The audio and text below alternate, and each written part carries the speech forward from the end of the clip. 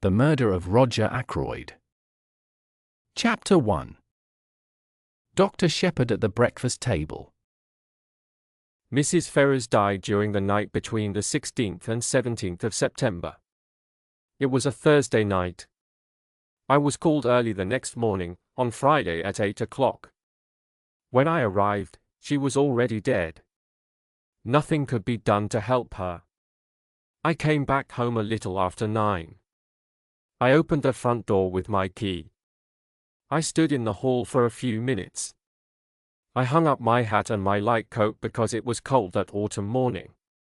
I felt worried and sad. I didn't know what was going to happen later. I only had a feeling that something important would come soon. I heard the sound of cups from the dining room. Then I heard my sister Caroline cough. She called, "Is that you, James?" Of course, it was me. No one else would be coming in at that time. To be honest, I waited in the hall because of Caroline.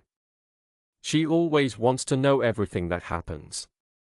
People say the mongoose's motto is, "Go and find out." If Caroline had her own family crest, it would show a mongoose standing proudly. But she doesn't need to go anywhere to find things out. She can learn plenty just by staying at home.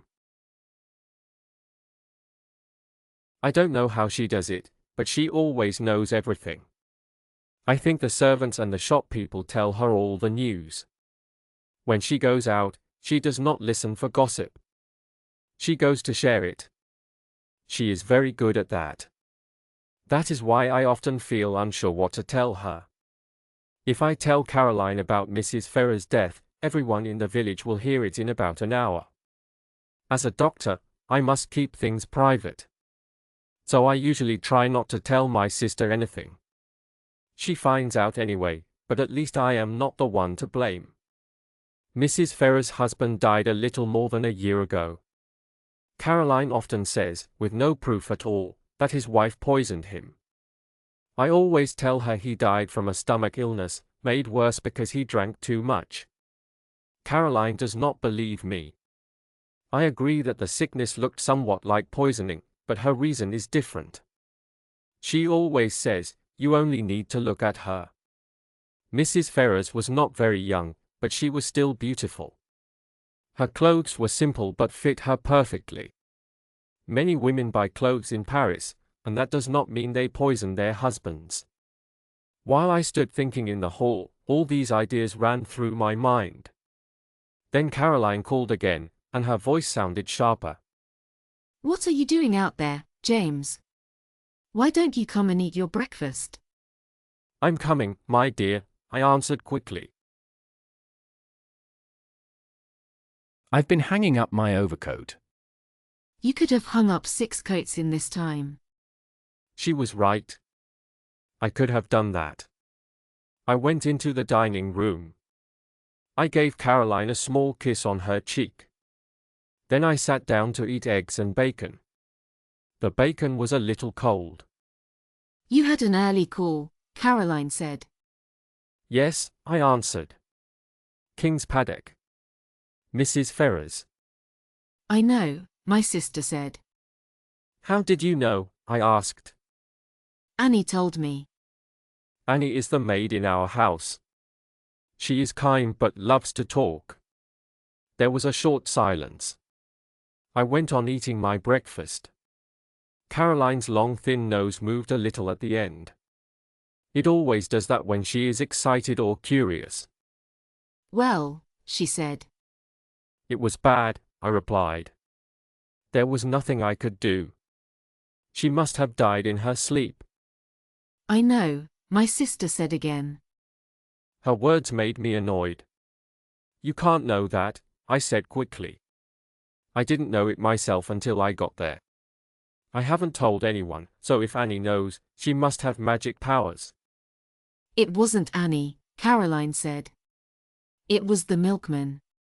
He heard it from the cook at the Ferrars' house." Caroline never needs to leave home to get news. It always finds its way to her. My sister asked again. "What did she die of?" "Heart trouble." Didn't the milkman tell you that? I said in a sharp tone. She spoke seriously and gave an answer. He didn't know, she said. Caroline would hear the news soon, so I thought it was better if she heard it from me. She died from taking too much Veronal. She used it lately because she couldn't sleep. She must have taken too many tablets. Nonsense, Caroline said at once. She meant to do it. Don't tell me otherwise. It is strange how angry we feel when someone says aloud the thing we secretly think. I started talking quickly, upset. There you go again, I said. You always jump to ideas without reason. Why would Mrs. Ferrars want to kill herself? She was a young widow, rich, healthy, and had a pleasant life. It makes no sense. Not at all, said Caroline. You must have noticed how tired and nervous she looked lately. It started 6 months ago. She looked troubled. And you said she couldn't sleep. What do you think the reason is? I asked coldly. Perhaps a sad love story. Caroline shook her head. Remorse, she said clearly. Remorse? I repeated. Yes, said Caroline. You never listened to me when I said she poisoned her husband. Now I am even more sure. I don't think that makes sense, I said. If a woman could commit murder, she would be cold enough not to feel sorry after doing it. Caroline shook her head again. There are women like that, but Mrs. Ferrars wasn't one. She was very nervous. She could not stand suffering. Her husband made her life unhappy, so she wanted it to end. That is what drove her. I nodded. And since then she was punished by her own guilt. I feel sorry for her. Caroline never felt sorry for Mrs. Ferrars while she was alive. Now that she is gone and cannot enjoy her fine clothes, Caroline feels pity and tries to understand her. I told Caroline that her idea was nonsense. I said it strongly, maybe because part of me thought she might be right. But I did not want her to find the answer only by guessing. I wasn't going to let her do that. She will go around the village telling everyone her opinions. People will think she got her facts from me. Life can be very difficult. Nonsense, said Caroline. You'll see. I'm sure she left a letter and told everything in it. She left no letter at all, I said quickly. I did not realize that my answer might cause trouble. Oh, said Caroline. So you did ask about it, didn't you? I think, James, that deep inside you agree with me. You pretend not to. You are a silly old man. One must always think about the chance of suicide, I said seriously. Will there be an inquest? There might be. It depends. If I can say for sure that she took too much by mistake, there might be no inquest. Are you sure of that? Asked my sister. I did not reply. I got up from the table. Chapter 2. Who's Who in King's Abbot. Before I tell more about my talk with Caroline, I should explain a little about our village. King's Abbot is a village like many others. The nearest big town is Cranchester, 9 miles away. We have a big train station, a small post office, and 2 shops that compete with each other. Young men often leave the village to find work, but many single ladies and retired soldiers stay here. Most of us enjoy talking about other people. We love gossip. There are only 2 large houses in King's Abbot. One is King's Paddock, which belonged to Mrs. Ferrars after her husband died. The other is Fernley Park, owned by Roger Ackroyd. Ackroyd has always interested me.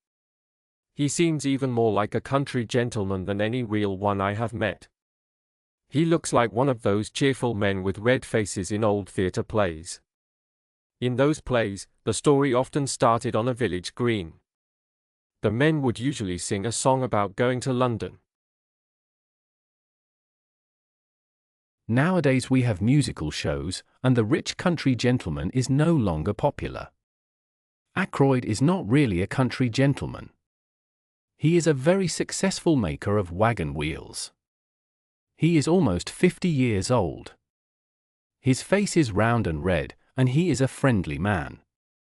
He is very close to the vicar. He gives much money to help the village and the church. People say he spends little on himself, but that he is kind to others. He helps with cricket games and clubs for boys and injured soldiers. He is the happiest and most active person in our quiet village of King's Abbot. When Roger Ackroyd was 21, he fell in love with a beautiful woman who was about 5 or 6 years older than him. Her name was Patton. She was a widow and had one child. Their marriage did not last long and was very unhappy. To speak simply, Mrs. Ackroyd had a strong problem with alcohol. She drank too much and died for years after their wedding. After her death, Ackroyd did not want to marry again. Her little boy was only 7 years old when his mother passed away.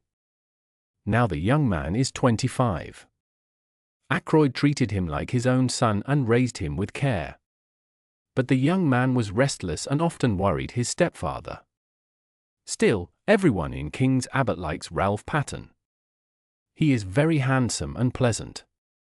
As I said, people in our village love to talk. From the beginning, everyone noticed the close connection between Ackroyd and Mrs. Ferrers and Ackroyd spent a lot of time together. After Mr. Ferrers died, they became even closer. People often saw them walking or talking together. Many villagers thought that when her time of mourning ended, Mrs. Ferrers would marry Roger Ackroyd. Everyone agreed that it would seem right. Roger Ackroyd's wife had died from drinking too much alcohol. Mrs. Ferrers's husband had also been a drunk for many years before he died. People said it was good that these two could find comfort with each other after their hard lives with their former spouses. The Ferrers family had moved to the village only a little more than a year ago. But Roger Ackroyd had been the center of gossip for a very long time. While his stepson Ralph Patton was growing up, many women had worked for Ackroyd as housekeepers. Each time a new one arrived, Caroline and her friends watched carefully and talked about her. For around 15 years, the villagers had believed that Ackroyd would marry one of his housekeepers. The last housekeeper was a strong woman named Miss Russell. She had worked for Ackroyd for 5 years, twice as long as the women before her. People thought that if Mrs. Ferrers had not come, Ackroyd would surely have married Miss Russell. But another thing also changed the situation. Ackroyd's widowed sister-in-law arrived from Canada with her daughter. Mrs. Cecil Ackroyd was the wife of Roger's younger brother, who had not been a good man. She now lived at Fernley Park with Roger.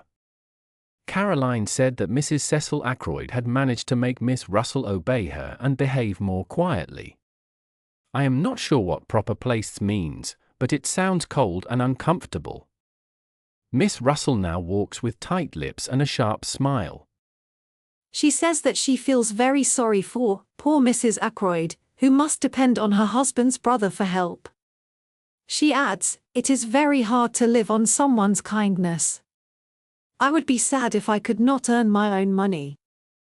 I do not know what Mrs. Cecil Ackroyd thought about the Ferrers situation when people began to talk about it.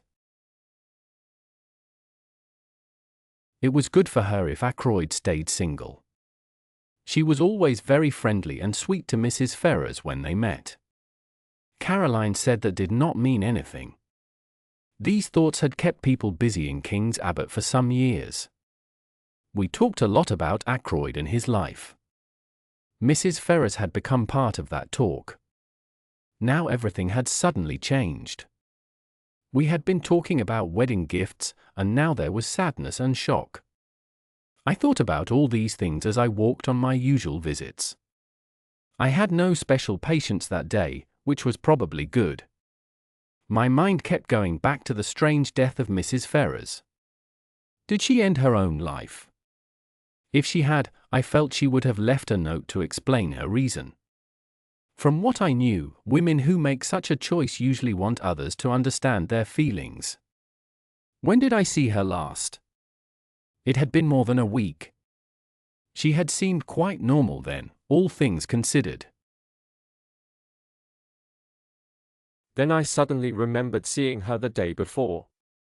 I had not talked to her. She was walking with Ralph Patten. I was surprised because I did not know he was in King's Abbot. I thought he had argued with his stepfather and had left for good. No one had seen him here for almost 6 months.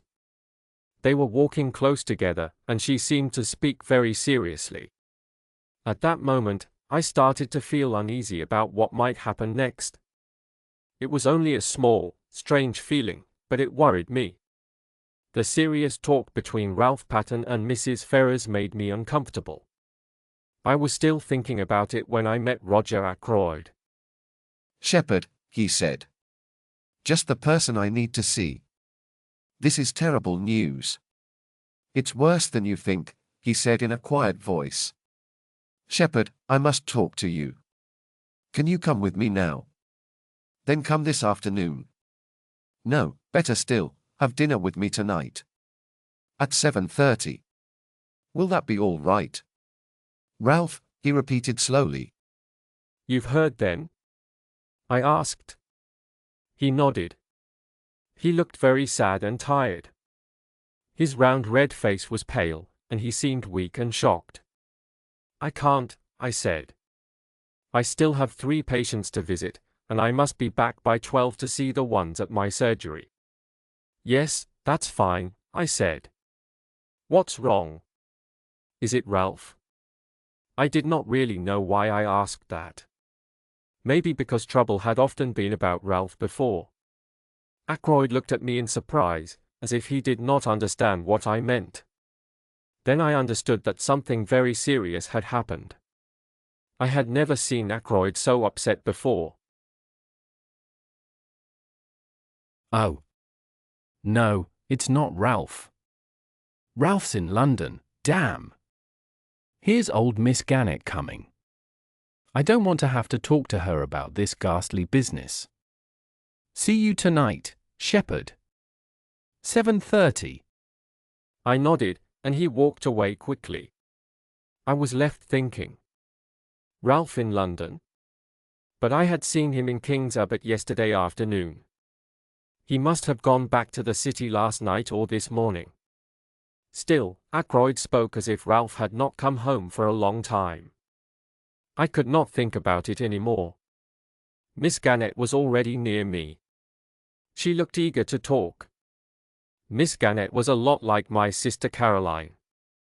But she was not as good at guessing things as Caroline was. She breathed fast and asked many questions. She said it was so sad about poor Mrs. Ferrars.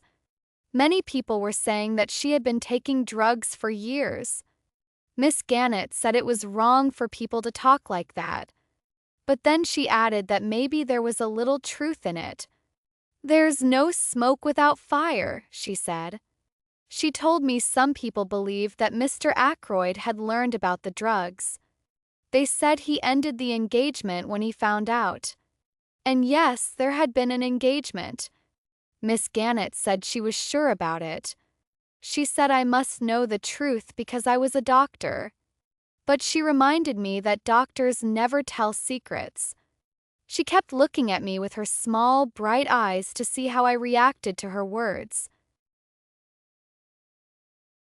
Fortunately, being with Caroline for a long time has taught me to keep my face calm. I have learned to make small, polite remarks. This time I told Miss Gannett that it was good she did not join in unkind talk. I thought it was a clever answer. It confused her, and before she could think of what to say, I walked away. I went home feeling thoughtful. In my office, some patients were waiting. After I finished with the last one, I wanted to spend a few minutes in the garden before lunch. Then I saw that one more patient was waiting. She stood up and came toward me. I was a little surprised to see her. Miss Russell, the housekeeper from Ackroyd's house, always looks very strong and serious. She is tall and good-looking, but not friendly in her look. Her eyes are stern, and her mouth shuts firmly. If I worked for her, I think I would feel nervous when I heard her steps. Good morning, Dr. Shepherd, she said.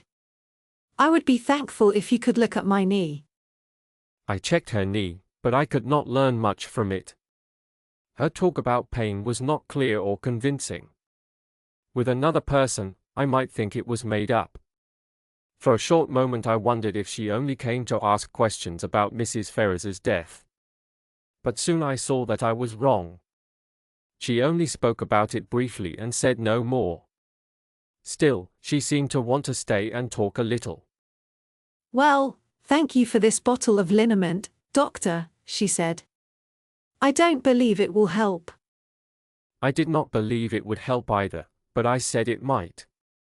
I had to support my medicine. After all, it would not do any harm. Chapter 3. The Man Who Grew Vegetable Marrows. I don't believe in all these drugs, said Miss Russell. Drugs hurt people. Look at how bad cocaine is. It's very common among rich people, she said. Tell me something, doctor, she said. If someone really cannot stop using drugs, can they be cured? Ah, I said.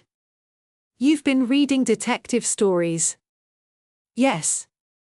But is there really such a poison? She asked. I'm afraid not. But there is something called cura, I said. Her eyes moved over my bottles with clear dislike. Well, about that, I began. I was sure Miss Russell knew more about rich people than I did. I did not argue with her. That was not an easy question to answer. I gave her a short talk about it. She listened carefully.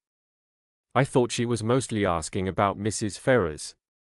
For example, Vernal, I started to explain. But she didn't seem interested in that. Instead, she changed the subject. She asked if it was true that some poisons were so rare that no one could find them. In such stories, I said, there is always a strange poison, maybe from South America. It is something unknown, maybe used by a small tribe on their arrows. It kills fast, and no doctor can discover it. That's what you mean. I shook my head sadly. I told her a lot about cura. Soon she stopped caring again. She asked if I had some in my poison cupboard. When I said no, she looked disappointed. She said she must leave. I walked with her to the door of my office. As she went out, I heard the lunch gong ring. I never thought Miss Russell liked detective stories. The idea made me smile. I could imagine her leaving the housekeeper's room to scold a lazy maid, then going back to read a mystery book like _The Mystery of the Seventh Death _. I told Caroline at lunchtime that I was going to have dinner at Fernley. She did not mind at all. She looked happy. Very good, she said. You will hear everything soon. Tell me, what is wrong with Ralph? Ralph? I asked in surprise. There is no problem. Then why is he staying at the Three Boars and not at Fernley Park? She asked. I did not doubt Caroline's words. If she said Ralph was at the inn, I believed her. Ackroyd told me Ralph was in London, I said. I spoke before I could stop myself. Oh, said Caroline. Her nose moved a little as she thought about it. He came to the Three Boars yesterday morning, she said. He is still there. Last night he went out with a girl. I was not surprised. Ralph often goes out with girls. But I wondered why he did it here in King's Abbot and not in London. Was it one of the barmaids? I asked. No, she said quickly. He went to meet her. I don't know who she is. That was hard for Caroline to admit. But I can guess, she said proudly. I waited for her answer. His cousin. Flora Ackroyd. I said, very surprised. Flora is not truly Ralph's cousin, but people think of Ralph as Mr. Ackroyd's son, so they call them cousins. Yes, Flora Ackroyd, said Caroline. But why didn't he just go to Fernley to see her? They are secretly engaged, said Caroline, enjoying her own idea. Mr. Ackroyd does not allow it, so they must meet in secret. I saw many problems with her story, but I decided not to argue. An innocent comment about our new neighbor changed our talk. The house next door, called the Larches, was recently bought by a stranger. Caroline was very upset because she could not learn anything about him, except that he came from another country. The local gossip had no useful news. We supposed that he bought milk, vegetables, meat, and fish like everyone else, but even the people who sell these things did not know anything. His name was said to be Mr. Poirot. It sounded strange, almost not real. The only thing we knew was that he liked to grow vegetable marrows. But that was not the kind of detail Caroline wanted. She wished to know where he came from, what kind of work he did, if he was married, what his wife was like, if he had children, and even what his mother's family name was. Someone like Caroline must have made the questions they ask on passports. My dear Caroline, I said. It's easy to see his job before he retired. He was a hairdresser. Look at his mustache. Caroline disagreed. She said if he was a hairdresser, his hair would be curly, not straight. All hairdressers had curly hair, she said. I named several hairdressers I knew with straight hair, but she did not believe me. I can't understand him at all, she said in an unhappy voice. I borrowed some garden tools from him the other day. He was very polite, but he didn't talk about himself. I finally asked him directly if he was French. He said no, and after that I didn't want to ask more. I started to feel more curious about our strange neighbor. A man who can stop Caroline from talking and leave her with no answers must be clever. I think, said Caroline, that he owns one of those new vacuum cleaners. I saw she wanted to borrow it and ask him more questions. I went into the garden because I wanted to get away. I like working with plants. I was busy taking out dandelion roots when I heard someone shout nearby. Then something heavy flew past my ear and fell close to my feet with a wet sound. It was a big vegetable marrow. I looked up, very annoyed. Over the wall on my left I saw a man's face. He had an egg-shaped head, black hair, a big mustache, and sharp eyes. It was our strange neighbor, Mr. Poirot. He quickly began to say sorry. I am very, very sorry, monsieur. I have no excuse. I have been growing vegetable marrows for months. This morning I became angry with them. I threw the biggest one over the wall. I am ashamed. Please forgive me. He looked so sorry that I could not stay angry. Luckily, the vegetable had not hit me. But I hoped he would not make a habit of throwing big vegetables around. That would not make him a nice neighbor. The little man seemed to understand my thoughts. Ah, no, he said.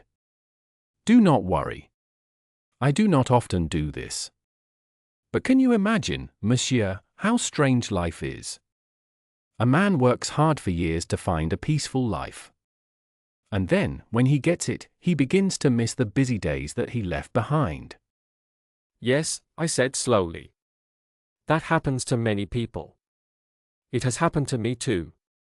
A year ago I received some money from a relative. It allowed me to follow my dream. I have always wanted to travel and see the world. But now, a year later, I am still here. My small neighbor nodded. Habits are strong, he said. We reach the goal we wanted, and then we find that we miss our daily work. And my work was very interesting work, the most interesting in the world. Really? I said, trying to sound friendly. At that moment, I felt very curious about him. The study of human nature, monsieur. Yes, exactly, I said kindly. He looked like a retired hairdresser. Who could know people better than a hairdresser? I also had a friend, I said, who stayed with me for many years. He was sometimes foolish, but I cared for him very much. I even miss his silly ways now. He was simple and honest. It was fun to surprise him and to show him new things. I miss that more than I can say. He died. I asked softly. No, he said. He is alive and doing well, but he lives very far away. He is now in Argentina. In Argentina, I said with envy. I have always wanted to visit South America. I sighed and looked up. Mr. Poirot was watching me kindly. He seemed like a man who understood. You will go there, yes? He asked. I shook my head and sighed. I could have gone a year ago, I said. But I was foolish and greedy. I wanted too much and lost everything. I understand, said Mr. Poirot. You tried to make money by investing. I nodded sadly, but inside I almost smiled. This small man looked so serious that it amused me. Not the porcupine oil fields? He asked suddenly. I looked at him with surprise. I thought about them, I said, but in the end, I chose a gold mine in Western Australia. My neighbor looked at me with a strange face. I could not guess what he was thinking. It is fate, he said at last. What do you mean, fate? I asked impatiently. That I should live next to a man who seriously considers porcupine oil fields, and also West Australian gold mines. Tell me, have you also a penchant for auburn hair? I looked at him with surprise. He started to laugh loudly. No, I am not crazy, he said. Don't worry. I asked a silly question. The friend I spoke of was a young man. He thought all women were kind and most were beautiful. But you are older, a doctor, and you know that life is full of foolish things. Well, we are neighbors now. Please give my best gift to your nice sister. He bent down and proudly showed me a big vegetable. I took it happily. Then he said with a smile, "This morning has been good. I have met a man who reminds me of my old friend. By the way, can I ask you something? You know everyone in this small village. Who is the young man with dark hair and eyes and a handsome face? He walks proudly and smiles easily." I knew right away who he meant. That must be Captain Ralph Patten, I said slowly. I haven't seen him around lately. He has been away for a while, said my neighbor. He is the adopted son of Mr. Ackroyd from Fernley Park. My neighbor moved his hand quickly, looked impatient, and said, "Of course, I should have guessed. Mr. Ackroyd talked about him many times." You know Mr. Ackroyd? I asked, surprised. Yes. I met him in London when I worked there, said the little man. I asked him not to tell people here about my job. I see, I said, thinking he was rather proud. The little man smiled in a self-important way. I like to stay unknown, he said. I don't want people to talk about me. I have not even corrected the village when they say my name wrong. Really, I said, unsure what else to say. Captain Ralph Patten, said Mr. Poirot thoughtfully. So he is going to marry Mr. Ackroyd's niece, Miss Flora. Who told you that? I asked, shocked. Mr. Ackroyd told me a week ago, said Mr. Poirot. He is very happy about it. He wanted this marriage for a long time. I think he even pushed the young man to agree. That is not a good idea. A man should marry for love, not to please someone who may give him money later. I was very surprised. I did not believe Ackroyd would share such private things with a hairdresser. He is kind to people who work for him, but he is also very proud. I started to think that Poirot might not be a hairdresser after all. To hide my confusion, I asked quickly, "Why did you notice Ralph Pattern? Because he is handsome?" No, not only that, said Mr. Poirot. He is very good looking for an Englishman, like a hero from a storybook. But there is something about him that I do not understand. He spoke quietly, almost as if he was thinking to himself. His tone made me feel he was seeing something about Ralph that I could not. That thought stayed with me. Just then, I heard my sister calling me from the house. I went in. Caroline was wearing her hat. She had just come back from the village. She started speaking right away. I met Mr. Ackroyd, she said. Yes? I asked. I stopped him, she said, but he seemed in a big hurry and wanted to leave quickly. I was sure that was true. He probably felt the same with Caroline as he did with Miss Gannett earlier that day. Maybe even more so. Caroline is not easy to get away from. I asked him about Ralph, she said. He was very surprised. He did not know the boy was here. He even said I must be wrong. Can you imagine? Me, wrong? That's silly, I said. He should have known you better. Then he told me Ralph and Flora are engaged, she said. I know that too, I said proudly. Who told you? Our new neighbor, she answered. Caroline hesitated for a moment. It looked like she wanted to say more, but she didn't.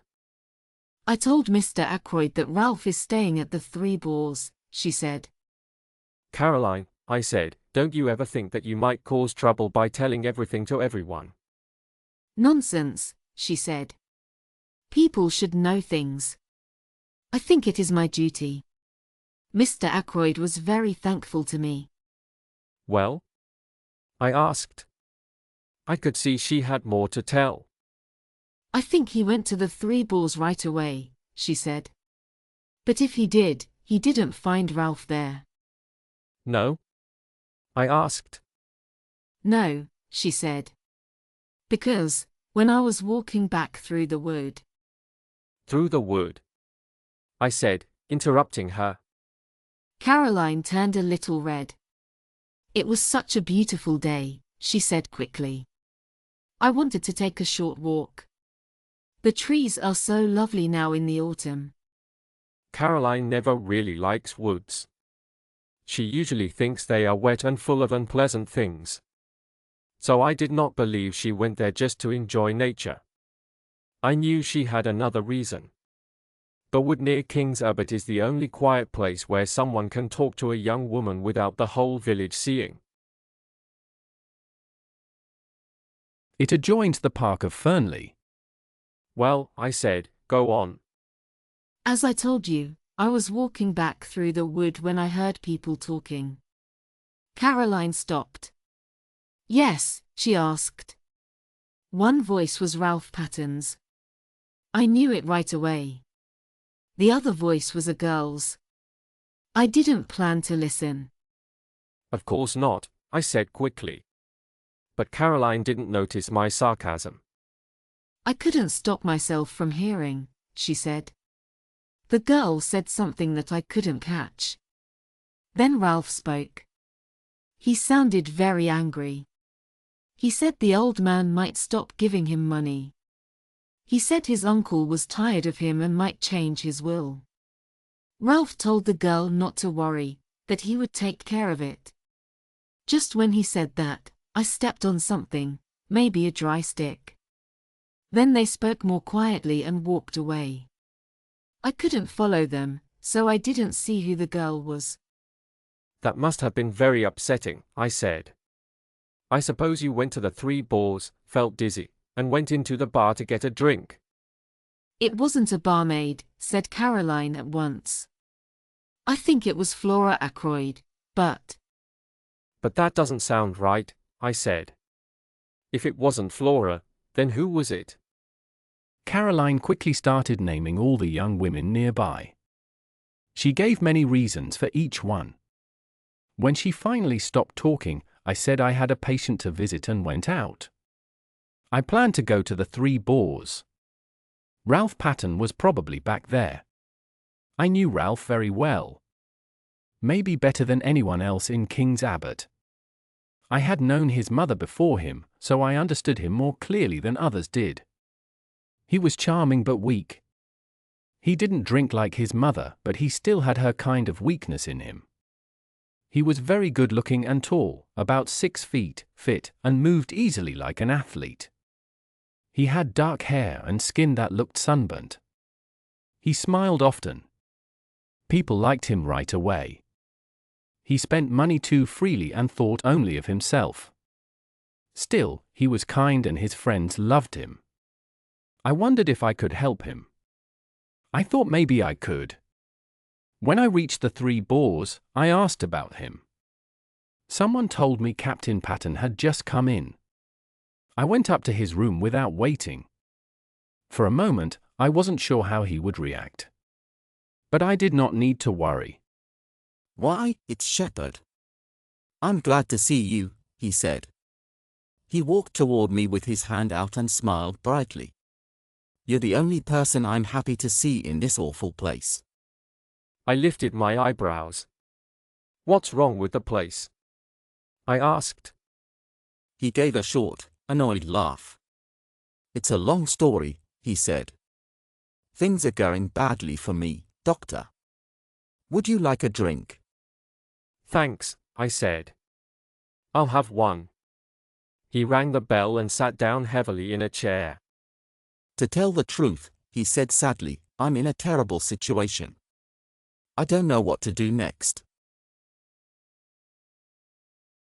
"What's wrong?" I asked kindly. "It's my stepfather," he said sadly. "What did he do?" I asked. "It's not what he did. It's what he might do soon," he answered. The waiter came when the bell rang, and Ralph asked for 2 drinks.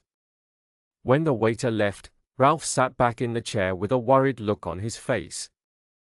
"Is it really serious?" I asked. He nodded. "This time, I'm in real trouble," he said quietly. His voice sounded heavy and serious, and I knew he meant it. It was rare to see Ralph like that. "I can't find a way out of this," he said. "I really can't." "Maybe I can help," I offered gently. But he shook his head. "That's kind of you, Doctor," he said. "But I can't tell you this. I must deal with it alone." He stayed quiet for a moment. Then he said again in a softer voice, "Yes. I must deal with it alone." Chapter 4. Dinner at Fernley. It was a few minutes before 7:30 when I rang the doorbell of Fernley Park. Parker, the butler, opened the door very quickly. The night was nice and clear, so I had walked there. I stepped into the large hall, and Parker took my coat. Just then, Ackroyd's secretary came through the hall. He was a friendly young man named Raymond, and he was carrying a lot of papers. "Good evening, Doctor," he said. "Are you here for dinner or for work?" The last remark was about my black bag, which I had placed on the oak chest. I explained that I might be called at any time to help with a birth, so I had come ready for an emergency. Raymond nodded and walked away, calling back to me. "Go into the drawing room. You know the way. The ladies will be there soon. I must take these papers to Mr. Ackroyd and tell him you have arrived." When Raymond came in, Parker left the room, so I was alone in the hall. I fixed my tie, looked at myself in the big mirror, and went to the door in front of me, the door to the drawing room. Just as I touched the handle, I heard a sound inside. It seemed like a window being closed. I noticed it without thinking much about it. I opened the door and walked in. Miss Russell was coming out at that moment, and we almost bumped into each other. We both said, "Sorry." It was the first time I really looked at her carefully. She had once been very good looking, and she still was. Her dark hair had no grey in it, and her face looked softer when she had some color, as she did now. Without thinking, I wondered if she had been outside, because she was breathing quickly, almost as if she had been running. "I am afraid I came a bit early," I said. Oh, I don't think so. It's after 7:30, Dr. Shepherd, she said. Then she added, with a short pause, "I didn't know you were coming to dinner tonight. Mr. Ackroyd didn't tell me." I felt that she wasn't very happy about me dining there, though I didn't know why. "How is the knee?" I asked. "It's about the same, thank you, doctor. I must go now. Mrs. Ackroyd will come down soon. I only came here to check if the flowers look nice." She left the room quickly. I walked to the window, surprised that she wanted to explain so much why she had been in the room. Then I saw that the windows were long French ones opening onto the terrace. So the sound I had heard couldn't have been a window closing. I tried to guess what made that noise. Was it the fire? No, it sounded different. A drawer being pushed shut? No, not that either. My eyes then stopped on a silver table with a glass lid that could be lifted. I went over to look. Inside were some old silver pieces, a baby shoe from the time of King Charles I, small Chinese jade figures, and African curios. I wanted to look at one jade figure more closely, so I lifted the lid. It slipped and fell down gently. Then I realized it was the same sound I had heard before. It had been that lid closing softly. I tried opening and closing it a few times to be sure. Then I looked more carefully at the things inside. I was still bent over the table when Flora Ackroyd came in. Some people don't like Flora Ackroyd, but everyone admires her. She can be very pleasant to her friends. The first thing you see about her is how fair she is. Her hair is pale gold, her eyes are bright blue, and her skin looks fresh and healthy. She has straight shoulders and a slim figure. To me, as a doctor, it is nice to see such good health. She is a simple, honest English girl. Maybe I am old-fashioned, but I think that kind of person is wonderful. Flora came to stand beside me near the silver table. She said she didn't really believe that King Charles I had ever worn the little shoe. "And anyway," she said, "I think it's silly to make such a big deal about things just because someone famous used them. They are not using them now." The pen that George Eliot used to write _the mill on the floss _ is still only a pen. If you really like George Eliot, it is better to buy a cheap copy of _the mill on the floss _ and read it. "I suppose you never read such old books, Miss Flora?" I asked. "You are wrong, Dr. Shepherd," said Flora. "I love _the mill on the floss _ I was happy to hear that. The books that young women read these days often surprise me. "You have not congratulated me yet, Dr. Shepherd," Flora said. "Have you not heard?" She showed me her left hand. There was a small pearl ring on her third finger. "I am going to marry Ralph," she said. "Uncle is very happy about it. It keeps me part of the family." I took her hands. "My dear," I said, "I hope you will be very happy." "We have been engaged for a month," Flora said calmly. "But it was only made public yesterday. Uncle is fixing cross stones and giving it to us to live in. We will say we are farming there. But in truth, we will hunt in the winter, go to town for the season, and then sail on a yacht. I love being near the sea. I will also take part in the parish work and go to all the mothers' meetings. Just then Mrs. Ackroyd came in, saying sorry for being late. I must admit I do not like Mrs. Ackroyd. She wears many chains and smiles too much. Her small blue eyes are cold, even when she speaks warmly. I went to greet her and left Flora by the window. She gave me her handful of rings to shake and started talking quickly. Had I heard about Flora's engagement? She said it was perfect in every way. The young couple loved each other at first sight. He was dark, and she was fair, such a good match. My dear Dr. Shepherd, she sighed. It gives peace to a mother's heart. Her voice sounded kind, but her sharp eyes watched me closely. I was thinking, she added. You are such an old friend of dear Roger's. We know how much he trusts your opinion. It is hard for me to ask this, as I am poor Cecil's widow. There are many dull details to deal with, agreements, papers, and all that. I believe Roger wants to make financial arrangements for dear Flora. But you know, he is a little strange when it comes to money. I have heard that this is often true for men who run big businesses. I wondered if you could speak to him about it. Flora likes you very much. We feel you are an old friend, even though we have known you for only a little more than 2 years.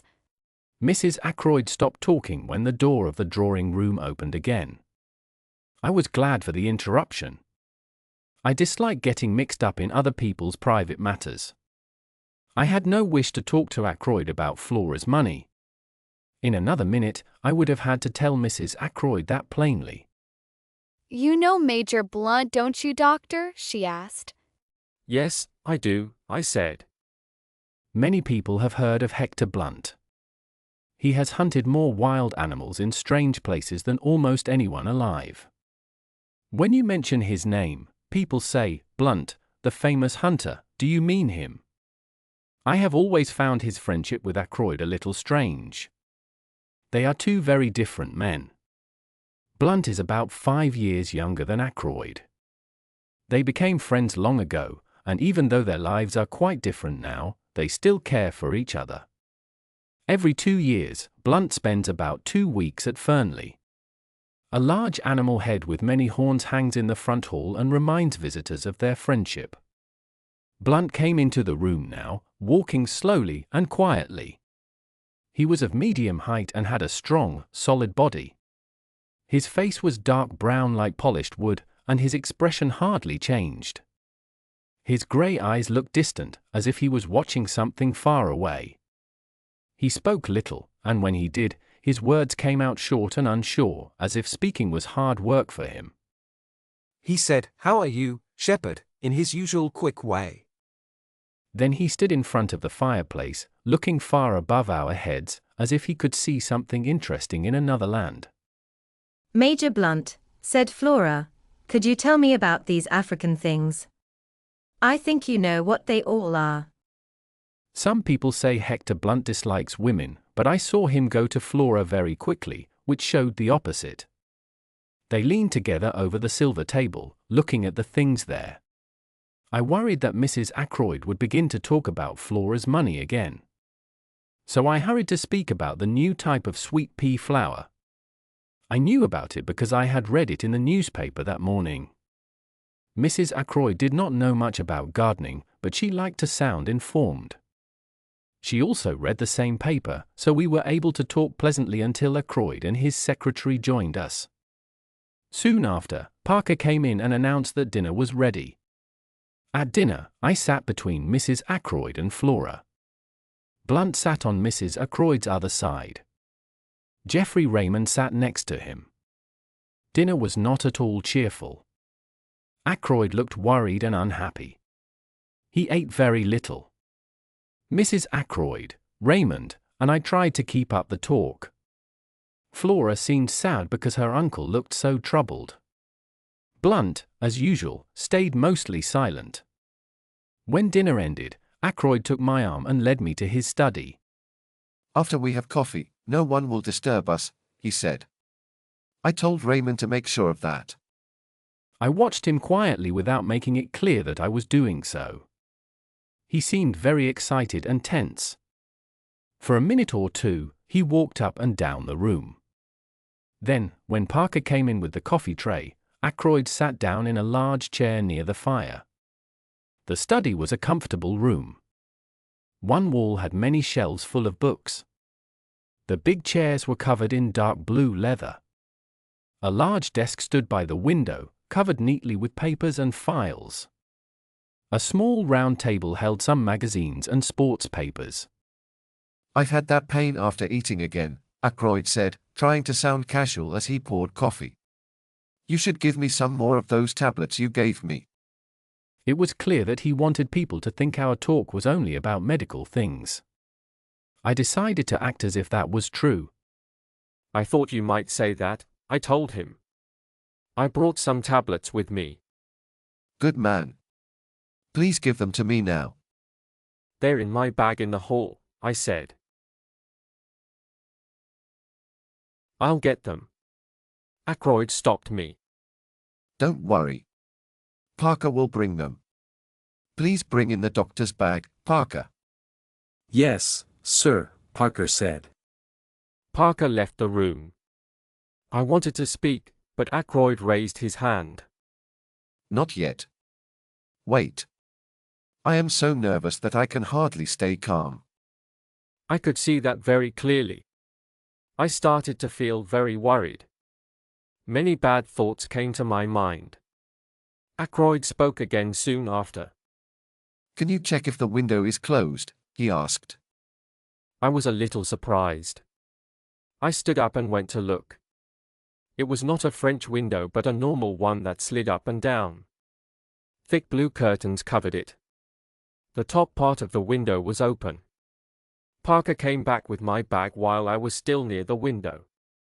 It's fine now, I said, coming back into the room. Did you lock it? Yes. What's wrong, Ackroyd? The door had just closed after Parker left, so I felt safe to ask. Ackroyd waited a moment before he answered. I feel terrible, he said slowly. No, don't bother with those tablets. I only asked for them because Parker was here. Servants are too curious. Sit down with me. The door is closed, right? Yes. No one can hear us. Don't worry. Shepard, no one understands what I have felt in the last day. If a man's house ever broke down around him, mine has done that. This problem about Ralph is too much for me.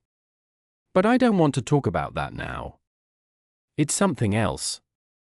I don't know what to do. I must decide soon. What's wrong? I asked. Ackroyd did not answer for a minute. He looked like he did not want to start. Then he spoke, and his question surprised me. I did not expect it at all. Shepard, you took care of Ashley Ferrers when he was sick before he died, didn't you? Yes, I did, I said. He looked troubled before asking another question. Did you ever think, did it ever come to your mind, that maybe he was poisoned? I said nothing for a short time. Then I decided what to tell him. Roger Ackroyd was not like my sister Caroline. I will tell you honestly, I said. At that time I never thought that. But later my sister said something that made me wonder. Since then I can't stop thinking about it. However, I have no real proof at all. He was poisoned, Ackroyd said. His voice sounded dull and heavy. Who did it? I asked quickly. His wife. How do you know? She told me herself. When? Yesterday. My God. Yesterday. It feels like it happened 10 years ago. I waiting a short time. Then he spoke again. You understand, Shepard, I'm telling you this secretly. You must not tell anyone. I want your advice. I can't manage this by myself. I really don't know what to do. Can you tell me everything? I asked. I don't understand it yet. How did Mrs. Ferrars tell you this? It happened like this. 3 months ago, I asked Mrs. Ferrars to marry me. She said no. Later, I asked again, and she said yes. But she didn't want people to know about it until her year of sadness was finished. Yesterday I went to see her. I told her that more than a year had passed since her husband died. So it was fine to tell others about our plan. She had been acting very strange lately. Then, without any warning, she started crying and couldn't stop. She told me everything. She said she hated her cruel husband. She said she had started to love me. And she told me about the terrible thing she had done. Poison. My God. It was murder. I saw the horror on Ackroyd's face. Mrs. Ferrars must have seen it too. Ackroyd was not the kind of man who could forgive something like that. He was a good and honest person. When he learned the truth, everything good and decent in him turned against her. She told me everything, he said quietly. She said someone knew the secret and asked her for a lot of money. That fear and pressure nearly made her lose her mind. Who was that person? I asked. I suddenly imagined Ralph Patten standing close to Mrs. Ferrars. Their heads were near each other. I felt worried for a second. Could it be Ralph? No, that was impossible. I remembered how friendly Ralph had been that afternoon. It was a foolish thought. She didn't tell me the name, Ackroyd said slowly. She didn't even say it was a man. But of course. Yes, of course, I said. It must have been a man. Do you have any idea who? Ackroyd groaned and covered his face with his hands. It can't be, he said. I'm crazy to think what came to my mind. No, I won't tell you what I guessed. But I'll say this. Something she said made me think that person might be someone in my house. Still, that's impossible. I must have heard her wrong. What did you say to her? I asked. What could I say? He answered. She saw how shocked I was. Then I started to think about what my duty was. She made me part of her secret. She understood everything faster than I did. I was shocked and did not know what to say. She asked me to wait for 24 hours and made me promise not to act until that time was over. She refused to tell me the name of the bad man who had been threatening her. I think she was afraid that I would go and fight him, and that would make things worse for her. She said I would hear from her before the day was done. I swear, Shepherd, I never thought she would end her own life. I blame myself for what happened. No, I said. You are thinking too much about it. You are not the one who caused her death. The question is, what should I do now? He said. The poor woman is gone. Why should I bring back old pain? I understand, I said. You are right. But there is one more thing, he said. How can I find the man who made her suffer so much that she died? He knew about her first mistake and used it to hurt her. She has paid with her life. Should he just walk away free? I see, I said slowly.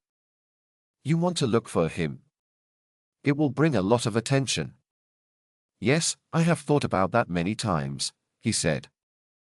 I agree that the man should be punished, I said. But we must think about what it will cost. Ackroyd stood up and walked around the room. Then he sat down again. Listen, Shepherd, he said. Let's leave it like this. If we don't hear anything from her, we will just let things rest. What do you mean by hearing from her? I asked.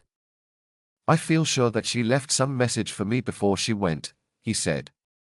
I can't explain it, but I believe it. I shook my head. She didn't leave a note or any message, I said. I asked about it. Shepherd, I am sure she did, he said firmly. I also feel that when she chose to die, she wanted the truth to come out. She wanted revenge on the person who hurt her so badly. If I could have talked to her before, she would have told me his name and told me to find him.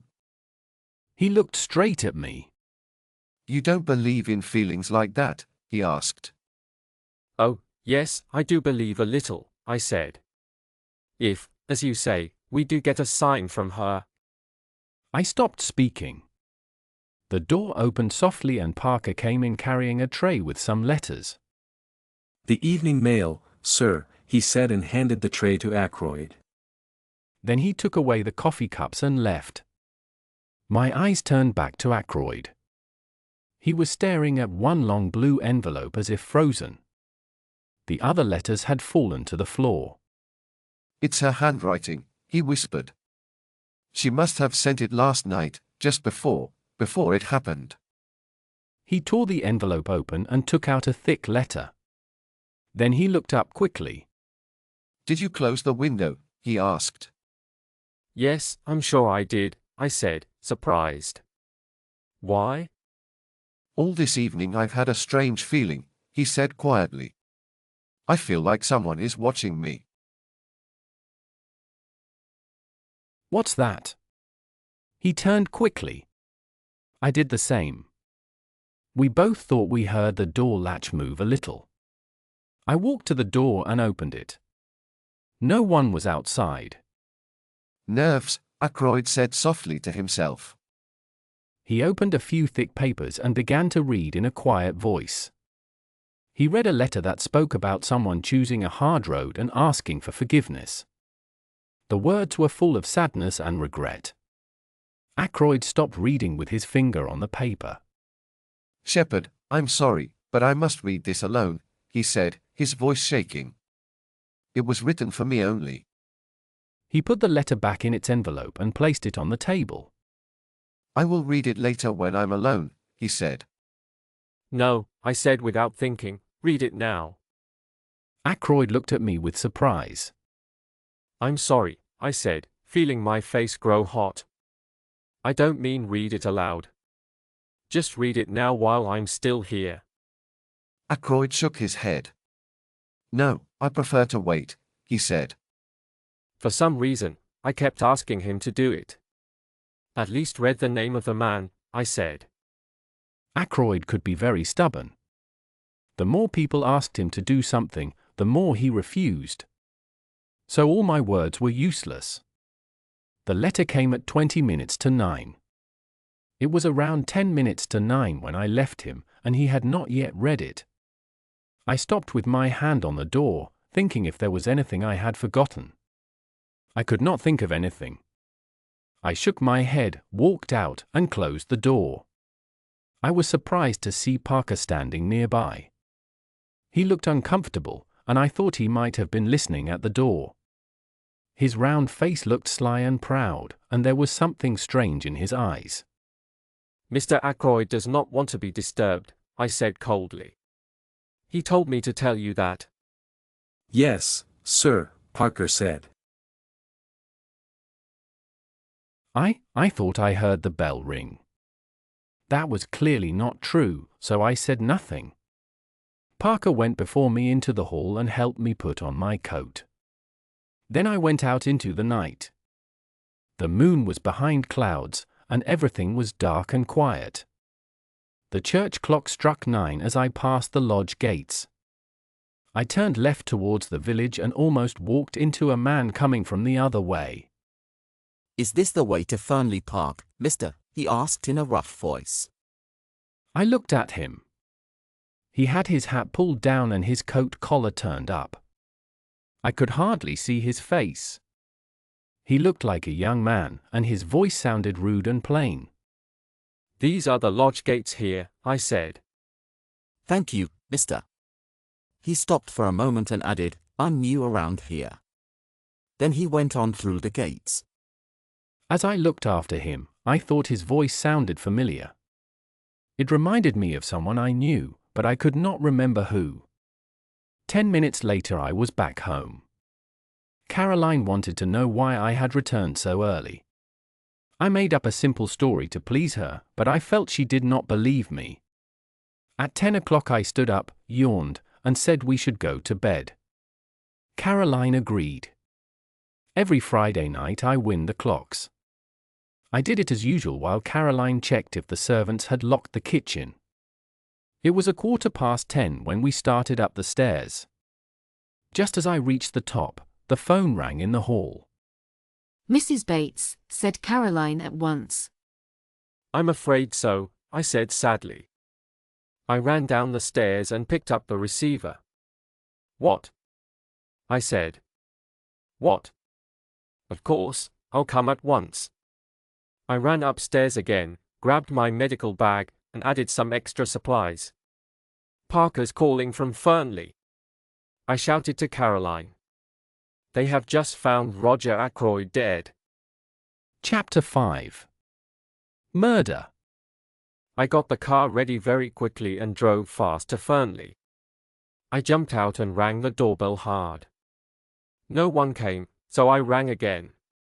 I heard the chain move and then saw Parker open the door. He looked calm and serious as usual. I walked right past him into the hall. Where is he? I asked sharply. I beg your pardon, sir. Your master, Mr. Ackroyd. Don't just stand there. Have you called the police? The police, sir. Did you say the police? Parker looked at me as if he had seen a ghost. What's wrong with you, Parker? If, as you say, your master has been murdered. Parker gave a loud gasp. The master? Murdered? That cannot be true, sir. I looked at him in surprise. Didn't you call me on the telephone just a few minutes ago and say that Mr. Ackroyd was found murdered? Me, sir? Oh no, sir. I would never do that. So you mean it was not real? Is Mr. Ackroyd fine? Please tell me, sir, did the person who called use my name? I will tell you exactly what I heard. Is that Dr. Shepard? Parker, the butler at Fernley, speaking. Will you please come at once, sir? Mr. Ackroyd has been murdered. Parker and I looked at each other without speaking. That is a very bad joke, sir, he said after a moment. I can't believe anyone would say such a thing. Where is Mr. Ackroyd? I asked quickly. I think he is still in the study, sir, said Parker. The ladies have gone to bed, and Major Blunt and Mr. Raymond are in the billiard room. I will go and see Mr. Ackroyd for a minute, I said. I know he didn't want to be disturbed, but that strange joke makes me worried. I just want to make sure he is fine. Yes, sir, said Parker. It makes me worried too. If you don't mind, I will come with you to the door. Of course, I said. Come with me. I went through the door on the right. Parker followed close behind me. We crossed the small passage. There were stairs that went up to Mr. Ackroyd's bedroom. I knocked on the study door. There was no answer. I tried to turn the handle, but the door was locked. Let me try, sir, said Parker. He bent down and looked through the keyhole. The key is in the lock, sir, he said as he stood up. It is on the inside. Mr. Ackroyd must have locked the door and maybe fallen asleep. I bent down to check. Yes, it looks fine, I said. But I still want to wake him up. I don't want to go home without hearing from him that he is well. Then I shook the door handle and called, Ackroyd. Ackroyd. Just a moment. Still, there was no answer. I looked at Parker.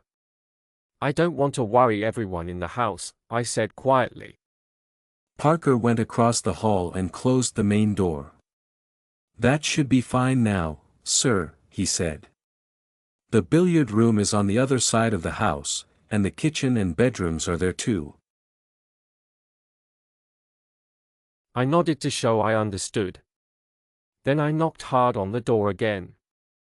I bent down and shouted through the keyhole. Ackroyd, Ackroyd.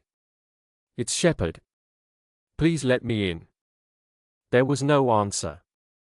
Everything inside the room was quiet. Parker and I looked at each other. Listen, Parker, I said. We must open this door. I will take the blame.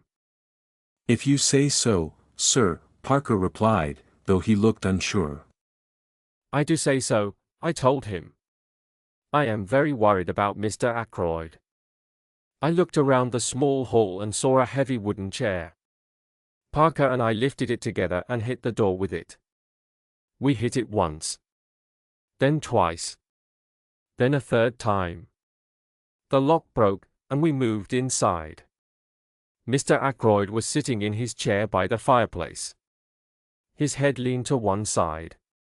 Under his collar, we could clearly see a shiny piece of metal. Parker and I stepped closer.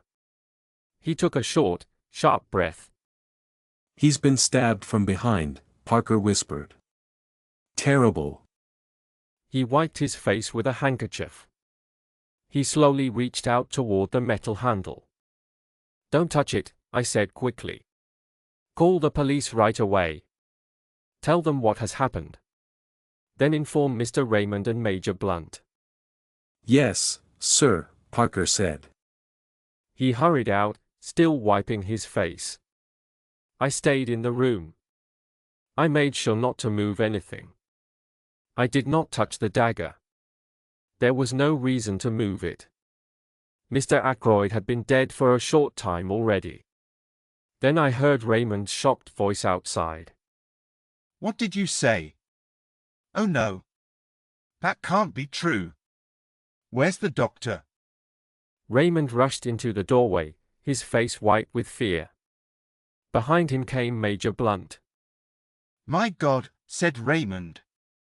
It's true, then. Major Blunt walked straight to the chair. He bent down over the body. I thought he was going to touch the dagger like Parker had wanted to do. I pulled him back with my hand. Don't touch anything, I said. The police must see everything just as it is. Blunt nodded. His face looked calm, but I could see he felt upset inside. Geoffrey Raymond came and stood behind Blunt, looking down at the body. This is awful, he said quietly. He seemed calm again, but when he took off his glasses and cleaned them, I saw his hand shaking. Maybe it was a robbery, he said. How did the man come in? Through the window? Was anything taken? He walked to the desk. You think it was a robbery? I asked. What else could it be? He said. Surely not suicide. No one could hurt himself like that, I said firmly. It is murder, I'm sure of it. But why? Roger had no enemies, Blunt said softly. So it must be thieves. But what were they after? Nothing looks out of place. He looked around the room. Raymond still checked the papers on the desk. Nothing is missing and the drawers haven't been opened, he said at last. It's very strange. Blunt pointed with his head. There are letters on the floor, he said. I looked down. A few letters were still lying there where Ackroyd had dropped them earlier that evening. But the blue envelope with Mrs. Ferrers's letter was gone. I started to speak, but then a loud bell rang through the house. We heard voices talking in the hall. Soon Parker came in with a local inspector and a police officer. Good evening, gentlemen, said the inspector. I'm very sorry about this. Mr. Ackroyd was a good man. The butler says it is murder. Doctor, could it be an accident or suicide? Not at all, I said. Ah, that is bad, the inspector answered. He stood beside the body. Has the body been moved? He asked quickly. I only checked that he was dead, I said. I did not touch or change anything. All right. It looks like the person who did this has escaped for now. Tell me exactly what happened. Who found him? I told him everything that had happened. There was a phone call from the butler, you say. I never made that call, said Parker seriously. I was not near the phone all evening. Everyone here can tell you that. That is strange, said the inspector. Doctor, was the voice on the phone like Parker's voice? I didn't notice much, I replied. I thought it was him, that's all. I understand, said the inspector. So, you came here, broke the door open, and found poor Mr. Ackroyd like this. How long do you think he has been dead? At least half an hour, maybe longer, I said. The door was locked from inside. What about the window? I closed and locked it myself earlier in the evening, I said. Mr. Ackroyd asked me to do it. The inspector walked to the window and pulled the curtains back. Well, it's open now, he said. He was right, the window was fully open. He took a small torch from his pocket and shined it on the windowsill outside. He went this way, said the inspector. And he came in here the same way. Look. The strong light showed clear marks on the sill. They looked like shoe prints with small round studs underneath. One print pointed into the room, and another, almost touching it, pointed out. Very clear indeed, said the inspector. Is anything valuable missing? Geoffrey Raymond shook his head. Nothing that we can see, he said. Mr. Ackroyd didn't keep anything valuable here. I see, said the inspector. Man found an open window. He climbed inside and saw Mr. Ackroyd sitting down. Maybe Mr. Ackroyd was asleep. The man hurt him from behind and then got scared. He ran away but left clear signs of what he did. We should be able to find him easily. Has any strange person been seen around? Oh, I said quickly. What is it, doctor? I met a man this evening near the gate. He asked me how to get to Fernley Park. What time was that? Exactly 9 o'clock. I heard the clock strike as I came out of the gate. Can you tell me what he looked like? I tried to explain as well as I could. The inspector turned to the butler. Did anyone who fits that description come to the front door? No, sir. No one came to the house tonight. What about the back door? I don't think so, sir, but I will check. He started to go, but the inspector raised his hand. No, thank you. I'll check myself.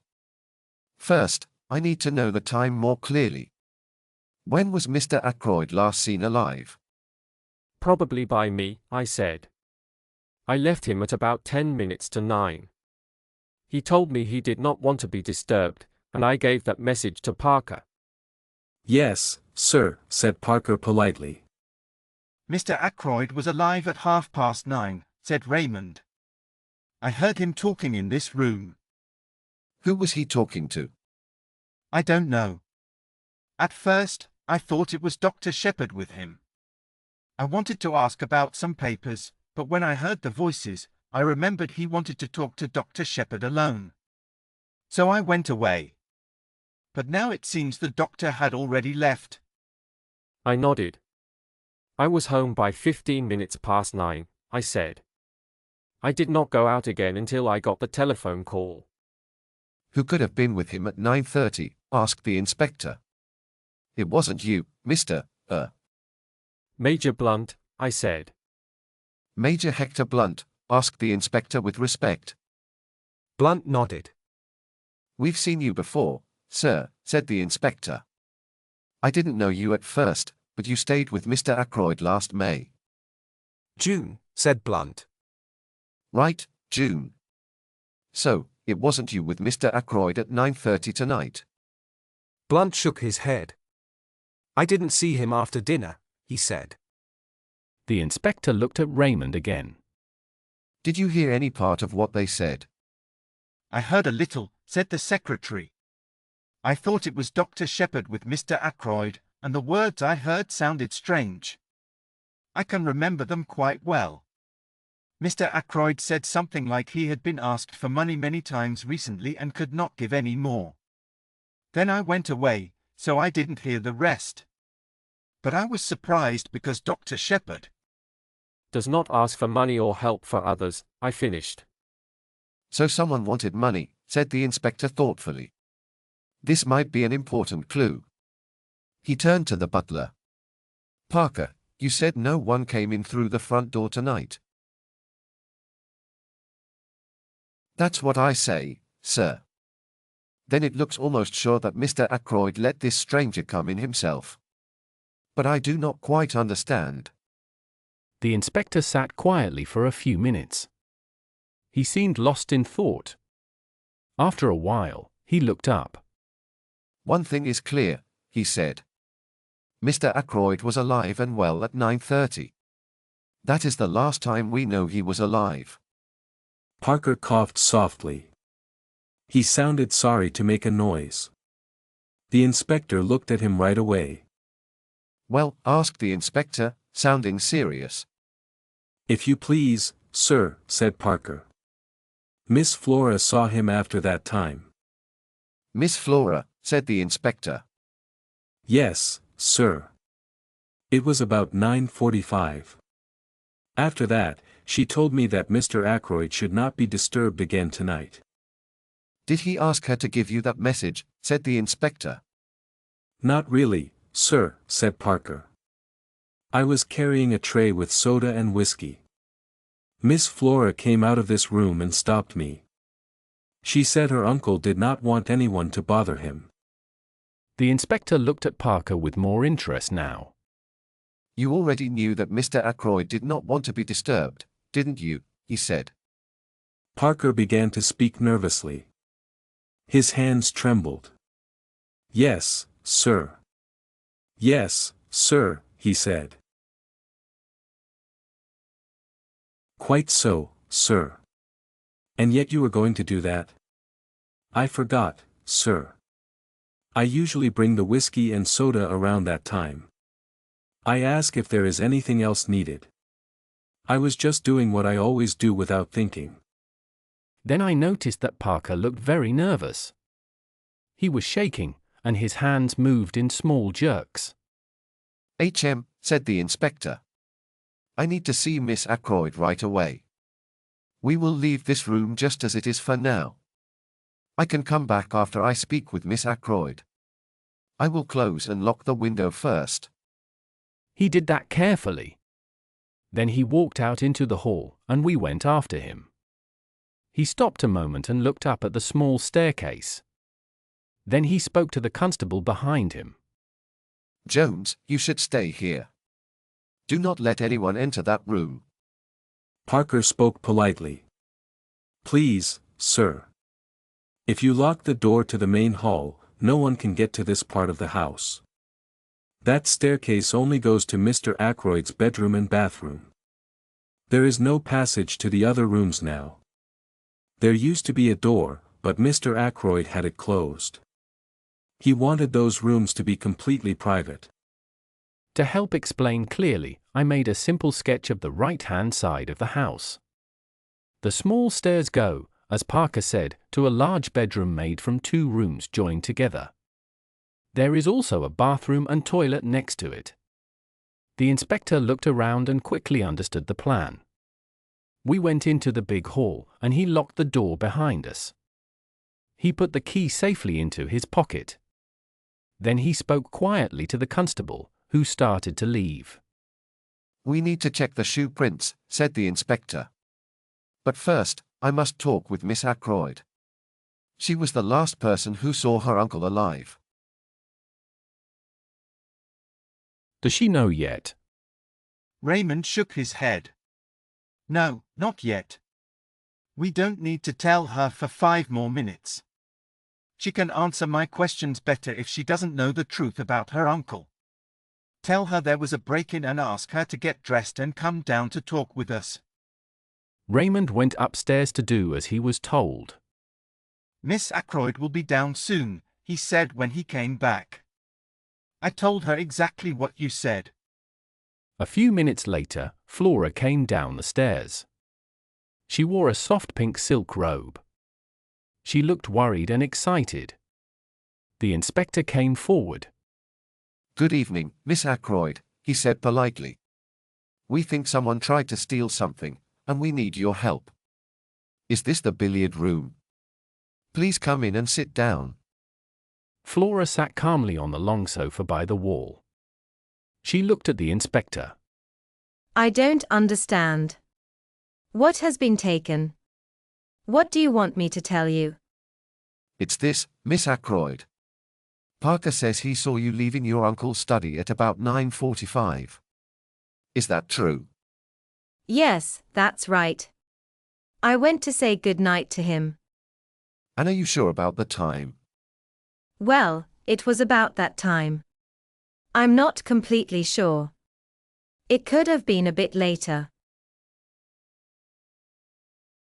Was your uncle alone, or was there anyone with him? He was alone. Dr. Shepherd had gone. Did you notice if the window was open or closed? Flora shook her head. I don't know. The curtains were closed. All right. And your uncle looked normal. I think so. Can you tell us what you said to each other? Flora stopped for a moment. I went in and said, "Good night, Uncle. I'm going to bed now. I'm tired tonight." He made a small sound, and I went to kiss him. He said I looked nice in my dress. Then he told me to go because he was busy. So I left. Did he say he didn't want to be disturbed? Oh yes, I forgot. He said, "Tell Parker I don't need anything else tonight, and he must not disturb me." I saw Parker outside the door and gave him the message. All right, said the inspector. Can you tell me what was stolen? We're not sure, said the inspector slowly. Flora's eyes opened wide with fear. She stood up quickly. What is it? Are you keeping something from me? Moving quietly, Hector Blunt stepped between her and the inspector. She started to lift her hand. He took it gently in both of his hands. He patted it softly as if she were a small child. She looked at him because he seemed calm and strong, and she felt a little safer. It's bad news, Flora, he said softly. Bad news for all of us. Your Uncle Roger. Yes, she asked. It will be hard for you to hear. I'm sorry, but poor Roger is dead. Flora moved back quickly, her eyes wide with fear and pain. When? She whispered. When did it happen? Very soon after you left him, Blunt said sadly. Flora put her hand to her throat. She gave a small cry. Then she fell and I ran to help her. She had fainted. Blunt and I carried her upstairs and placed her gently on her bed. I asked him to wake Mrs. Ackroyd and tell her what had happened. Flora woke up soon after. I brought her mother to her and told her what to do. Then I went downstairs again. Chapter 6. The Tunisian Dagger. I met the inspector as he came from the door that led to the kitchen. How is the young lady, doctor? He asked. She is feeling better, I said. Her mother is with her. That's good, said the inspector. I have talked to the servants. They all said that no one came to the back door tonight. Your description of that man was not very clear. Can you tell us something more? I'm sorry, I said. It was very dark and the man had his coat collar turned up. His hat was pulled down over his eyes. Said the inspector. It sounds like he wanted to hide his face. You are sure he was not someone you know? I said no, but not very firmly. I remembered that his voice had sounded familiar. I told the inspector about this, though I was not sure. You said his voice sounded rough and not educated, asked the inspector. I agreed. But I thought the rough voice sounded a bit too strong, maybe on purpose. If the man wanted to hide his face, he might also have wanted to hide his voice. Would you mind coming to the study again with me, doctor? Asked the inspector. There are one or two things I want to ask you. I agreed quietly. Inspector Davis opened the door to the lobby. We walked through it. Then he locked the door again behind us. We don't want anyone to interrupt us, he said seriously. And we don't want anyone listening. What is this talk about blackmail? Blackmail? I said in surprise. Did Parker make it up? Or is it true? If Parker heard anything, I said slowly, he must have been listening at this door with his ear close to the keyhole. Davis nodded. That sounds right, he said. I started asking questions about what Parker did tonight. To be honest, I didn't trust his behavior. He seems to know something. When I asked him more, he became nervous and told a strange story about blackmail. I made a quick decision. I'm glad you brought it up, I said. I was trying to decide if I should tell you everything or not. I had almost decided to do it, but I was waiting for the right time. I will tell you now. Then I told him everything that had happened that evening. The inspector listened carefully and asked questions from time to time. That is a very strange story, he said when I finished. And you say the letter is gone. This is not good. It gives us something we needed, a reason for the murder. I nodded. I understand that, I said. You say that, Mr. Ackroyd thought that someone in his house might be guilty. He said the word household could mean many people. Do you think Parker might be the person we are looking for? I asked. It seems possible, said the inspector. He was listening at the door when you came out. Miss Ackroyd later saw him trying to get into the study. Maybe he waited until she went away. Then he went in, hurt Ackroyd, locked the door from inside, opened the window, got out, and went to a side door he had left open earlier. How does that sound? There is one problem, I said slowly.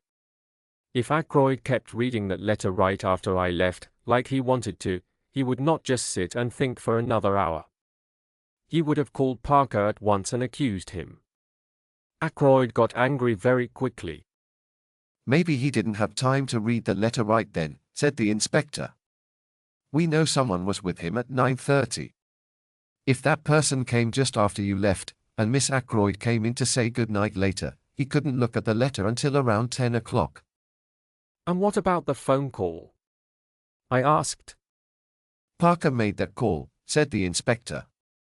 Maybe he did it before he found the door locked and the window open. Then he got scared and decided to say he knew nothing about it. I'm sure that is what happened. I'm not sure, I said quietly. We can check the truth about the phone call at the telephone office, said the inspector.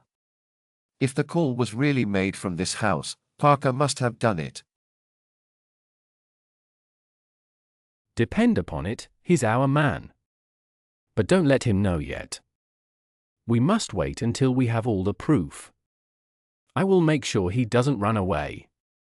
Everyone will think we are only working on your mysterious stranger. He got up from the chair at the desk. Then he walked to the quiet figure sitting in the armchair. The weapon may help us find a clue, he said. It looks unusual, maybe something old or special. He bent closer and looked at the handle carefully. I heard him make a small sound of approval. Then he slowly pushed his hands under the hilt and pulled the blade out from the wound. He held it without touching the handle and put it into a wide china cup on the mantelpiece. Yes, he said, nodding. It's made very well. There can't be many like it. The weapon was truly fine to look at.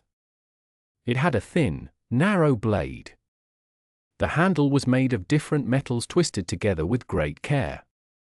He touched the edge softly with his finger and looked surprised. What a sharp blade, he said. It would go through anything very easily. It's not safe to keep something like that around. May I look at the body carefully now? I asked. He nodded. Go ahead. I checked everything closely. Well, asked the inspector when I finished. I'll skip the difficult words, I said. I'll save that for the official report. The person who used the weapon was right-hand and stood behind the victim. The man died at once. His face shows that he didn't expect the attack. He likely died without seeing who hurt him. Servants can move very quietly, said Inspector Davis. There won't be much mystery in this case. Look at the handle of that dagger. I looked. You may not see it, he said softly, but I can. Fingerprints. He stepped back a little to see how I reacted. Yes, I said quietly. I already guessed that. I do not understand why people think I am not smart. I read detective stories and newspapers. I am an ordinary man with average intelligence. If there had been marks from toes on the handle of the dagger, that would have been something surprising. I would have felt truly amazed then. The inspector seemed a bit upset because I did not look excited. He lifted the china mug and asked me to go with him to the billiard room. I want to ask Mr. Raymond if he knows anything about this dagger, he said. We locked the door again and went to the billiard room. We found Geoffrey Raymond there. The inspector showed him the dagger. Have you ever seen this before, Mr. Raymond? He asked. I think so, said Raymond. I am almost sure that Major Blunt gave it to Mr. Ackroyd. It came from Morocco, or maybe from Tunis. So this dagger was used in the crime. That is very strange.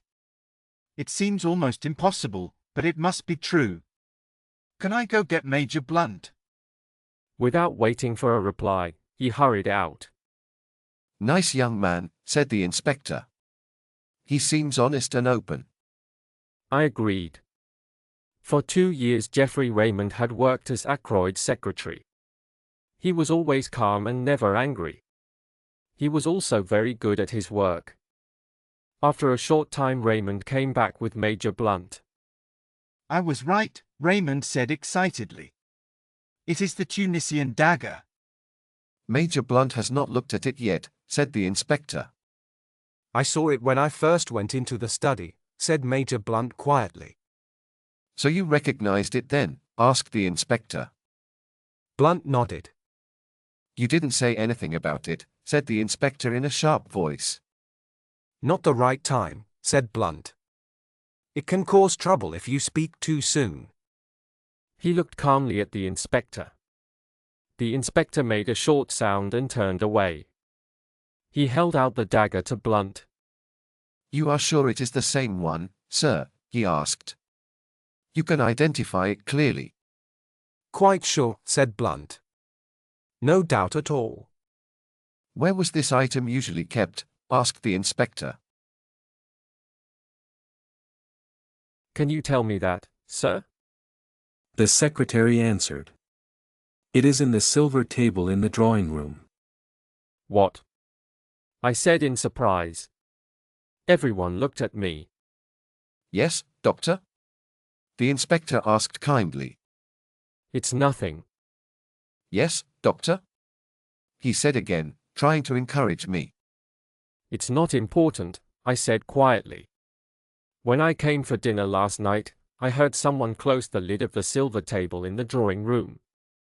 The inspector looked doubtful and a little suspicious. How did you know it was the silver table lid? He asked. I had to explain everything slowly. It was a long and boring story, and I wished I did not have to tell it. The inspector listened until I finished. Was the dagger in its place when you looked at the things inside? He asked. I don't know, I said. I can't remember seeing it. But maybe it was there all the time. We should call the housekeeper, said the inspector. He rang the bell. A few minutes later, Miss Russell came in, called by Parker. I don't think I touched the silver table, she said when the inspector asked her. I was checking the flowers to see if they were fresh. Oh yes, now I remember. The silver table was open, and it should have been closed. So I closed the lid as I walked past. She looked at the inspector strongly. I see, said the inspector. Can you tell me if the dagger was in its place then? Miss Russell looked at the dagger calmly. I'm not sure, she said. I didn't stop to look. The family was coming soon, and I wanted to leave. Thank you, said the inspector. He looked like he wanted to ask more questions, but he did not. Miss Russell took it as the end of the talk and left the room quietly. A strong woman, I think, said the inspector, watching her go. Let me see. The silver table is in front of one of the windows, isn't it, Doctor? Raymond answered for me. Yes, the window on the left. And was the window open? They were both partly open. Well, we don't have to talk about that too much. Someone could take the dagger whenever they wanted. It doesn't matter when they did it.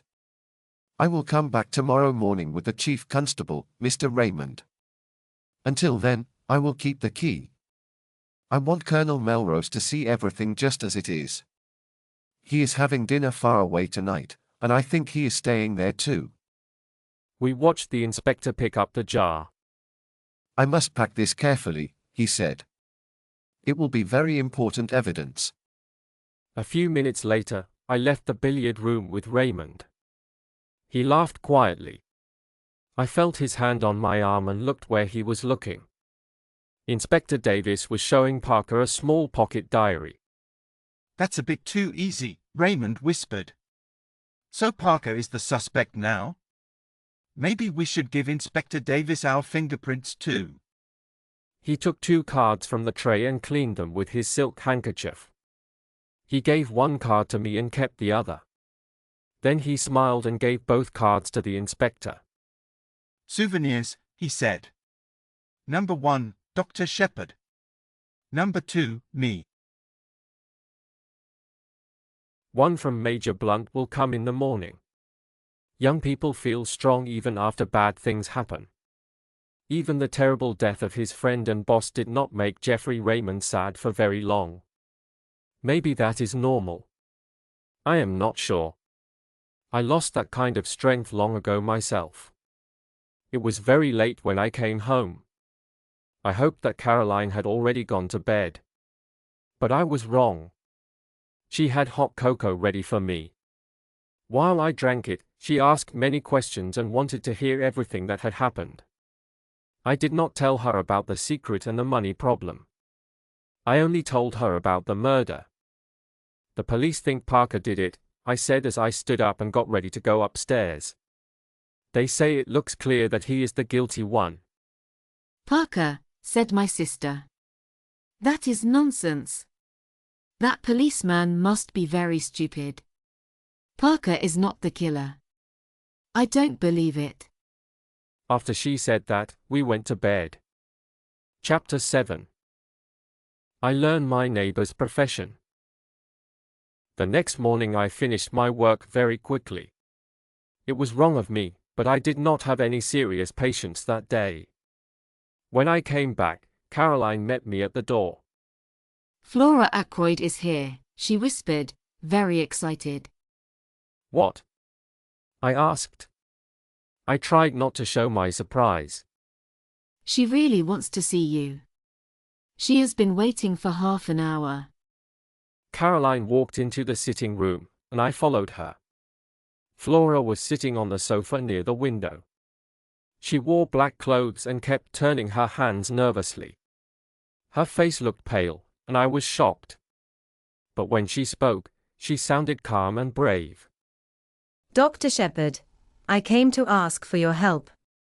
Of course he will help you, dear, said Caroline. I think Flora wanted to talk to me alone. But she did not want to waste time, so she stayed quiet. I want you to come to the Larches with me, she said.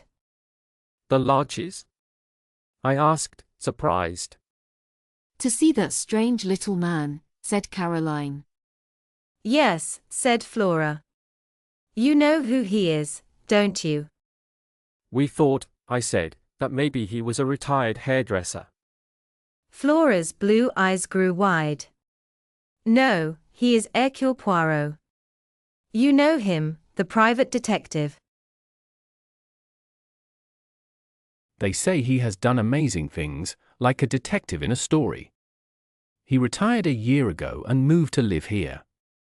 Uncle knew who he was, but he promised not to tell anyone. Poirot wanted to live quietly and not be troubled by people.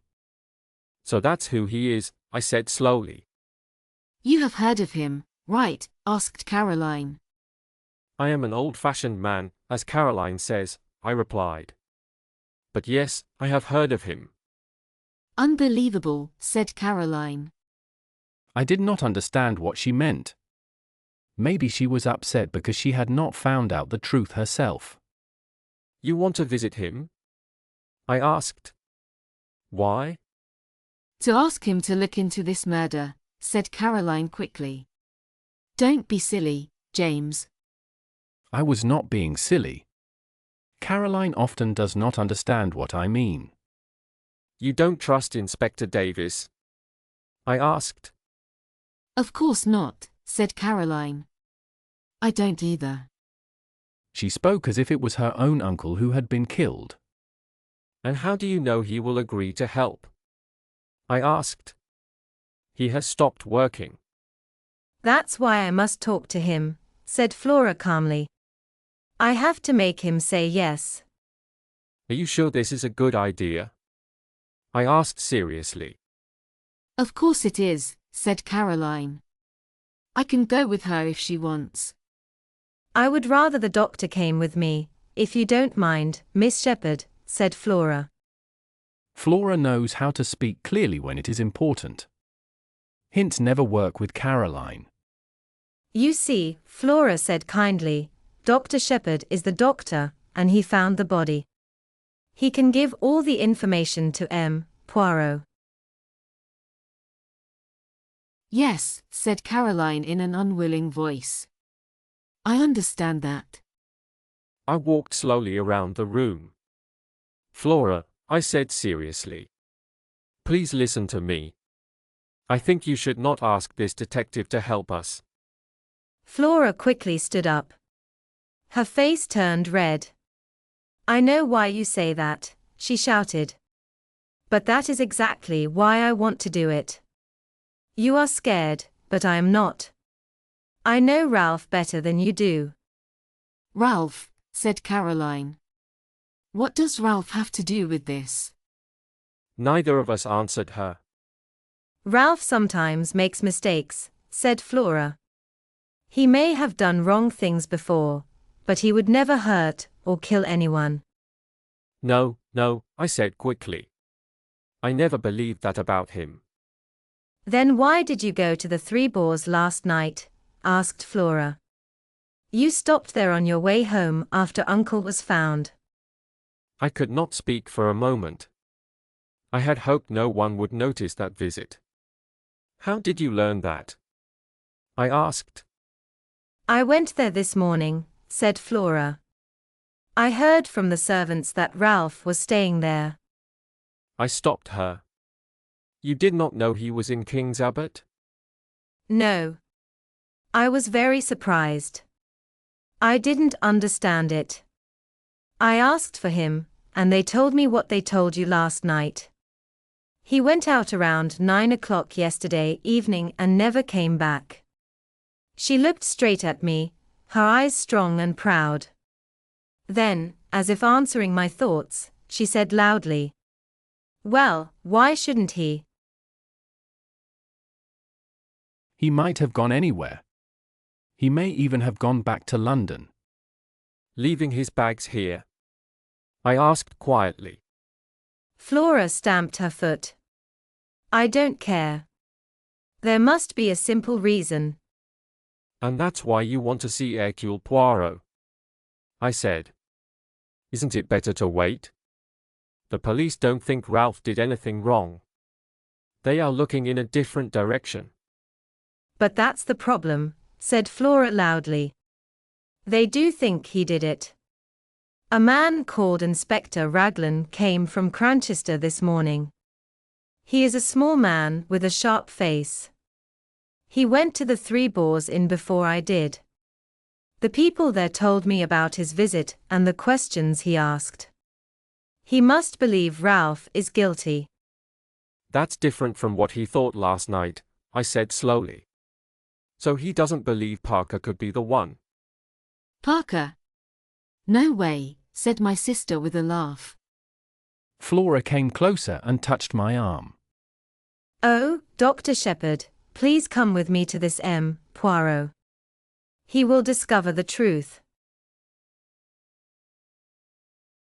"My dear Flora," I said softly, putting my hand on hers.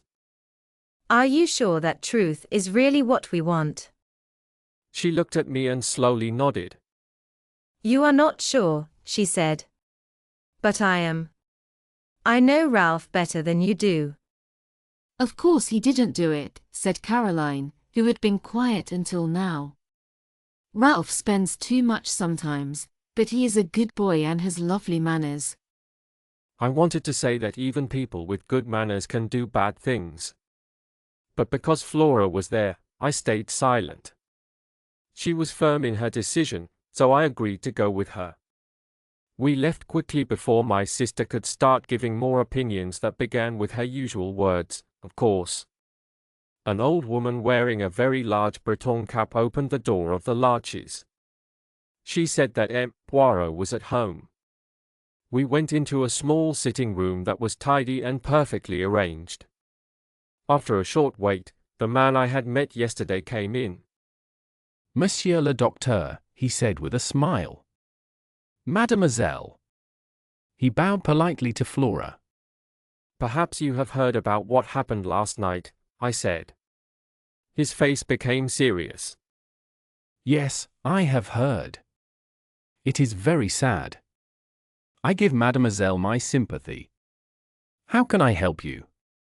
"Miss Ackroyd," I said, "wants you to—" "To find the person who did it," said Flora clearly. "I understand," said the small man. "But the police will do that, won't they?" "They may make a mistake," said Flora. "I think they are close to making one now. Please, Poirot, will you help us? If it is about money." Poirot lifted his hand. "Not that, please, mademoiselle. Not because I do not like money," he said with a little sparkle in his eyes. "Money is important to me and has always been. But if I take this case, you must know one thing. I will stay with it until the very end.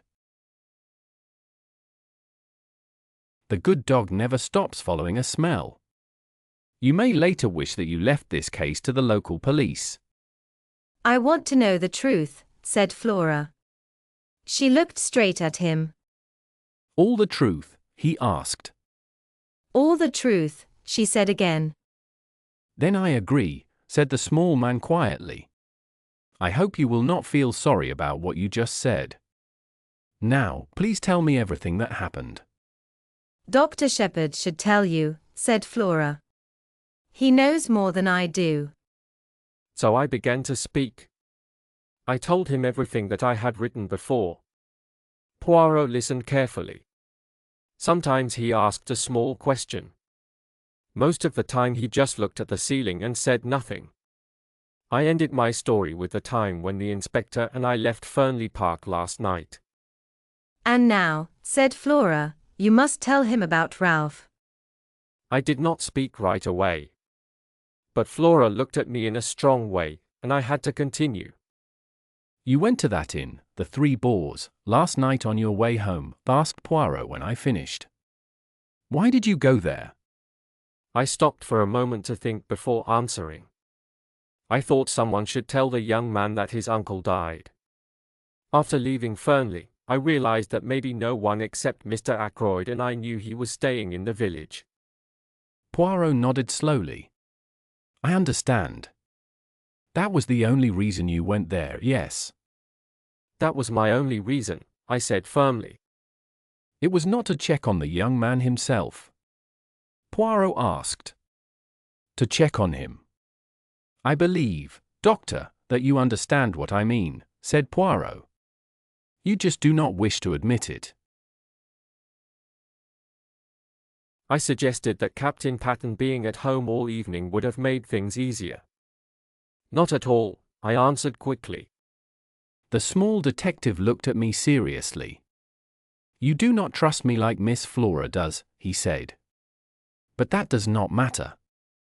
Captain Patten is missing, and we must find out why. The situation looks serious, but maybe there is a simple reason. That is what I keep saying, Flora said with hope. Poirot stopped talking about that. He said we should go to the local police right away. He thought Flora should go home. He asked me to go with him to meet the officer in charge of the case. We went at once. Outside the police station, we saw Inspector Davis. He looked very unhappy. With him stood Colonel Melrose, the chief constable, and another man. From Flora's earlier words about his sharp face, I knew he was Inspector Raglan from Cranchester. I knew Colonel Melrose a little. I introduced Poirot to him and told him what had happened. The colonel looked upset. Inspector Raglan looked angry. Inspector Davis, however, seemed pleased that his superiors were there. The case is very simple, said Raglan. We don't need outsiders to interfere. Anyone could see what happened last night. Now we have wasted 12 hours. He looked angrily at poor Davis, but Davis stayed calm. Mr. Ackroyd's family may do what they think best, said Colonel Melrose. But we cannot let the official work be slowed down.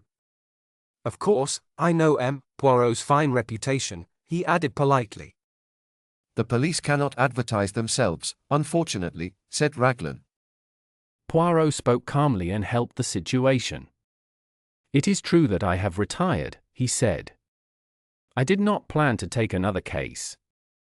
I do not like publicity. If I help solve the mystery, please do not use my name. Raglan looked a little happier. I have heard about your great successes, said Colonel Melrose, smiling at last. I have had much practice, said Poirot softly. But most of my good results came because the police helped me. I think your English police are excellent. If Inspector Raglan allows me to help him, I will be honored. Raglan seemed friendlier now. Colonel Melrose took me aside. I hear this little man has done amazing things, he whispered. We want to avoid calling Scotland Yard. Raglan feels very sure of his own ideas, but I am not so sure. I know these people better than he does. This man Poirot does not seem to want fame, does he? Would work in with us unobtrusively, eh? To the greater glory of Inspector Raglan, I said seriously. Well, well, said Colonel Melrose in a cheerful loud voice. We must tell you the newest news, M. Poirot. Thank you, said Poirot. My friend, Dr. Shepherd, told me that the butler is suspected. That is nonsense, said Raglan quickly. These good servants get so nervous that they look guilty for no reason. The fingerprints? I asked softly. Not the same as Parker's, he said with a small smile. Yours and Mr. Raymond's do not match either, Doctor. What about Captain Ralph Patten's fingerprints? Poirot asked calmly. I quietly admired the way he spoke so directly. I saw respect appear in the inspector's eyes. You work fast, Mr. Poirot, said the inspector. It will be nice to work with you. We will take that young man's fingerprints as soon as we find him. I think you are wrong, Inspector, said Colonel Melrose warmly. I have known Ralph Patten since he was a boy. He would never kill anyone. Maybe not, said the inspector without emotion. What makes you suspect him? I asked. He went out around 9 o'clock last night, said the inspector. Someone saw him near Fernley Park at about 9:30. Not been seen since. People think he has money problems. I have one pair of his shoes here. The shoes have rubber studs on the bottom. He owned 2 pairs that look almost the same. I am going now to see if they match the marks outside. The police officer is there to make sure nobody touches them. We will go now, said Colonel Melrose. You and Mr. Poirot will come with us, right? We agreed. We all rode together in the colonel's car. The inspector wanted to look at the footmarks quickly. He asked to get out at the lodge. Halfway up the drive, there was a small path on the right side. It led to the terrace and the window of Ackroyd's study. Mr. Poirot, do you want to go with the inspector? Asked the chief constable. Or do you want to see the study first? Poirot chose to see the study. Parker opened the door for us. He looked calm and polite now. He did not seem afraid like he was the night before. Colonel Melrose took a key from his pocket. He opened a door that led to a small hall. Then he guided us into the study. Except for moving the body, Mr. Poirot, this room is the same as last night. And where was the body found? Poirot asked. I told him clearly how Mr. Ackroyd had been sitting. The armchair was still in front of the fire. Poirot walked over and sat in it. The blue letter you told me about, he said, where was it when you left the room? Mr. Ackroyd had put it on this small table beside him, I said. Poirot nodded. And everything else was in its place, he asked. Yes, I think so, I said. Colonel Melrose, please sit in this chair for a moment, Poirot said politely. I thanked him softly. Then I asked, Doctor, can you show me exactly where the knife was? I did as he asked while he stood near the door. You could see the handle of the knife from the doorway, yes? Both you and Parker saw it at once. I said yes. Poirot walked to the window. Was the electric light on when you found the body? I said yes and stood beside him while he looked at the marks on the windowsill. The marks from the rubber soles are the same as Captain Patten's shoes. Then he walked back to the center of the room. He looked around quickly, checking everything. Dr. Shepherd, are you good at noticing small things? I think so, a little surprised. He nodded toward the fireplace. There was a fire, he said. When you broke down the door and saw Mr. Ackroyd dead, was the fire burning low? I gave a small, uneasy laugh. I don't really know, I said. I did not look at it. Maybe Mr. Raymond or Major Blunt noticed. Poirot smiled a little and shook his head. We must always work in an orderly way. I should not have asked you that question. Every man has his own special knowledge. You can tell me how the patient looked. You would not miss a single detail. He moved quickly to the fireplace and rang the bell. After a short time, Parker came in. The bell rang, sir, Parker said quietly. Come in, Parker, said Colonel Melrose. This gentleman wants to ask you something. Parker looked at Poirot with respect.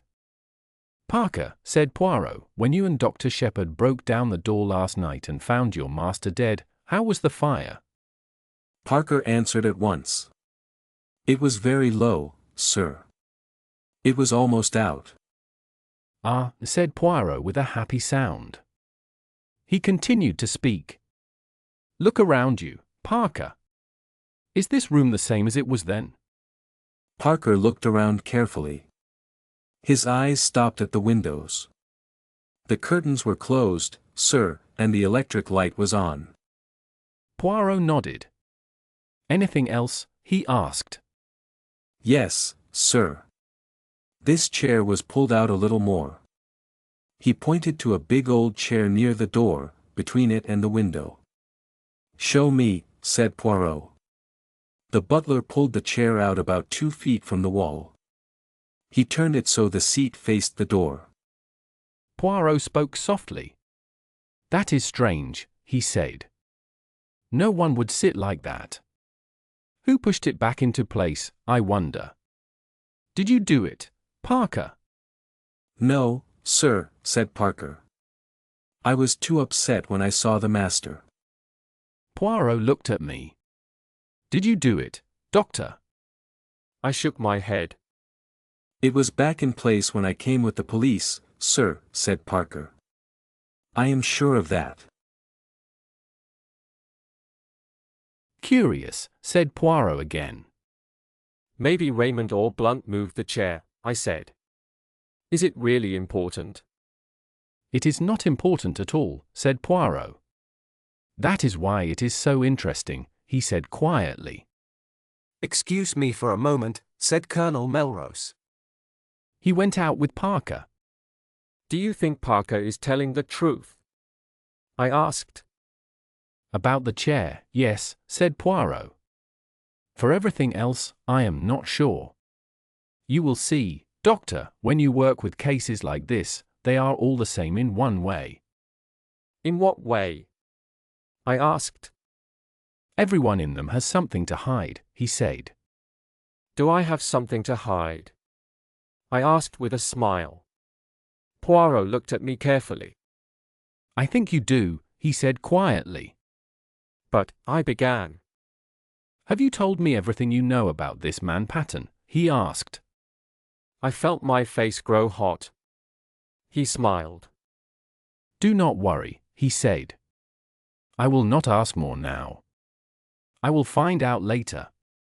I wish you would tell me how you work, I said quickly, trying to hide my embarrassment. For example, what made you notice the fire? Oh, that was easy, said Poirot. You left Mr. Ackroyd at 10 minutes to 9, did you not? Yes, that is right, I said. The window was first closed and locked, and the door was opened. At 15 minutes past 10, when they found the body, the door was locked again and the window was open. Who opened it? Only Mr. Ackroyd could have done it. He might have opened it because the room was too hot, but that seems wrong because the fire was almost out and it was cold that night. So maybe he opened it to let someone come in. If he did that, it must have been someone he knew well. He had been worried before about that same window. It sounds quite simple, I said. Everything is simple when you look at the facts carefully, he replied. We need to think about the person who was with Mr. Ackroyd at 9:30 last night. That must be the person who came in through the window. Even though Miss Flora saw Mr. Ackroyd alive later, we cannot solve this mystery until we learn who that visitor was. Maybe the window was left open after that person left, and someone else used it to come in and kill him. Or maybe the same person came back again. Ah! Here comes the Colonel. Colonel Melrose came in quickly. That telephone call has finally been traced, he said. It did not come from this house. It was made to Dr. Shepherd at 10:15 last night from a public phone at King's Abbot Station. And at 10:23, the night train left for Liverpool. Chapter 8. Inspector Raglan is confident. We looked at each other. You will ask questions at the station, right? I said. Of course, he answered. But I don't think we will find much. You know how that station is. I knew. King's Abbot is only a small village, but its station is very busy. Many big trains stop there. Trains are moved and made ready. There are a few public phones. At night, 3 local trains arrive almost at the same time. They come to connect with the North Express train, which reaches the station at 10:19 and leaves at 10:23. Everything is noisy and full of movement at that time. It would be hard to notice one person using a phone or getting on the express train. But why call at all? Asked Melrose. That is what I cannot understand. It makes no sense. Poirot touched a small china figure on a shelf and made it straight. There was a reason, he said quietly. But what reason? Melrose asked. When we know that, we will know everything, said Poirot. This case is very strange and very interesting. The way he spoke sounded unusual. I felt he saw the problem from a special point of view. What he saw, I could not guess. He walked to the window and looked outside. You say it was 9 o'clock, Dr. Shepherd, when you met the stranger near the gate, he asked without turning around. Yes, I said. I heard the church clock strike 9. How long would it take him to get to the house, to this window, for example? Poirot asked. About 5 minutes, I answered. Only 2 or 3 minutes if he used the path on the right side and came straight here. But if he did that, he must have known the way, said Poirot. It means he had been here before and knew the place. That is true, said Colonel Melrose. We can find out if Mr. Ackroyd met any new visitors during the last week. Young Raymond could tell us that, I said. Or Parker, said Colonel Melrose. _OU choose les ducks _ said Poirot with a smile. Colonel Melrose went to find Raymond, and I rang the bell again for Parker. Soon Colonel Melrose came back with the young secretary. He introduced him to Poirot. Geoffrey Raymond looked cheerful and polite as usual. He seemed happy and surprised to meet Poirot. I didn't know you were living here secretly, M. Poirot, he said. It's a great honor to see you working. Wait, what's going on? Poirot was standing near the door. Then he moved to one side quickly. I saw that he had pulled the armchair forward while my back was turned. Now it was in the same place that Parker had said before. Do you want me to sit in the chair for a blood test? Raymond asked in a friendly way. What is it for? M. Raymond, this chair was pulled out like this last night when Mr. Ackroyd was found dead. Someone moved it back again after that. Did you move it? Raymond answered at once. No, I didn't. I don't remember the chair being in that place, but I suppose it was if you say so. Anyway, someone else must have put it back. Did they ruin a clue by doing that? That's a pity. It doesn't matter, said Poirot. It is not important. I only want to ask you one thing, M. Raymond. Did any stranger come to visit Mr. Ackroyd during this last week?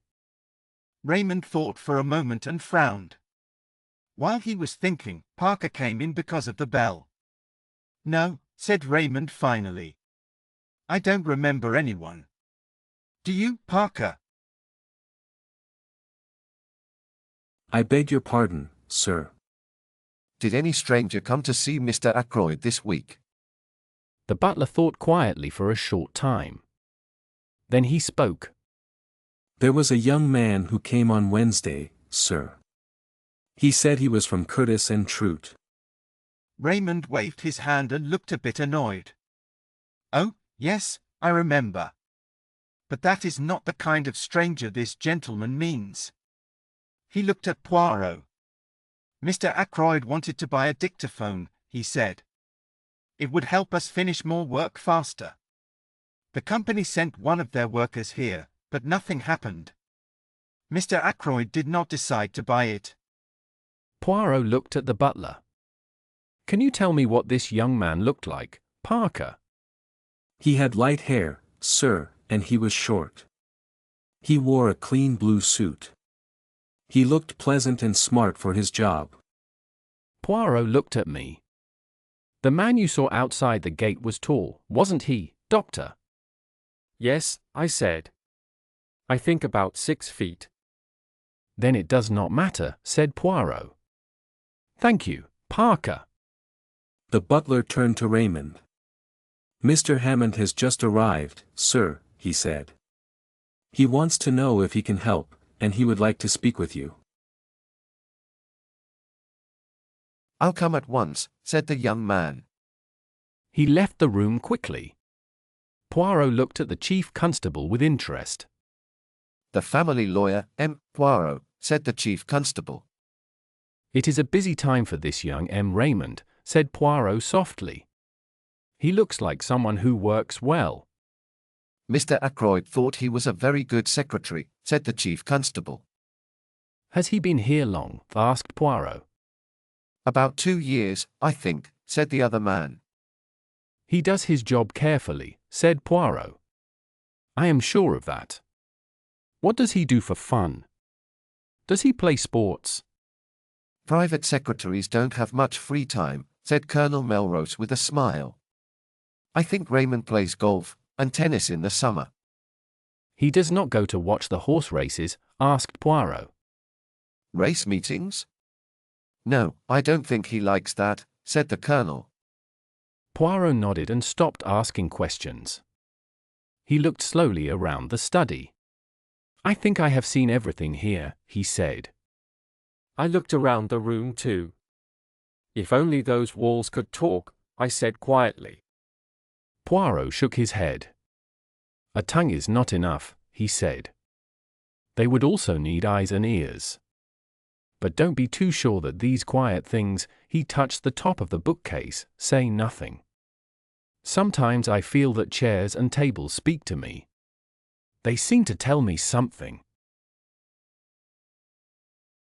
He turned and walked toward the door. What message? I asked. What did they tell you today? He looked back and raised one eyebrow. An open window, he said. A locked door. A chair that seems to have moved by itself. For all three, I ask why, but I find no answer. He shook his head and stood proudly, blinking at us. He looked very pleased with himself. I began to wonder if he was really a good detective. Maybe his fame came only from luck. Colonel Melrose seemed to think the same. He frowned and said, "Anything more you want to see, M. Poirot?" "Please show me the silver table where the weapon was kept," said Poirot. "After that, I will not trouble you again." We walked to the drawing room. On the way, a policeman stopped the colonel for a short talk. The colonel left us alone. I showed Poirot the silver table. He lifted the lid a few times and let it drop. Then he opened the window and stepped outside. I went after him. Inspector Raglan came around the corner of the house. He looked serious but pleased. "So there you are, M. Poirot," he said. "This will not be a hard case. It is sad, yes, but just a young man who lost his way." Poirot's face looked disappointed. He said quietly, "Then I will not be much help to you." "Maybe next time," said the inspector kindly. "There is not often a murder in this quiet place." Poirot looked at him with respect. "You were very quick," he said. "Can you tell me how you worked?" "Of course," said the inspector. "First of all, method. That is my rule, method." "Ah," said Poirot happily. "That is also my rule." Method, order, and the little grey cells. "The cells?" asked the inspector, looking surprised. "The small grey cells in the brain," said the Belgian man. "Oh, yes. I guess we all use them," said the inspector. "Some more than others," said Poirot quietly. "And some people use them better. When there is a crime, we must also study the mind of the person who did it." Ah, said the inspector. You believe in that psychology stuff, do you? I am a simple man myself. Mrs. Raglan would not agree with that, said Poirot with a small smile and a polite bow. Inspector Raglan looked a little surprised and then smiled too. You don't see what I mean, he said with a laugh. Words can sound so different. Let me tell you how I work. First, we need order. Mr. Ackroyd was last seen alive at 9:45 by his niece, Miss Flora Ackroyd. That is our first fact, right? If you say so, said Poirot. Well, it is, said the inspector. At 10:30, the doctor told us that Mr. Ackroyd had already been dead for at least 30 minutes. Is that still what you think, doctor? Certainly, I said. Half an hour or longer. Good, said the inspector. That means the crime had to happen in those 15 minutes. I will list everyone in the house and write where they were and what they were doing between 9:45 and 10 o'clock. He gave a piece of paper to Poirot. I looked at it over Poirot's shoulder. It said, Major Blunt, in the billiard room with Mr. Raymond. Mr. Raymond agrees. Mr. Raymond, in the billiard room. Mrs. Ackroyd, watching the billiard game at 9:45. Went to bed at 9:55. Mr. Raymond and Major Blunt saw her going upstairs. Miss Ackroyd went upstairs after leaving her uncle's room. Parker and the housemaid, Elsie Dale, saw her. Servants. Parker went to the butler's pantry. Miss Russell, the housekeeper, saw him there at 9:47 and spoke with him for about 10 minutes. Miss Russell, same as above. Spoke to housemaid Elsie Dale upstairs at 9:45. Ursula Bourne, parlourmaid, in her own room until 9:55. Then in the servants' hall. Mrs. Cooper, cook, in the servants' hall. Gladys Jones, second housemaid, in the servants' hall. Elsie Dale, in her bedroom upstairs. Seen there by Miss Russell and Miss Flora Ackroyd. Mary Thripp, kitchen maid, in the servants' hall. The cook has worked here 7 years, said the inspector. The parlourmaid for 18 months, and Parker for just over a year. The others are new. They seem fine, though I feel something is strange about Parker. A very good list, said Poirot and gave it back.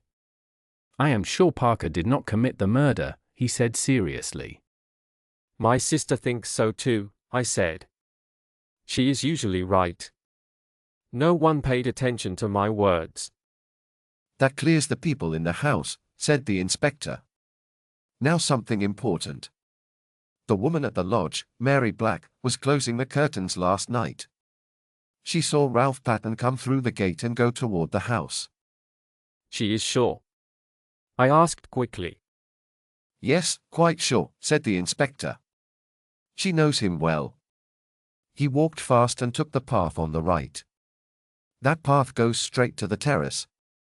What time was that? Poirot asked quietly. Exactly 25 minutes past 9, said the inspector. No one spoke for a moment.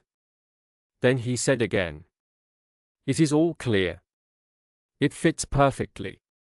At 25 minutes past 9, Captain Patten was seen at the lodge. Around 9:30, Mr. Geoffrey Raymond hears someone asking for money in the room, and Mr. Ackroyd says no. After that, Captain Patten goes out through the window. He walks along the terrace feeling angry and confused. He comes to the open window of the drawing room. It is now about 15 minutes before 10. Miss Flora Ackroyd is saying good night to her uncle. Major Blunt, Mr. Raymond, and Mrs. Ackroyd are in the billiard room. The drawing room is empty. Captain Patten goes inside quietly. He takes the dagger from the silver table. Then he goes back to the study window. He takes off his shoes and climbs in. After some time, he climbs out again and leaves. He is too scared to return to the inn. He goes to the station and makes a phone call from there. Why? Asked Poirot softly. I was surprised by the question. The small man leaned forward. His eyes looked bright and strange. Inspector Raglan was quiet for a moment. Then he said, "It's hard to say exactly why he did that. But people who kill do strange things. You would know that if you worked in the police. Even smart ones make silly mistakes sometimes." But come along and I'll show you those footprints. We walked after him around the corner of the terrace to the study window. Raglan spoke, and a police officer brought a pair of shoes from the local inn. The inspector put the shoes over the marks on the ground. "They match," he said with confidence. "But they are not the same shoes that made these prints. He left wearing those. These are just like them, only older. Look, the studs are worn down." Many people wear shoes with rubber studs, don't they? Asked Poirot. "That's true," said the inspector. "I would not think much of the footprints if there wasn't other evidence." He was not very wise, that young man, Captain Ralph Patten, said Poirot quietly. He left many signs that he was here. "It was a dry, fine night," said the inspector. "There were no marks on the terrace or path with gravel. But he was not lucky. A spring of water must have come up near the end of the path from the drive. Look here." A small path of gravel joined the terrace a few feet away. In one place, close to the end, the ground was wet and soft. There were footsteps crossing the wet part, and you could see the shoes with rubber studs there. Poirot walked a bit farther down the path with the inspector beside him. "Did you see the women's footprints?" he asked suddenly. The inspector laughed. "Of course. Many women and men walk here. It's a short way to the house, you know. We can't tell which footsteps belong to who. The marks on the windowsill are the ones that really matter." Poirot nodded. "No point going farther," said the inspector as we saw the drive ahead. "The ground here is gravel again and very hard." Poirot nodded again, but he looked at a small garden house to the left of the path. It looked like a fine summer house. A short gravel walk led to it. Poirot stayed near it until the inspector went back to the house. Then he looked at me. "You must have been sent by God to take my friend Hastings's place," he said with a smile. "I see that you do not leave my side. How say you, Dr. Shepherd, shall we investigate that summer house? It interests me." He walked to the door and opened it. Inside, it was quite dark. There were a few wooden seats, a croquet game, and some folded chairs. I was surprised to see what my new friend was doing. He was on his hands and knees, moving around on the floor. Sometimes he shook his head, looking unhappy. At last, he sat down on his heels. "Nothing," he said softly. "Maybe I should not have expected anything. But it could have helped so much." He suddenly stopped moving. Then he reached out and touched one of the chairs. He took something small from its side. "What is it?" I asked. "What did you find?" He smiled and opened his hand. I saw a small piece of stiff white cloth. I took it and looked at it. Then I gave it back to him. "What do you think it is, my friend?" he said, watching me closely. "It looks like a piece torn from a handkerchief," I said. He quickly moved again and found a little feather. It looked like a goose feather. "And this," he said happily. "What do you think now?" I could only look at him.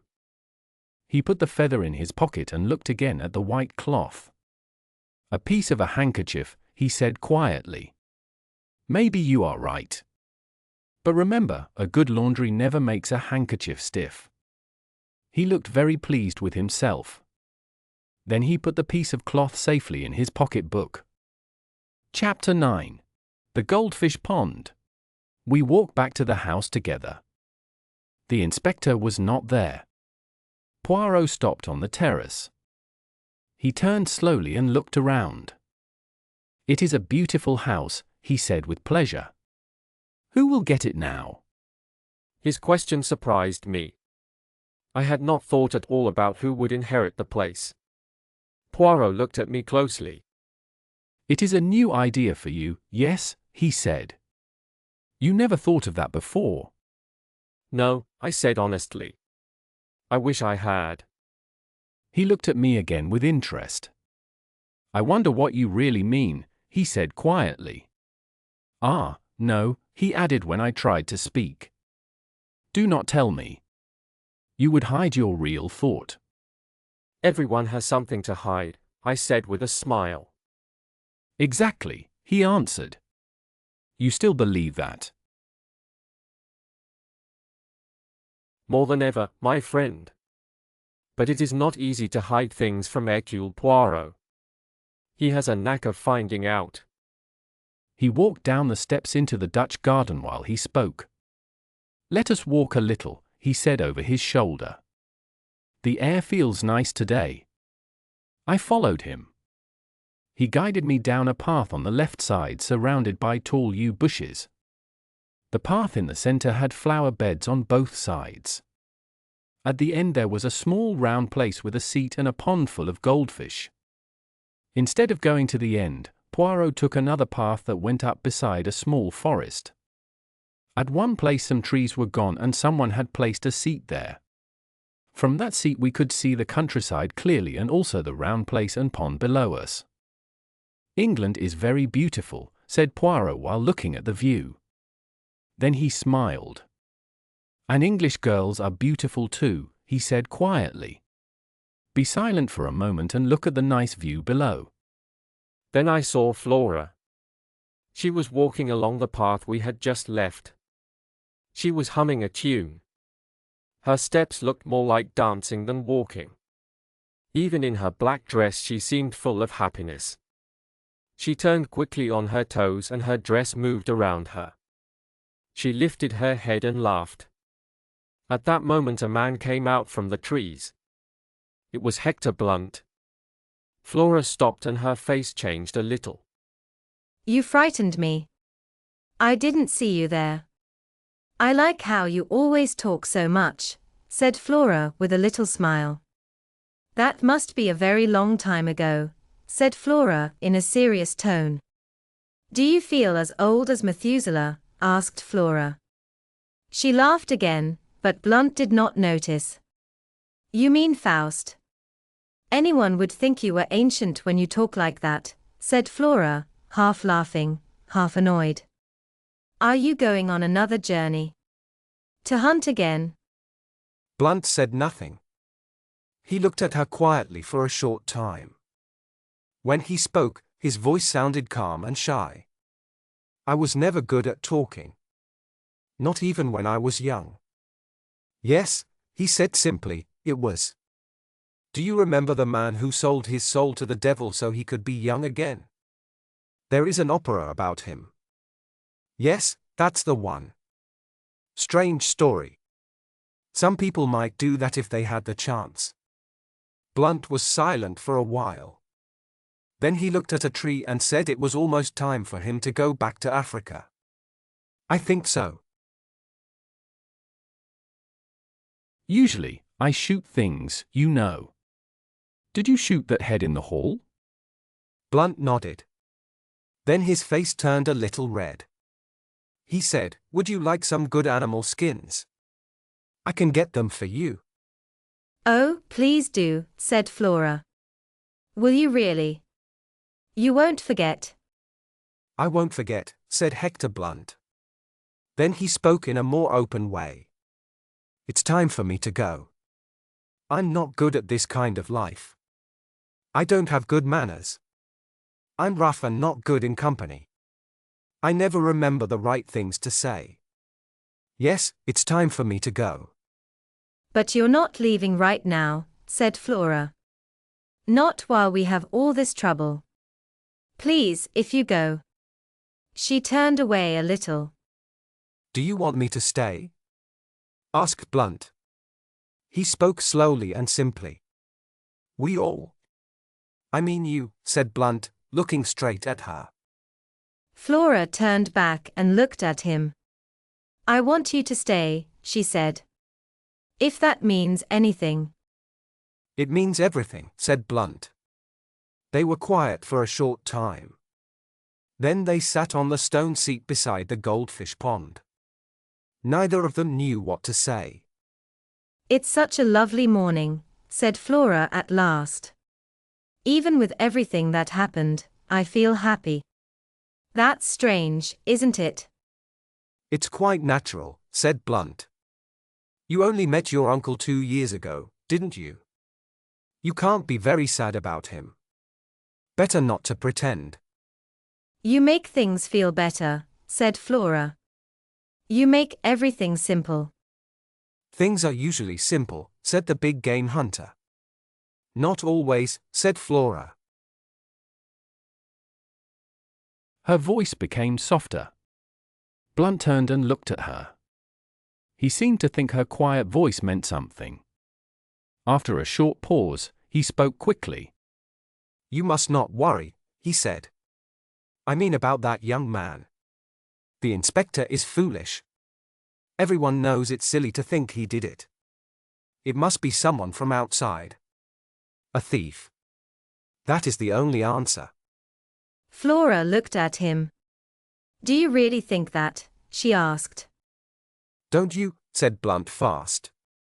Oh, yes, of course, he added quickly. They were both silent for a moment.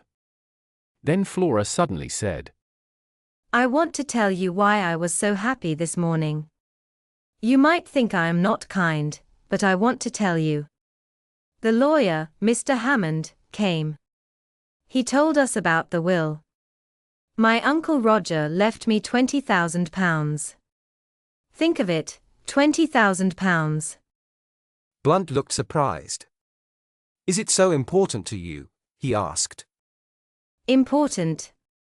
It means everything to me, said Flora. Now I can live freely. No more hard plans. No more pretending all the time. Pretending? Blunt asked quickly. Flora stopped for a second. You know what I mean, she said uncertainly. I had to act thankful for old clothes and hats that rich family members gave me. I don't know much about women's clothes, said Blunt. But I always thought you dressed very well. It was hard for me, said Flora softly. Let's not talk about sad things. I feel happy now. I'm free. Free to do what I want. Free not to. She stopped speaking. Not to what? Blunt asked quickly. I forget, she said. It doesn't matter. Blunt held a stick and pushed it into the pond. He was moving something in the water. What are you doing? Major Blunt asked Flora. There's something shiny down there, he said. I thought it looked like a gold brooch, but now it's gone in the mud. Maybe it's a crown, said Flora. Like the one Melisande saw in the water. Melisande, said Blunt slowly. She's in an opera, isn't she? Yes, said Flora. You seem to know many operas. Sometimes people take me to see them, Blunt said sadly. Strange idea of fun, the music is louder than what natives play on drums. Flora laughed. I remember Melisande, Blunt said. She married an old man, much older than her. He threw a small stone into the pond. Then he looked at Flora in a more serious way. Miss Ackroyd, can I help you? He asked. I mean about Patton. I know you must feel very worried. Thank you, said Flora coldly. There is nothing anyone can do. Ralph will be fine. I have found a wonderful detective. He will discover the truth. For some time, I had felt uncomfortable as I watched them. We were not really hiding, because they could see us if they looked up. Still, I wanted to tell them we were there. But my companion touched my arm quietly, warning me not to speak. Clearly he wanted me to stay quiet. Then he stood up quickly and cleared his throat. I ask for forgiveness, he said loudly. I cannot let Miss Flora speak so kindly about me without showing myself. People say listeners never hear good words about themselves, but that is not true now. To stop myself from feeling shy, I must join you and say sorry. He walked fast down the path. I followed him closely. We reached the others near the pond. This is Hercule Poirot, said Flora. I think you have heard of him. Poirot bowed politely. I know Major Blunt by name, he said. I am pleased to meet you, sir. I need some information that you can give me. Blunt looked at him with interest. When did you last see Mr. Ackroyd alive? Asked Poirot. At dinner, Blunt replied. And after dinner you did not see or hear him? I did not see him. I heard his voice. How did that happen? I walked out onto the terrace, Blunt said. What time was that? Asked Poirot. About 9:30. I was walking and smoking near the drawing-room window. I heard Mr. Ackroyd speaking in his study. Poirot bent down and pulled out a tiny plant. You could not hear voices from that part of the terrace, he said softly. He did not look at Blunt, but I did, and I saw Blunt's face turn red. I went to the corner, he said slowly. Ah, really? Said Poirot gently. His tone made it clear he wanted to know more. I thought I saw a woman going into the bushes, said Blunt. I saw something white, but maybe I was wrong. It was when I stood at the corner that I heard Ackroyd talking to his secretary. Speaking to Mr. Geoffrey Raymond? Asked Poirot. Yes, that was what I thought. But now I see I was wrong. Mr. Ackroyd did not say Raymond's name. No, he didn't. Then why did you think it was him? Asked Poirot. Blunt spoke slowly. I thought it must be Raymond because he said before I went out that he was taking some papers to Ackroyd. I did not think it could be anyone else. Can you remember the words you heard? Asked Poirot. I'm afraid not, said Blunt. They were ordinary words. I only heard a small part. I wasn't paying attention. That does not matter, said Poirot softly. Did you move a chair by the wall when you went into the study after the body was found? Chair? No, why would I? Asked Blunt. Poirot lifted his shoulders but said nothing. Then he looked at Flora. There is something I wish to ask you, mademoiselle. When you looked at the silver table with Dr. Shepherd, was the dagger there or not? Flora lifted her chin. Inspector Raglan already asked me that, she said angrily. I've told him, and I'll tell you. I'm perfectly certain the dagger was not there. He thinks it was and that Ralph sneaked it later in the evening. And he doesn't believe me. He thinks I'm saying it to shield Ralph. And aren't you? I asked gravely. Flora stamped her foot. You too, Dr. Shepherd. Oh. It's too bad. Poirot tactfully made a diversion. It is true what I heard you say, Major Blunt. There is something that glitters in this pond. Let us see if I can reach it.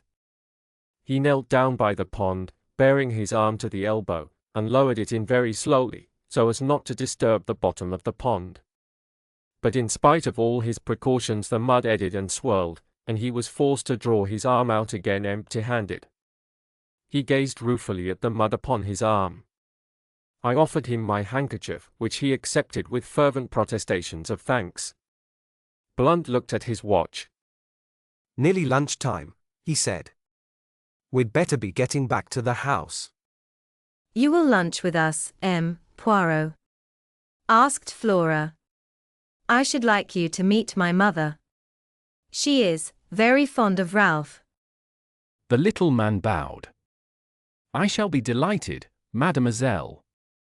And you will stay, too, won't you, Dr. Shepherd? I hesitated. Oh, do. I wanted to, so I accepted the invitation without further ceremony. We set out towards the house, Flora and Blunt walking ahead. What hair, said Poirot to me in a low tone, nodding towards Flora. The real gold. They will make a pretty couple. She and the dark, handsome Captain Pattern. Will they not? I looked at him inquiringly, but he began to fuss about a few microscopic drops of water on his coat sleeve. The man reminded me in some ways of a cat. His green eyes and his finicking habits. And all for nothing, too, I said sympathetically. I wonder what it was in the pond. Would you like to see? Asked Poirot. I looked at him. He nodded. He spoke softly. My good friend, Hercule Poirot never ruins his clothes unless he is sure it will help him reach his goal. To do that without a reason would be foolish. I am never foolish. But your hand was empty, I said. There are moments when one must be careful, he replied. Tell me, doctor, do you tell all your patients everything? I think you do not. And you do not tell your kind sister everything either. Before I showed my empty hand, I moved what was in it to my other hand. Now you will see what it was. He held out his left hand. His palm was open.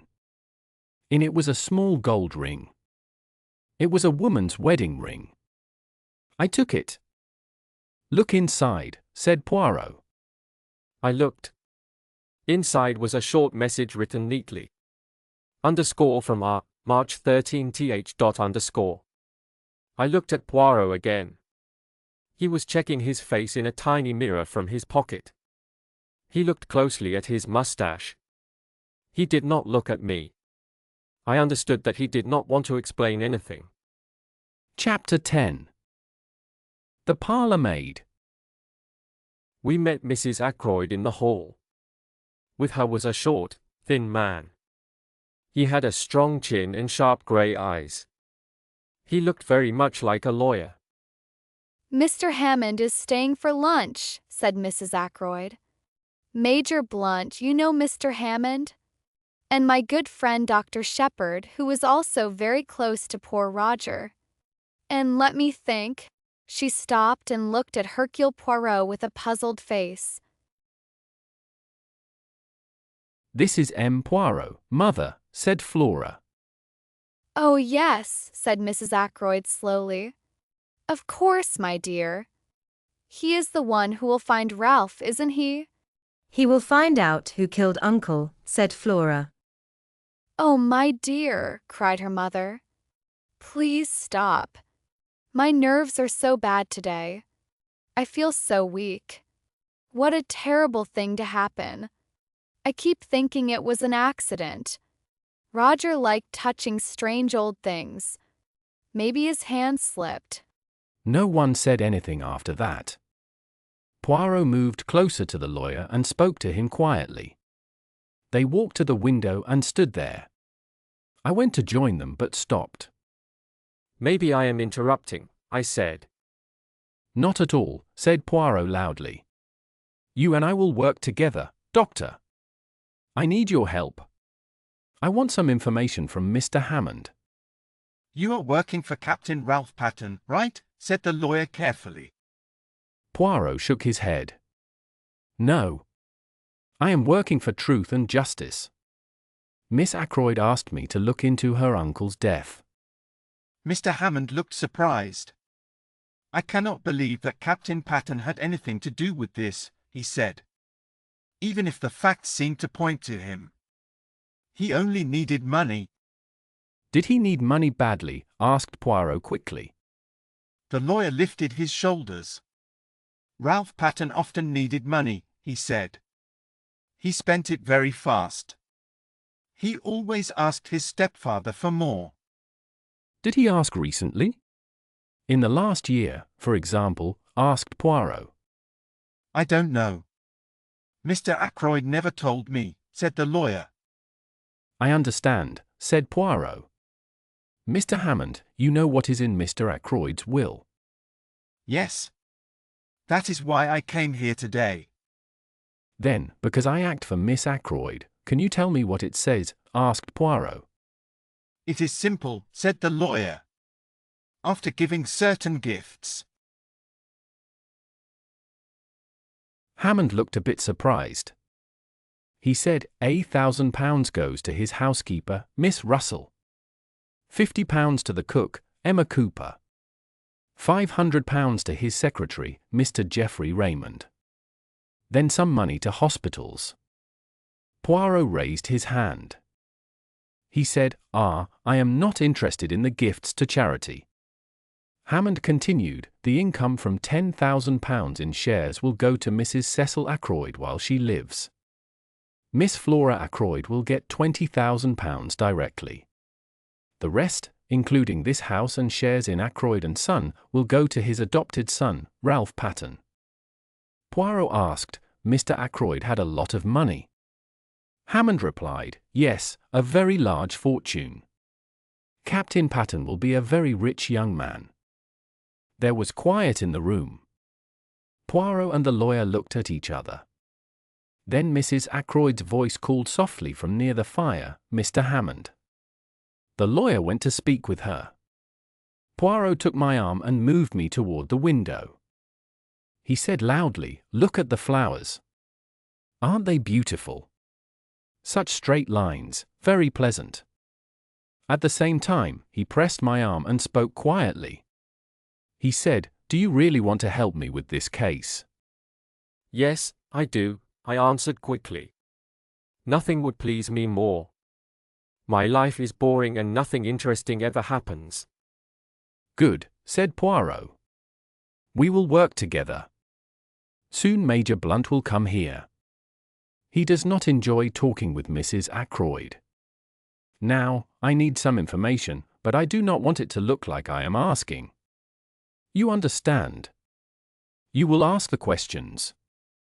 I felt a little nervous. What questions should I ask? I said. Mention Mrs. Ferrars, he said. Ask about her as if it is natural. Ask him if he was here when her husband died. Watch his face as he answers, but do not look too directly. Do you understand? I had no time to answer. Just then, as Poirot said would happen, Major Blunt stopped talking to the others and came toward us. I suggested walking on the terrace, and he agreed. Poirot stayed behind. I paused to look at a late rose. How quickly things change, I said. I was here last Wednesday, walking on this same terrace. Ackroyd was with me and so happy. And now, only 3 days later, Ackroyd is dead. Mrs. Ferrars is dead too. You knew her, didn't you? Blunt nodded. Had you seen her since you came here this time? I asked. Yes, he said. I went with Ackroyd to see her last Tuesday, I think. She was an interesting woman, but there was something strange about her. She was hard to understand. I looked into his calm grey eyes. They showed nothing. I asked, you met her before, right? Yes, said Blunt. The last time I was here, she and her husband had just moved in. He stopped a moment, then said, it was strange. She had changed a lot since then. How was she different? I asked. Looked 10 years older. Were you here when her husband died? I asked, trying to sound calm. No, he said. From what I heard, it was better that he was gone. Maybe that sounds unkind, but it is true. I nodded. Ashley Ferrars was not a good husband, I said carefully. Bad man, said Blunt. No, I said. Just someone with too much money. Oh, money. All the problems in the world come from money or from not having enough of it. Has money caused your problems? I asked. I have enough for what I need, he said. I'm lucky. Indeed, I said. I'm not very rich right now, he went on. I got some money last year, but I made a foolish choice and lost it in a risky business. I felt sorry for him and told him I had made a similar mistake once. Then the bell rang for lunch, and we all went to the table. Poirot gently held me back. ABN, he asked. He's fine, I said. I'm sure of it. Nothing strange. He got some money last year, I said. But that's normal. I think he's an honest man. Of course, said Poirot calmly. Do not worry. He spoke to me like someone comforting a child. We went into the dining room together. It was hard to believe that less than 1 day had passed since I was last there. After lunch, Mrs. Ackroyd asked me to sit with her on the sofa. I feel a bit hurt, she said softly, taking out a fancy handkerchief. I mean, Roger did not trust me. That £20,000 should have gone to me, not to Flora. A mother can be trusted to protect her child's interests. He showed no trust. You forget, Mrs. Ackroyd, I said. Flora was Mr. Ackroyd's niece, his own family. It would have been different if you were his sister, not just his sister-in-law. As Cecil's poor widow, I think my feelings should have mattered, she said, gently touching her eyelashes. But Roger was strange, almost mean about money. It was very hard for Flora and me. He did not give her an allowance. He would pay her bills, but always asked what she needed things for. He didn't give us any money we could call our own. Flora didn't like that. She loved her uncle, yes, but any girl would be upset. Roger had odd ideas about spending. He would not even buy new towels when the old ones were torn. And then, Mrs. Ackroyd added suddenly, to leave that woman £1,000. Just imagine £1,000. What woman? I asked. Russell, she said. There is something strange about her. I always said so. But Roger wouldn't listen. He said she was strong and respectable. He admired her honesty and independence. But I think something is not right with her. I believe she wanted to marry Roger, but I stopped that. She hates me, of course. I saw through her. I began to wonder if there was any way to stop Mrs. Ackroyd's eloquence and getting away. Mr. Hammond came to say goodbye. I saw my chance and stood up too. About the inquest, I said. Where would you like to have it? Here or at the Three Boars? Mrs. Ackroyd looked at me in shock. The inquest? She asked. Her face showed great surprise. But surely there doesn't need to be an inquest? Mr. Hammond coughed softly. It must happen, he said quickly. But maybe Dr. Shepherd can take care of it. There are limits to what I can do, I said. If his death was an accident. He was killed, Mrs. Ackroyd, I said seriously. She gasped. There is no way it was an accident. Mrs. Ackroyd looked worried. She seemed very afraid of the idea of the inquest. If there is one, I won't have to answer questions, will I? She asked. I am not sure, I said. Mr. Raymond will probably help you. He knows everything and can give the official information. The lawyer nodded politely. I really think there is nothing to fear, Mrs. Ackroyd, he said. You will be spared all unpleasantness. Now, as to the question of money, have you all you need for the present? I mean, he added, as she looked at him inquiringly, ready money. Cash, you know. If not, I can arrange to let you have whatever you require. That ought to be all right, said Raymond, who was standing by. Mr. Ackroyd cashed a cheque for £100 yesterday. £100? Yes. For wages and other expenses due today. At the moment it is still intact. Where is this money? In his desk? No, he always kept his cash in his bedroom. In an old collar box, to be accurate. Funny idea, wasn't it? I think, said the lawyer, we ought to make sure the money is there before I leave. Certainly, agreed the secretary. I'll take you up now. Oh? I forgot. The door's locked. Inquiry from Parker elicited the information that Inspector Raglan was in the housekeeper's room asking a few supplementary questions. A few minutes later the inspector joined the party in the hall, bringing the key with him. He unlocked the door and we passed into the lobby and up the small staircase. At the top of the stairs the door into Ackroyd's bedroom stood open.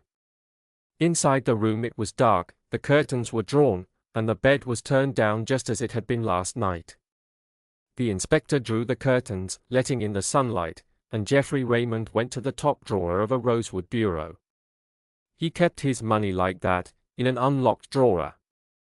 Just fancy, commented the inspector.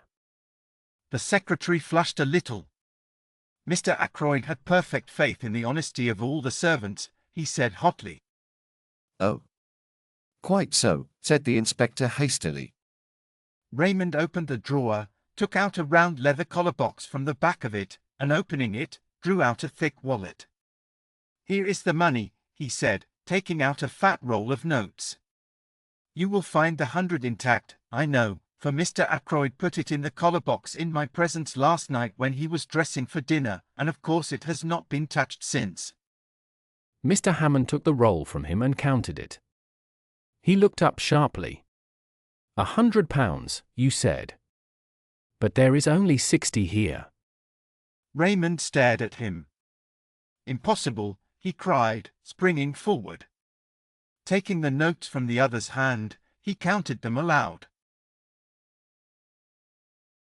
Mr. Hammond was correct.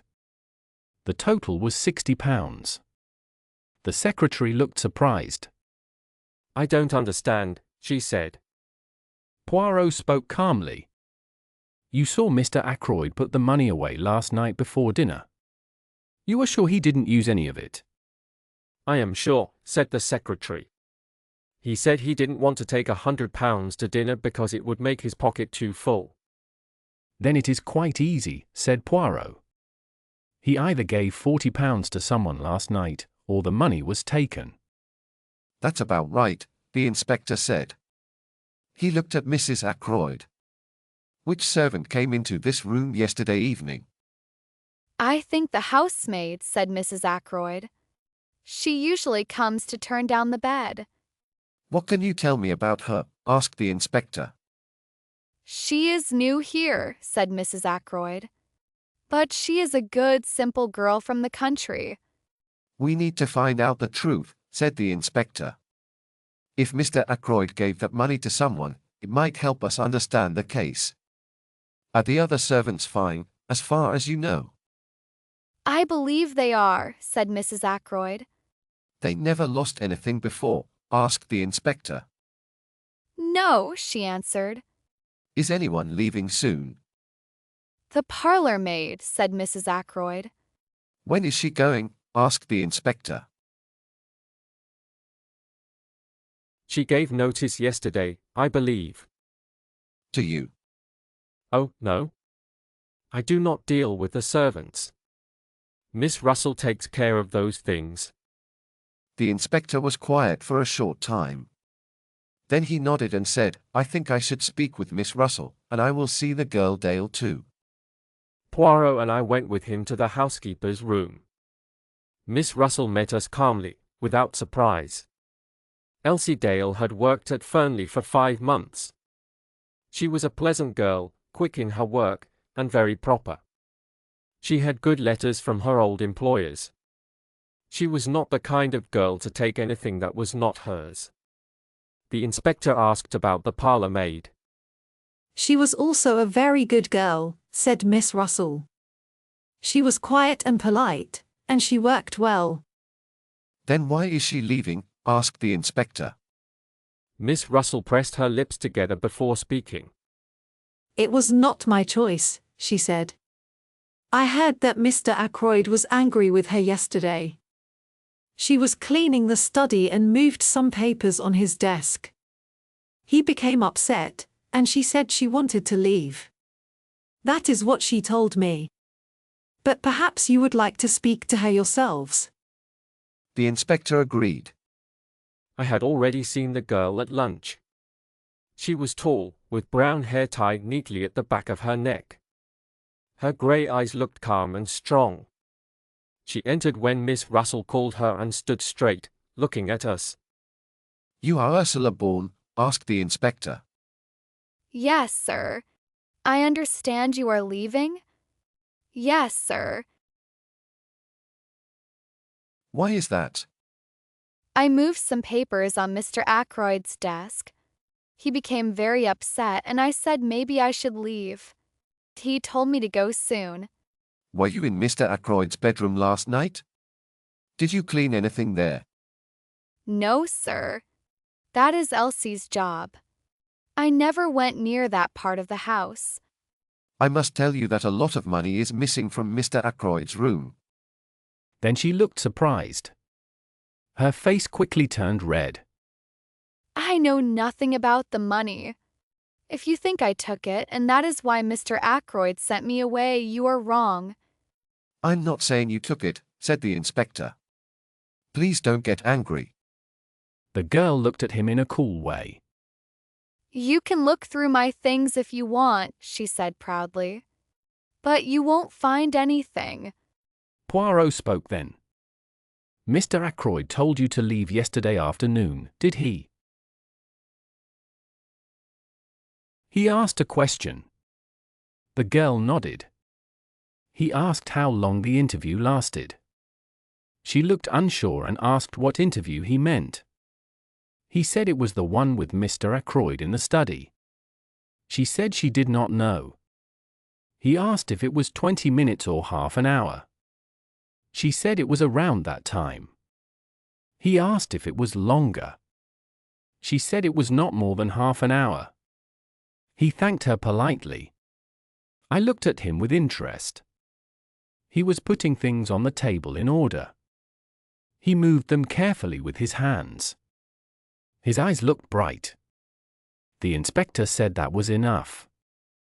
Ursula Bourne left the room. Then the inspector spoke to Miss Russell. He asked how long Ursula had worked there. He also asked if Miss Russell had a copy of her reference. Miss Russell did not answer right away. She went to a nearby piece of furniture. She opened a drawer and took out some letters.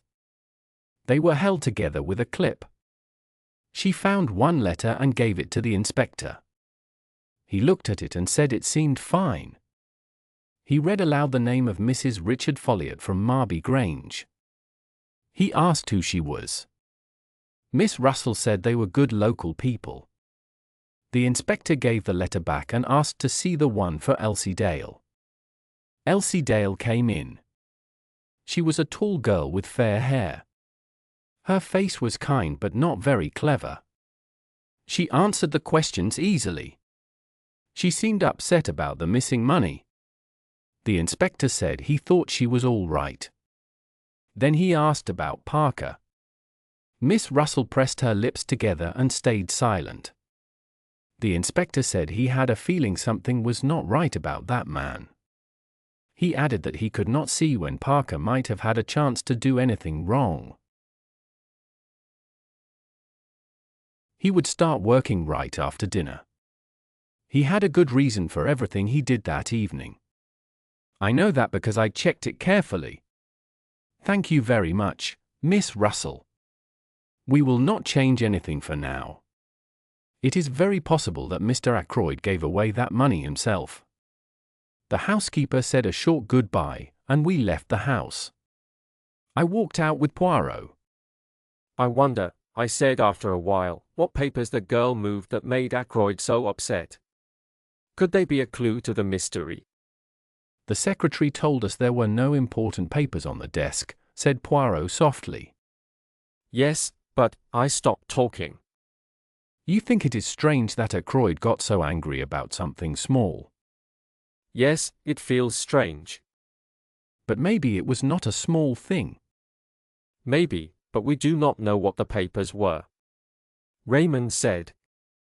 Forget Raymond for now. What do you think about that girl? Which girl? The maid? Yes, the maid, Ursula Bourne. She seemed to be a nice girl, I said slowly. Poirot repeated my words. But he said them in a way that gave a different meaning. She seemed a nice girl, yes.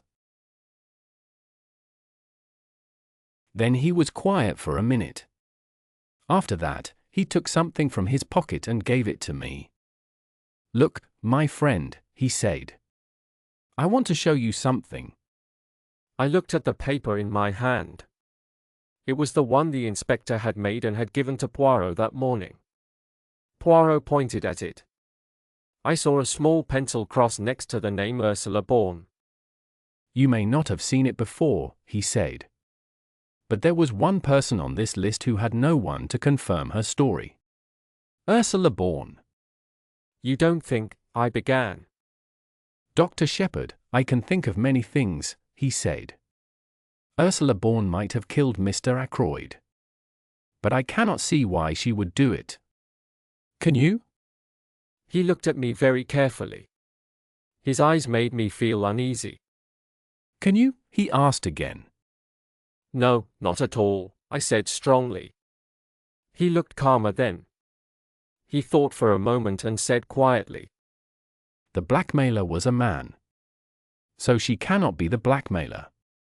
But then? I cleared my throat. Well, I said slowly, about that. He turned quickly to me. What? What do you want to say? Nothing, I said. Only that, in her letter, Mrs. Ferrars said, a person. She did not say it was a man. Ackroyd and I just thought it must be a man. Poirot did not hear me. He was talking quietly to himself again. Then it is possible, he said. Yes, it could be true. But I must think again. I need order. I need clear ideas. I have never needed them more than now. He stopped speaking. He turned to look at me again. Where is Marby? He asked. It's on the other side of Cranchester, I said. How far is that? He asked. About 14 miles, I think, I replied. Can you go there? Maybe tomorrow, he said. Tomorrow? Let me think, it's Sunday. Yes, I can go. What should I do there? I asked. Talk to Mrs. Folliot. Try to learn everything you can about Ursula Bourne, he said. All right, I said slowly. But I don't really want to do it. This is not the moment to refuse, he said. A man's life may depend on this. Poor Ralph, I said quietly. Do you really think he did nothing wrong? Chapter 11. Poirot pays a call. I felt a bit nervous when I rang the bell at Marby Grange that afternoon. I wondered what Poirot wanted me to find out. He had asked me to do this job myself. I did not understand why. Maybe like before with Major Blunt he wanted to stay out of sight. But this time that did not seem to make sense. A tidy young maid opened the door and let me in. She said that Mrs. Folliot was at home. I went into a large drawing room and waited. I looked around with interest. The room was big and rather empty. There were some nice old china pieces and lovely pictures. The curtains and covers looked a little old. It was clearly a lady's room. I was looking at a picture on the wall when Mrs. Folliot came in. She was tall with messy brown hair and a warm, kind smile. Dr. Shepherd, she said softly. Yes, that's me, I answered. I'm sorry to call on you like this, but I wanted to ask about a maid who worked here before. Her name was Ursula Bourne. When I said the name, her smile disappeared. Her face changed, and she looked uneasy. Ursula Bourne? She asked slowly. Yes, I said. Maybe you don't remember her name. Oh, yes, of course. I remember her well. She left you about a year ago, didn't she? Yes. Yes, she did. That is true. And you were happy with her when she worked for you? How long did she stay with you? Oh, maybe 1 or 2 years. Can't remember exactly. She is a good worker. I'm sure you will think she does her job well. I didn't know she was leaving Fernley. I had no idea. Can you tell me something about her? I asked. Something about her? Yes, where she is from, and who her family is. Mrs. Folliot's face became very stiff. I don't know nothing about that. Who did she work for before she came to you? I'm sorry, I don't remember. She started to look a little angry. She lifted her head quickly. Her movement looked familiar to me. Do you really need to ask all these things?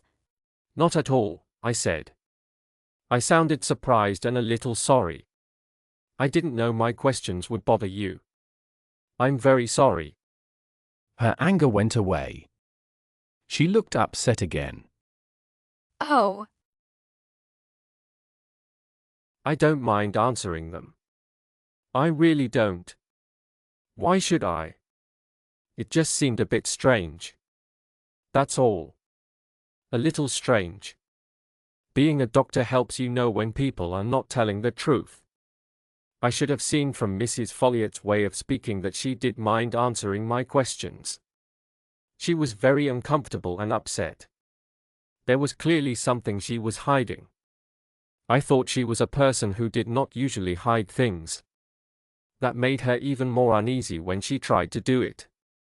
Even a child could tell she was not being honest. It was clear she did not want to tell me anything else. Whatever secret was around Ursula Bourne, Mrs. Folliot would not explain it to me. I gave up and said sorry again for bothering her. Then I took my hat and left. I went to visit 2 patients. I came home at 6 o'clock. Caroline was sitting beside the used tea things. Her face was shining with secret excitement. I know that look very well. It always means she has either learned some new gossip or shared some herself. I wondered which one it was this time. I had a very interesting afternoon, said Caroline as I sat down in my chair and stretched my feet toward the fire. Really? I asked. Did Miss Gannett come for tea? Miss Gannett is one of the biggest gossips in town. Guess again, Caroline said proudly. I tried to guess one name after another from her group of gossip friends. Each time, she smiled and shook her head. At last she told me herself. Poirot, she said. What do you think of that? I thought many things, but I kept them to myself. Why did he come? I asked. To see me, of course, she said. He said that because he knows my brother so well, he wanted to meet his lovely sister, your lovely sister, I mean. You know what I'm trying to say. What did he talk about? I asked. He told me a lot about himself and some of his cases, said Caroline. You know Prince Paul of Mauritania, the one who just married a dancer? Yes, I said. I saw something interesting about her in Society Snippets last week, Caroline continued. It said she might really be a Russian princess who escaped from danger long ago. Well, it seems that Poirot had solved a strange murder that could have brought trouble to both of them. Prince Paul was very thankful for his help. Did he give Poirot a big emerald tie-pin? I asked in a joking way. He did not say anything about that. Why do you ask? It's nothing, I said. I just thought people always do that. In detective books, the great detective usually gets many jewels from thankful rich people. My sister smiled. It is interesting to hear about these things from someone close to the case, she said. That sounded just like Caroline. I had to admit Poirot was very clever. He had chosen a story that would catch the interest of an older lady living quietly in a small village. Did he tell you if the dancer was really a Grand Duchess? I asked. He could not say, Caroline answered, trying to sound very important. I thought Poirot probably had told her nothing directly. He had likely shared hints only with looks and small gestures. So after all that, I said, you liked him very much, didn't you? Don't talk like that, James. Where do you get those rude expressions? Maybe from my patients, I said. Sadly, they are not princes or famous people from Russia. Caroline pushed her glasses up and looked at me. You sound cross today, James. Perhaps it is your liver. You should take a blue pill tonight. At home, no one would guess that I am a doctor. Caroline likes to choose medicine for both of us.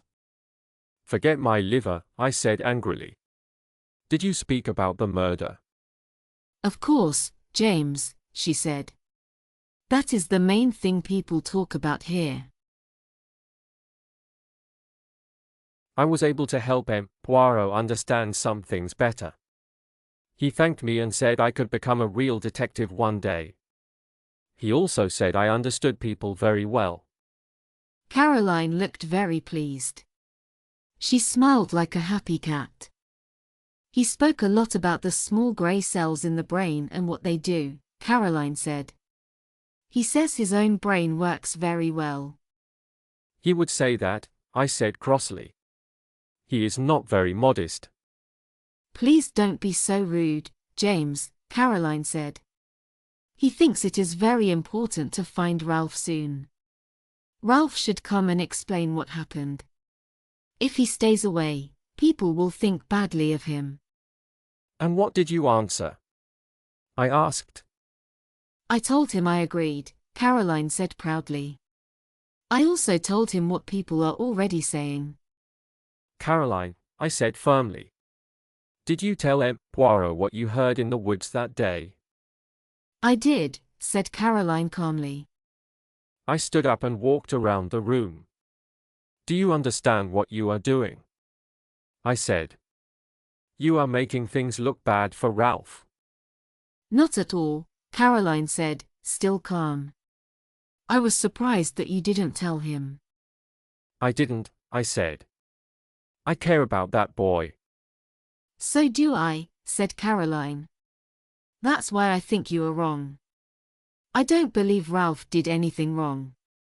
If that is true, telling the truth cannot hurt him. We should help him, Poirot.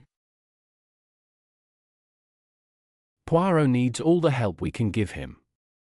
Maybe Ralph was with that same girl on the night of the murder. If that is true, then he has a good reason to show he did not do it. If he has a good reason, I said, why doesn't he tell everyone?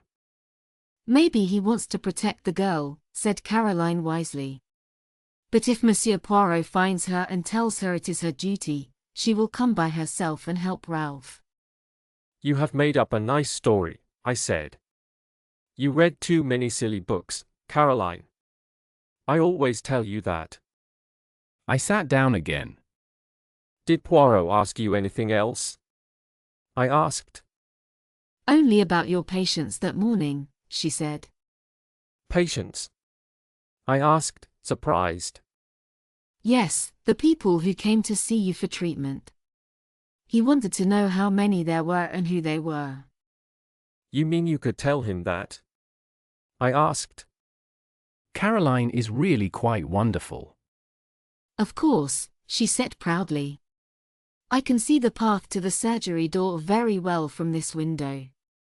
And I have an excellent memory, James. Better than yours. I'm sure you do, I said quietly. She began counting on her fingers. There was old Mrs. Bennet. Then the farm boy with the sore finger. Dolly Grice came to have a needle taken out of her hand. And there was the American ship worker. Let me see, that makes 4. Yes, and old George Evans with his sore leg. And lastly, she stopped and looked very serious. Well? Caroline spoke proudly. She whispered in a strong voice. Miss Russell. She sat back in her chair and looked straight at me. When Caroline looks that way, you always understand that she means something. I don't understand, I said, though that was not true. Why shouldn't Miss Russell ask me about her painful knee? Painful knee, said Caroline. Nonsense. Her knee is fine. She wanted something else. What do you mean? I asked. Caroline had to say she didn't really know. But I'm sure that is what Monsieur Poirot wanted to find out, she said. There is something strange about that woman, and he knows it. Mrs. Ackroyd told me the same thing yesterday, I said. She said Miss Russell seemed suspicious. Ah, said Caroline in a dark voice. Mrs. Ackroyd. There's another one. Another what? I asked. Caroline didn't answer. She just nodded several times, put away her knitting, and went upstairs. She changed into her purple silk blouse and put on the gold locket she always wears for dinner. I sat by the fire and thought about her words. Did Poirot really come to learn something about Miss Russell? Or was it only Caroline's strange ideas making her see things that were not there? Miss Russell hadn't seemed unusual that morning. At least, not much. Then I remembered how she talked so long about people who take too many medicines. After that, she began speaking about poisons. But that didn't mean anything. Mr. Ackroyd was not poisoned. Still, it was a little strange. I heard Caroline's voice from upstairs. It sounded sharp. James, you will be late for dinner.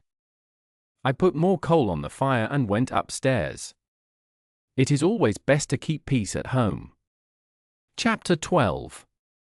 Round the table. An inquest was held on Monday. I will not give all the details. It would only repeat what we already know.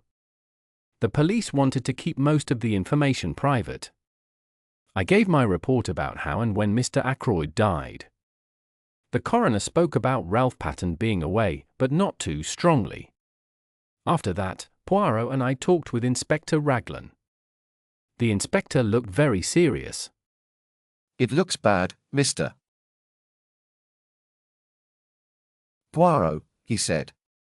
I'm trying to think about this matter in a fair way. I live here, and I have often seen Captain Patten in Cranchester. I don't want to believe he did something wrong, but the situation looks bad. If he is not guilty, why doesn't he come forward? We have proof that points to him, but maybe it can be explained. Then why doesn't he explain it? I didn't understand everything behind the inspector's words at that time. Ralph's description had been sent to every port and train station in England. The police were watching everywhere. They kept an eye on his rooms in town and on the houses he often visited. With such close watching, it seemed impossible for Ralph to avoid being found. He had no luggage and, as far as people knew, no money. I can't find anyone who saw him at the station that night, said the inspector. He is well known here, so someone should have noticed him. There is no news from Liverpool either. You think he went to Liverpool? Asked Poirot. Maybe, said the inspector. There was a phone call from the station 3 minutes before the train to Liverpool left. That call could mean something. Or maybe someone made the call to confuse you, said Poirot. That might have been the reason for it. That's a good thought, said the inspector quickly. Do you really think that explains the phone call? My friend, said Poirot seriously, I don't know yet. But I believe that when we understand the reason for that call, we will also understand the reason for the murder. You said something like that before, I remarked, looking at him. Poirot nodded. I keep thinking about it, he said quietly. I think it has nothing to do with the case, I said. I wouldn't go that far, said the inspector. But I do think Mr. Poirot talks about it too much. We have stronger clues than that. The fingerprints on the knife, for example. Poirot suddenly looked and spoke in a very foreign way. He often did that when he was excited. Inspector, he said, be careful of the blind, how do you say it, the small street with no end. Inspector Raglan looked puzzled, but I understood first. You mean a blind alley? I asked. Yes, said Poirot. The street that goes nowhere. These fingerprints may be the same. They may lead you nowhere. I don't see why, said the inspector. Are you saying they are false? I've read that such things can happen, though I've never seen it myself. But false or true, they must show us something. Poirot lifted his shoulders and spread his arms, saying nothing. The inspector then showed us big photographs of the fingerprints. He started talking about shapes and patterns in a very technical way. Come now, he said, sounding annoyed at Poirot's calm face. You must agree that these prints belong to someone who was in the house that night. Of course, said Poirot and nodded. Well, said the inspector, I've taken the fingerprints of everyone who lives here. Everyone, from the lady of the house to the kitchen maid. I thought Mrs. Ackroyd would not like being called the old lady. She tries hard to look young. Everyone's prints, repeated the inspector firmly. Including mine, I said in a dry voice. Right. None of them match. That means we have two choices left, Ralph Patton or the unknown man the doctor told us about. When we find those two, we may have already lost some important time, said Poirot quickly. I don't understand you, Mr. Poirot, said the inspector. You say you took the prints of everyone in the house, said Poirot quietly. Is that really true, Inspector? Certainly, said the inspector. Without overlooking anyone. Without overlooking anyone. The quick or the dead. The inspector looked surprised. He thought it sounded like a religious saying. Then he understood slowly. You mean? The dead, Monsieur Inspector. The inspector needed a moment to understand. I am saying, said Poirot calmly, that the fingerprints on the knife are from Mr. Ackroyd himself. We can check this easily. His body is still there. But why? What is the reason? You don't think he killed himself, Mr. Poirot? Oh, no, said Poirot. I think the killer wore gloves or covered his hand. After he gave the blow, he took the victim's hand and put it on the knife. But why do that? Poirot lifted his shoulders. To make the case more difficult. All right, said the inspector. I will check it. What gave you the idea? When you were kind enough to show me the dagger and talk about the fingerprints. I do not know much about fingerprints. But I did notice that the prints were in a strange place. I would not hold a dagger in that way if I wanted to strike. With my right hand raised high behind my shoulder, it would be hard to place it like that. Inspector Raglan looked at the small man. Poirot brushed a bit of dust from his sleeve and looked calm. Well, said the inspector, that's an idea. I will check it, but do not be sad if nothing comes from it. He tried to sound kind and a little important. Poirot watched him leave. Then he looked at me with bright eyes. Next time, he said, I must take more care of his pride. Now that we are alone, my friend, shall we have a little meeting with the family? The meeting, as Poirot called it, happened about 30 minutes later. We sat around a large table in the dining room at Fernley. Poirot sat at the head of the table, like a man leading a serious meeting. No servants were there. There were 6 of us, Mrs. Ackroyd, Flora, Major Blunt, young Raymond, Poirot, and me. When everyone arrived, Poirot stood up and gave a small bow. Ladies and gentlemen, I have asked you to come for an important reason. He stopped for a moment. First, I want to make a special request to Mademoiselle. To me? Asked Flora.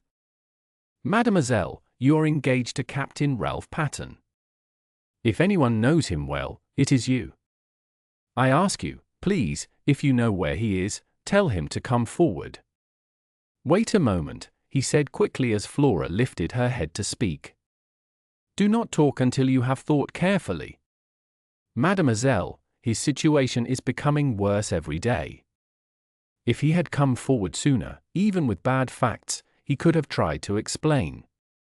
But now he stays silent and hides. What could this silence mean? Surely only one thing, knowledge of guilt. Mademoiselle, if you really believe in his innocence, persuade him to come forward before it is too late. Flora's face became very pale. Too late, she whispered softly. Poirot leaned closer to her. Listen, Mademoiselle, he said kindly. It is Papa Poirot who asks you this. I am old, and I have seen many things. I do not want to trick you. Can you trust me and tell me where Ralph Patten is hiding? The girl stood up and faced him. Monsieur Poirot, she said clearly, I promise you that I do not know where Ralph is. I have not seen him, or heard from him on the day of the murder, or after it. She sat down again. Poirot looked at her quietly for a moment. Then he suddenly hit the table with his hand.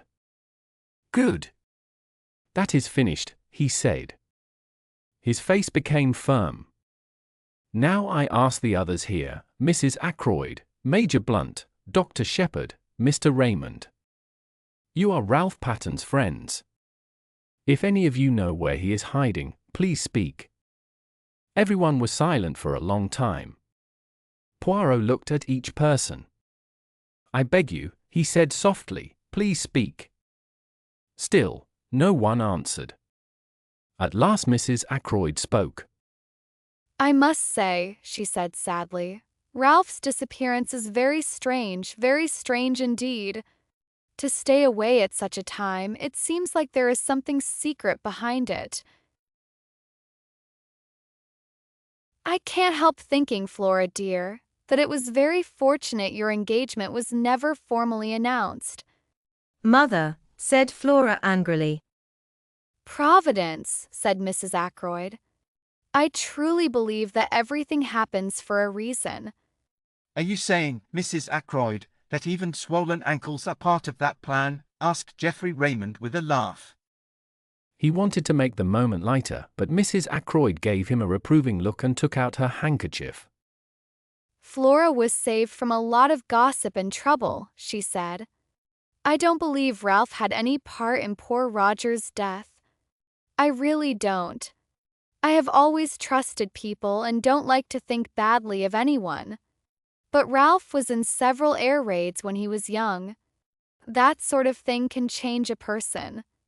Sometimes they cannot control what they do. Mother, said Flora, you don't think Ralph did that?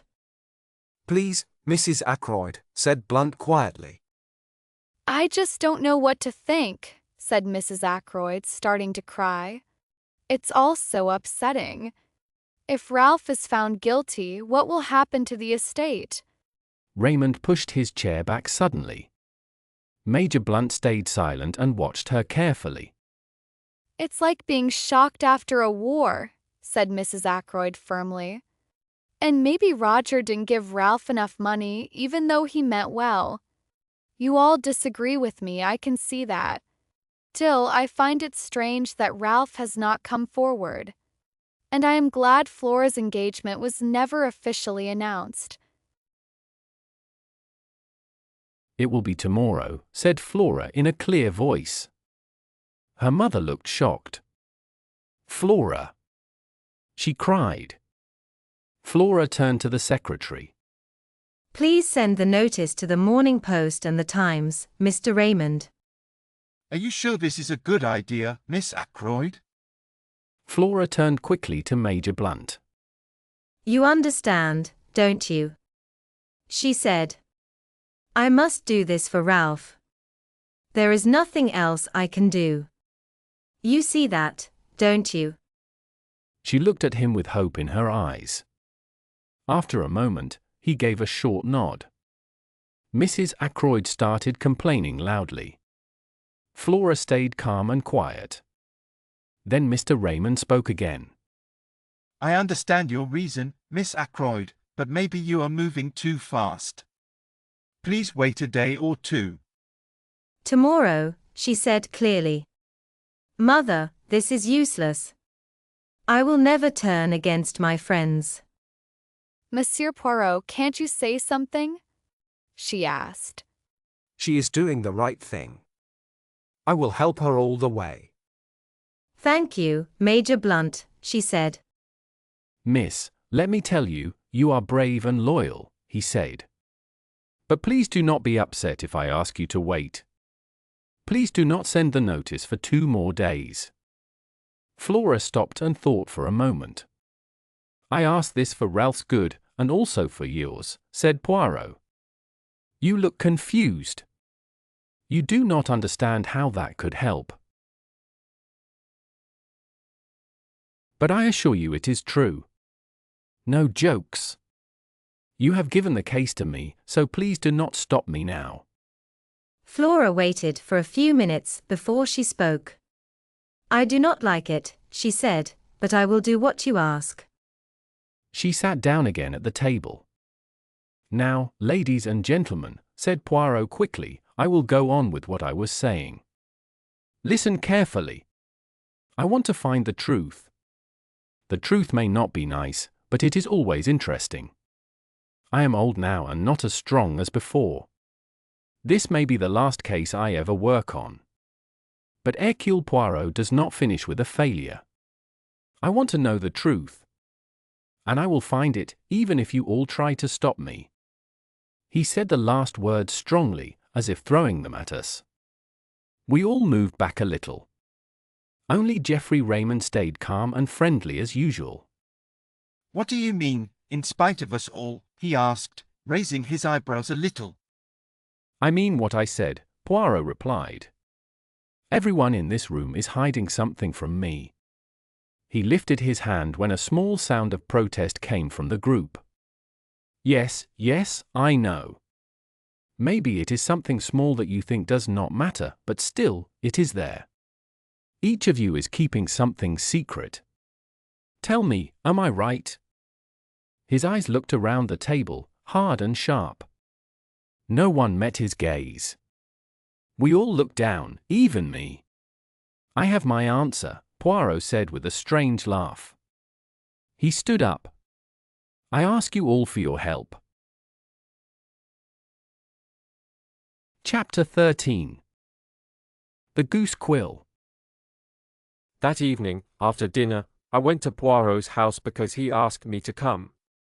My sister Caroline did not want me to go. I think she wished to come with me.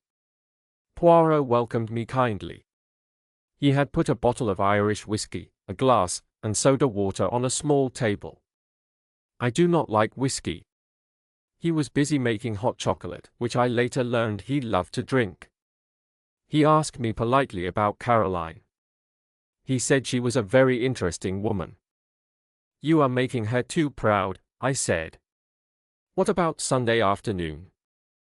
Poirot laughed. His eyes looked bright. I always like to ask the expert for help, he said, but he did not tell me what he meant. You must have heard all the gossip in the village, I said. Some true, some not. And you have learned useful things, perhaps? I asked. He nodded quietly. Why did you not tell me the truth? He said. In a small place like this, everyone knows what Ralph Patten does. If your sister had not walked through the wood that day, someone else would have. I suppose so, I said, feeling annoyed. Why are you so interested in my patients? He smiled again. Only one patient, doctor. Only one. The last one? I asked. I think Miss Russell is very interesting, he said. Do you agree with my sister and Mrs. Ackroyd that she is hiding something? I asked. What do you mean, hiding something? He said. I tried to explain what they thought. And they really say that? He asked. Didn't my sister tell you that yesterday afternoon? I said. It is possible, he answered. They have no reason to think that, I said firmly. Women, said Poirot, smiling. They are wonderful. They often guess in a random way, and sometimes they are right. It is not really luck. Women notice many small things without thinking about it. Their minds put these tiny details together. That is why they call it intuition. I understand this well because I know a lot about psychology. He pushed out his chest proudly. He looked so silly that I almost started laughing. Then he drank a small sip of his chocolate and cleaned his mustache with care. I wish you would tell me, I said, what you really think about it all. He put down his cup. You want that? He asked. I do, I said. You saw what I saw, he said. Should our ideas not be the same? I think you are making fun of me, I said coldly. I don't know much about things like this. Poirot smiled at me kindly. You are like a child who wants to know how a machine works, he said. You want to see this mystery not as a friend or a doctor, but as a detective who feels the same about everyone and suspects everyone. You said that very clearly, I told him. So I will give you a short lesson, he said. The first step is to learn exactly what happened that evening. But you must remember that anyone who talks may not tell the truth. I lifted my eyebrows. That sounds very distrustful, I said. But it is needed, he said. I promise you, it is needed. Now first, Dr. Shepherd left the house at 10 minutes to 9. How do I know that? Because I told you so. But maybe you are not telling the truth. Or maybe the time on your watch was wrong. Parker said you left the house at 10 minutes to 9. So we will accept that and move on. At 9 o'clock you met a man outside the park gates. This part we will call the story of the strange man. How do I know that really happened? I told you so, I said, but Poirot stopped me impatiently. My friend, you are a bit slow tonight. You know it happened, but how should I know? Well, I can tell you the strange man was real. A maid who works for Miss Gannett met him a few minutes before you did. He asked her too how to get to Fernley Park. So we know he was really there. We can also guess two things. He was new in the area, and he did not try to hide his visit because he asked for directions twice. Yes, I said. I understand that. I looked for more information about this man. He stopped at the Three Boars Inn for a drink. The woman at the bar said he spoke with an American accent and told her he had just come from America. Did you notice his American accent? Yes, I think I did, I said after thinking for a moment. But it was not very strong. Exactly, said Poirot. There is also this. Do you remember what I found in the summer house? He showed me a small feather quill. I looked at it and tried to remember where I had seen something like it before. Poirot watched me and nodded. Yes, it is heroin, sometimes called snow. People who use drugs often carry it like this and breathe it in through the nose. Dear morphine hydrochloride, I said softly. This way of taking the drug is very common in America and Canada. It shows again that the man probably came from one of those countries. What made you look at the summer house first? I asked with interest. My friend, the inspector, thought that people used that path only as a short way to reach the house. But when I saw the summer house, I understood that someone could also use that path to go there for a secret meeting. It now seems clear that the stranger did not come by the front or back door. So maybe someone from the house went out to meet him. And what place could be better for that than the little summer house? I looked inside, hoping to find some clues. I found two things, a small piece of fabric and a quill. And the piece of fabric? I asked. What does that mean? Poirot lifted his eyebrows. You are not using your brain, he said in a dry voice. The piece of stiff white fabric should be easy to understand. I don't see how, I said, and changed the subject. Anyway, this man went to the summer house to meet someone. Who was that person? That is exactly the question, said Poirot. You remember that Mrs. Ackroyd and her daughter came here from Canada. Is that what you meant today when you said they were not telling the whole truth? Perhaps, said Poirot. Now, another matter. What did you think about the maid's story? What story? The story of why she lost her job. Does it really take 30 minutes to send a servant away? Was her story about the lost papers true? Remember, she says she was in her bedroom from 9:30 to 10, but no one saw her there. You confuse me, I said. To me it is getting clearer, he said. But tell me what you think. I took a small piece of paper from my pocket. I just wrote down a few ideas, I said quietly. Very good, he said. You have a system. Please read them to me. I read my notes in a shy voice. First, we must look at things in a clear way. That is what my old friend Hastings always said Poirot. But sadly, he never really did it. Point 1. Mr. Ackroyd was heard talking to someone at 9:30. Point 2. At some time that evening Ralph Patten came in through the window because his shoe prints were found there. Point 3. Mr. Ackroyd was worried that night and would only open the door to someone he knew. Point number 4. The person talking with Mr. Ackroyd at 9:30 wanted some money. We know Ralph Patten was in some trouble.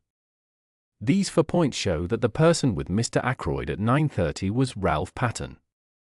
But we also know that Mr. Ackroyd was still alive at 9:45. So Ralph did not kill him. Ralph left the window open. Later the killer came in through that window. And who was the killer? Asked Poirot. The American visitor, said the other. He could have worked with Parker. Maybe Parker was the man who asked Mrs. Ferrars for money in secret. If that was true, Parker may have known that his trick was discovered. He could have told the American man. Then that man might have killed Mr. Ackroyd with the knife that Parker gave him. It is one idea, said Poirot. You have thought about it well. But many things still do not fit. Like what? Asked the other. The phone call. And the chair that was moved, said Poirot. Do you really think the chair is important? I asked. Maybe not, said Poirot. It could have moved by accident. Raymond or Blunt might have pushed it back without thinking because they were upset. Then there is the missing £40. Mr. Ackroyd gave it to Ralph, I said. Maybe he changed his mind after first saying no. That still leaves one more thing we do not understand. What is it? I asked. Why was Blunt so certain in his own mind that it was Raymond with Mr. Ackroyd at 9:30? He explained that, I said. You think so? I will not insist on it. Tell me, then, what made Ralph Patten run away? That is harder to answer, I said slowly. I must speak like a doctor. Ralph's nerves may have broken down. If he found out too suddenly that his uncle was killed only a short time after he talked to him, perhaps after a serious talk, he might have become very upset and left quickly. People sometimes run away like that. They can look guilty even when they are not. Yes, that makes sense, said Poirot. But we must remember one more thing. I know what you mean, I said. You are talking about motive. Ralph Patten gets a large fortune after his uncle dies. That is one motive, said Poirot. One? Yes, of course. There are 3 clear reasons before us. Someone took the blue envelope and what was inside. That is one reason. And then there is blackmail. Ralph Patten might have been the person who took money from Mrs. Ferrars. Chapter 14. Mrs. Ackroyd. After the talk that evening, the case seemed to change for me. I could now see it as 2 clear parts. The first part began with Mr. Ackroyd's death on Friday evening and ended on Monday night. It told everything that happened and what Hercule Poirot learned. I was with Poirot almost all the time. I saw the same things he did. I tried to understand what he was thinking. Now I know that I did not succeed. Although he showed me many of his discoveries, like the gold wedding ring, he kept his real thoughts secret. I later learned that he often worked that way. He liked to give small hints, but never said everything. Up to Monday evening, my story could almost have been his own. I was like Dr. Watson helping Sherlock Holmes. But after Monday, we went our own ways. Poirot worked alone. I heard some news about what he was doing because in King's Abbot everyone hears everything, but he did not tell me his plans. I also had my own matters to think about. When I look back, I remember how mixed that time felt. Everyone tried to help solve the mystery. It was like a puzzle where each person added a small piece. But only Poirot was able to put all the pieces together in the right way. Some things seemed useless then. For example, the matter of the black boots. But that came later. To keep the story in the right order, I must start with the message from Mrs. Ackroyd. She sent for me early on Tuesday morning. Her message sounded serious, so I went quickly, thinking she might be very ill. She was in bed, following proper manners.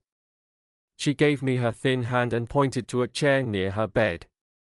Well, Mrs. Ackroyd, I said, what is wrong with you? I spoke in the friendly way doctors are supposed to use. I am exhausted, said Mrs. Ackroyd softly. Completely exhausted. It is the shock of poor Roger's death. They say people don't always feel it at first. The pain comes later. Sometimes a doctor wants to say what he really thinks. I wished I could tell her it was nonsense. Instead, I offered her some medicine to help her feel stronger. She agreed to take it. So that part of the visit seemed finished. I did not believe she really called me because of her sadness about Mr. Ackroyd. Mrs. Ackroyd never speaks directly about anything. She always moves around the point. I wondered what she really wanted. And then that scene yesterday, she went on. She stopped, waiting for me to ask about it. What scene? I asked. Doctor, how can you ask that? Have you forgotten? That dreadful little Frenchman, or maybe Belgian, has upset me. He spoke to us in a rude way. It really bothered me, especially after Roger's death. I'm very sorry, Mrs. Ackroyd, I said. I don't know why he shouted at us, she went on. I know my duty very well. I would never think of hiding anything. I have helped the police as much as I can. Mrs. Ackroyd stopped speaking for a moment. I said, yes, of course. Then I began to understand what was really bothering her. No one can say I have not done my duty, said Mrs. Ackroyd. I am sure Inspector Raglan is happy with my help. Why should that strange foreign man make trouble? He looks silly too, like a funny character in a play. I don't know why Flora asked him to help with the case. She didn't tell me anything. She just went and did it herself. Flora is too strong-minded. I am her mother and an experienced woman. She should have asked for my advice first. I listened quietly. What does he think? She asked. That's what I want to know. Does he really think I am hiding something? He even said that I was, yesterday. I lifted my shoulders. It doesn't matter, Mrs. Ackroyd, I said. You are not hiding anything, so his words do not concern you. Mrs. Ackroyd suddenly changed what she was talking about. Servants can be so annoying, she said. They talk and gossip all the time. Then everyone hears about it, even when it may not be true. Have the servants been talking? I asked. What are they saying? Mrs. Ackroyd looked at me in a sharp way. It made me feel uncertain for a moment. I thought you would know, Doctor, she said. You were with Monsieur Poirot all the time, weren't you? I was. Then you must have heard. It was about that girl, Ursula Bourne, wasn't it? Course she is leaving, so she wants to make trouble. They are all the same, always unkind. Since you were there, Doctor, you must know what she really said. I want to be sure that no one gets the wrong idea. After all, you don't tell the police everything, do you? Some matters are only about family and not about the murder. But if the girl was angry, she might have said many wrong things. I could see that she was truly worried. Poirot had been right that someone was hiding something. Out of the 6 people at the table yesterday, Mrs. Ackroyd clearly had secrets. I needed to find out what they were. If I were you, Mrs. Ackroyd, I said firmly, I would tell the truth about everything. She gave a small scream. Oh, Doctor, you speak so sharply. You make it sound terrible. But I can explain everything. Then please do, I said. Mrs. Ackroyd took out a small fancy handkerchief and started to cry. I hoped you could tell Monsieur Poirot for me, she said. He might not understand because he is foreign. You cannot imagine what I have gone through. It has been years of suffering. That is what my life has been. I don't like to say bad things about someone who died, but I must be honest. I had to go through every small bill as if Roger were poor. But Mr. Hammond told me yesterday that Roger was one of the richest men around. Mrs. Ackroyd stopped and wiped her eyes carefully. Yes, I said gently. You were talking about the bills. Those terrible bills, she said.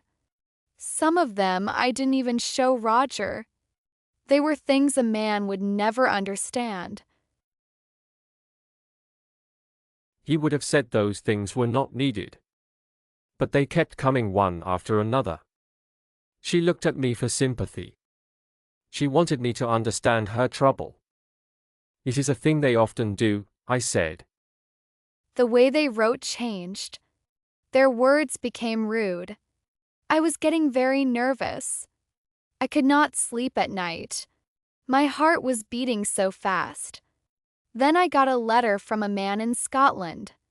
In fact, there were 2 letters. Both came from Scottish men. One was Mr. Bruce Macpherson. The other was Colin MacDonald. It was a strange coincidence. Not really, I said quietly. They are usually Scottish men, but maybe they also have another background. £10 to 10,000 with only a written promise, Mrs. Ackroyd said, thinking back. I wrote to one of them, but things were not simple. She stopped talking. I understood we were now on a sensitive topic. She was always hard to bring to the main point. You see, said Mrs. Ackroyd softly, it all depends on what you expect to get when someone dies. I expected Roger would take care of me, but I was not sure. I wanted to see his will. Not to be rude, but just to plan for myself. She looked at me from the side. The situation was very delicate. Sometimes careful words can hide unpleasant truth. I could only tell you, dear Dr. Shepherd, said Mrs. Ackroyd quickly. I trust you. You will not think badly of me. And you can explain everything correctly to M. Poirot. It was on Friday afternoon. She stopped and swallowed nervously. Yes, I said kindly. On Friday afternoon. Go on. Everyone was gone, or at least I thought so. I went into Roger's study because I had a real reason to be there. I did nothing wrong or sneaky. When I saw all the papers piled on the desk, I suddenly thought, I wonder if Roger keeps his will in one of the drawers. I often act quickly without thinking. I have been like that since I was a child. Roger had left his keys in the lock of the top drawer, which was careless of him. I understand, I said kindly. So you looked through the desk. Did you find the will? Mrs. Ackroyd gave a small scream. Then I saw that I had said it in the wrong way. It sounds terrible, she said. But it wasn't really like that. Of course not, I said quickly. Please forgive how I said it. You know, men are so strange, she went on. If I were Roger, I would not mind sharing what is written in my will. But men are very private. Sometimes a woman has to use small tricks to protect herself. And what happened after your little trick? I asked. That is what I am telling you, she said. When I reached the bottom drawer, Bourne came in. It was very uncomfortable. I closed the drawer at once and stood up. I pointed out some dust on the desk to make it look normal. But I didn't like how she looked at me. She was polite, but there was something cold in her eyes. Almost contemptuous, if you know what I mean. I never really liked that girl. She works well and is polite.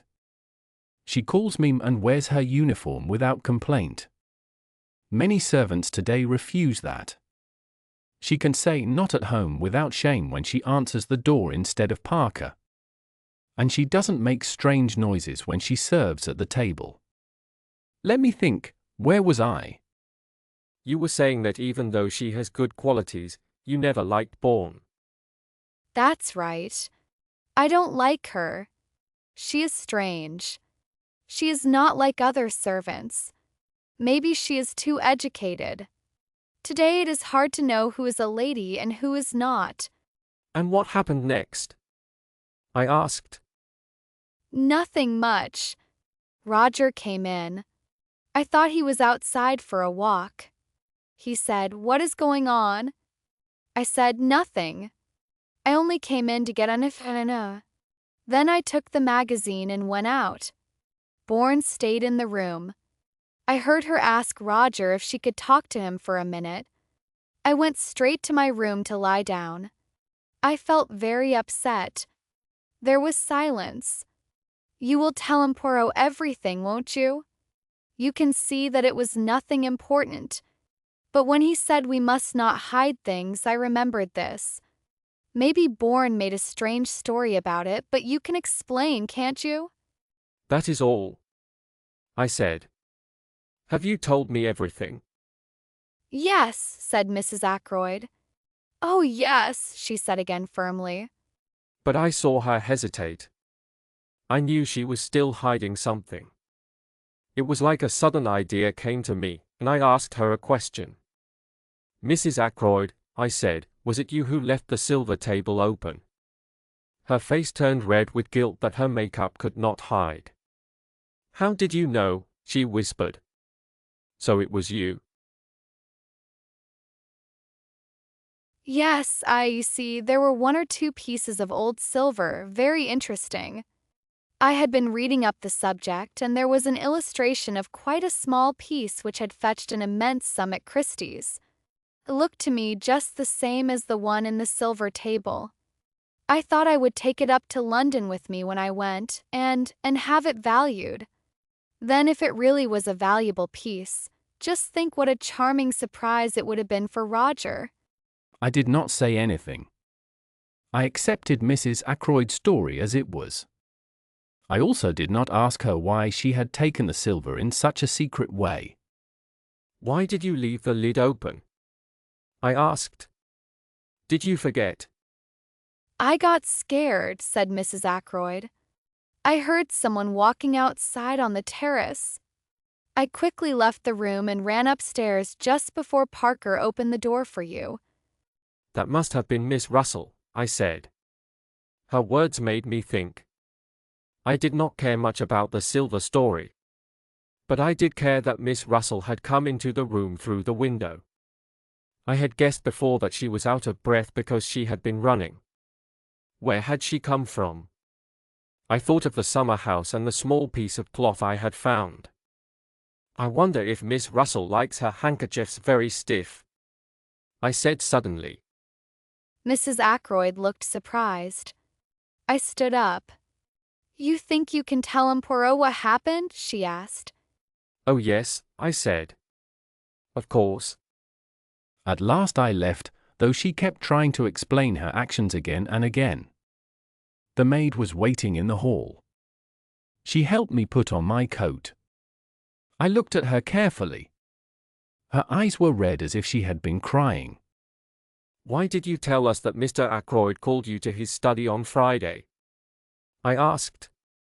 "I was told that you asked to see him instead."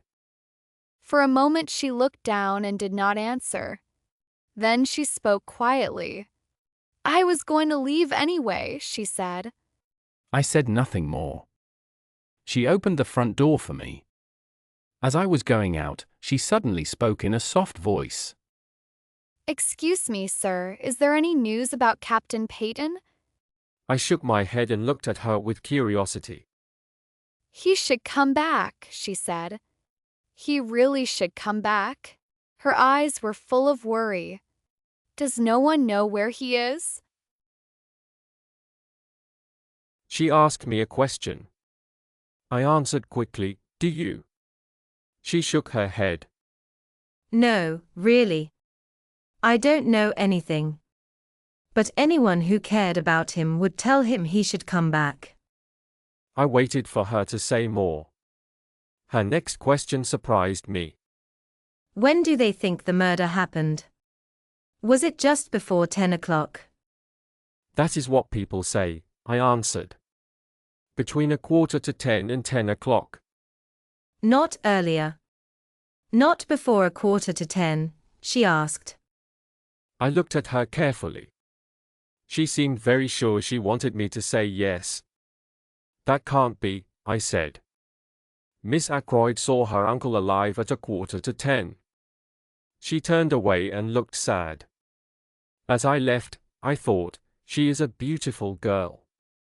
A very beautiful girl. When I came home, Caroline was there. She had seen Poirot and felt proud about it. "I'm helping him with the case," she said. Her words worried me a little. Caroline is already too interested in other people's business. What will happen if she starts acting like a detective? Are you going to look for Ralph Patton's mysterious girl? I asked. "I might do that myself," said Caroline. "No, this is something special that Poirot asked me to find." What is it? I asked. "He wants to know if Ralph Patton's boots were black or brown," said Caroline very seriously.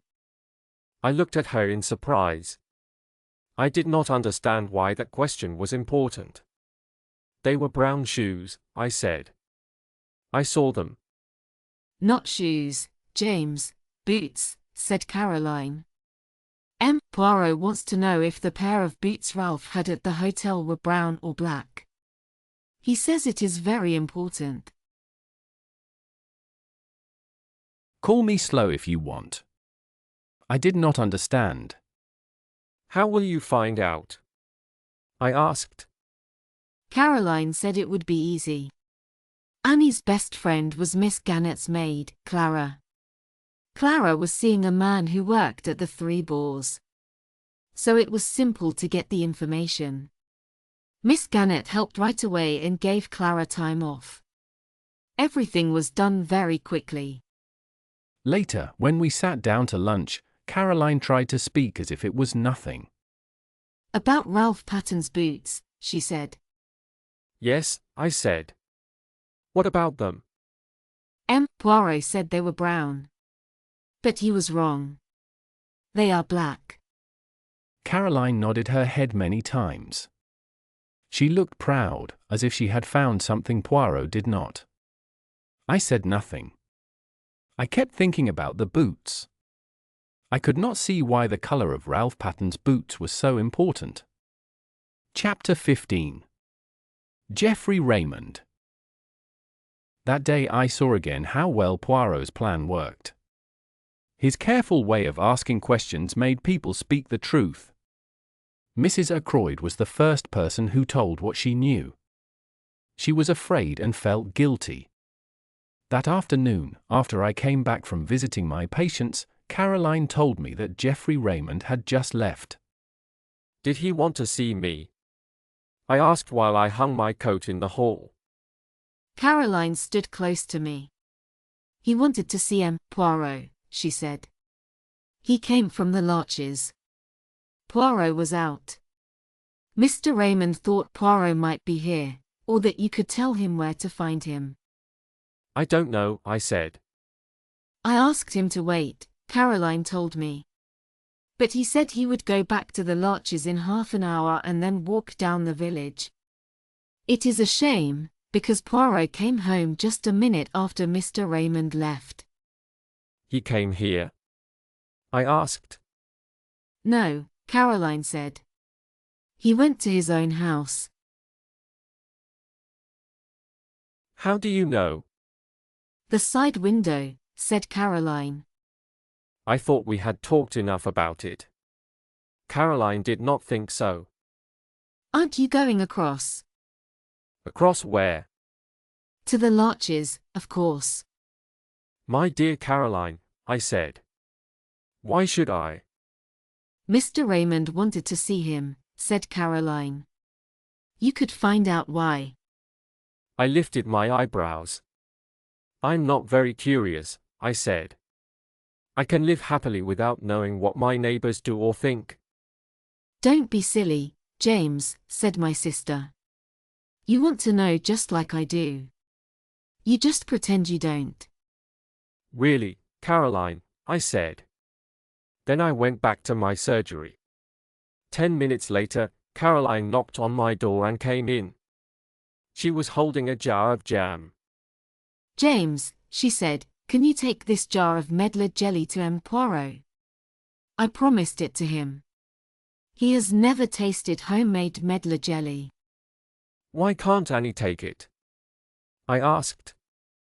She is sewing. I need her here. Caroline looked at me, and I looked back at her.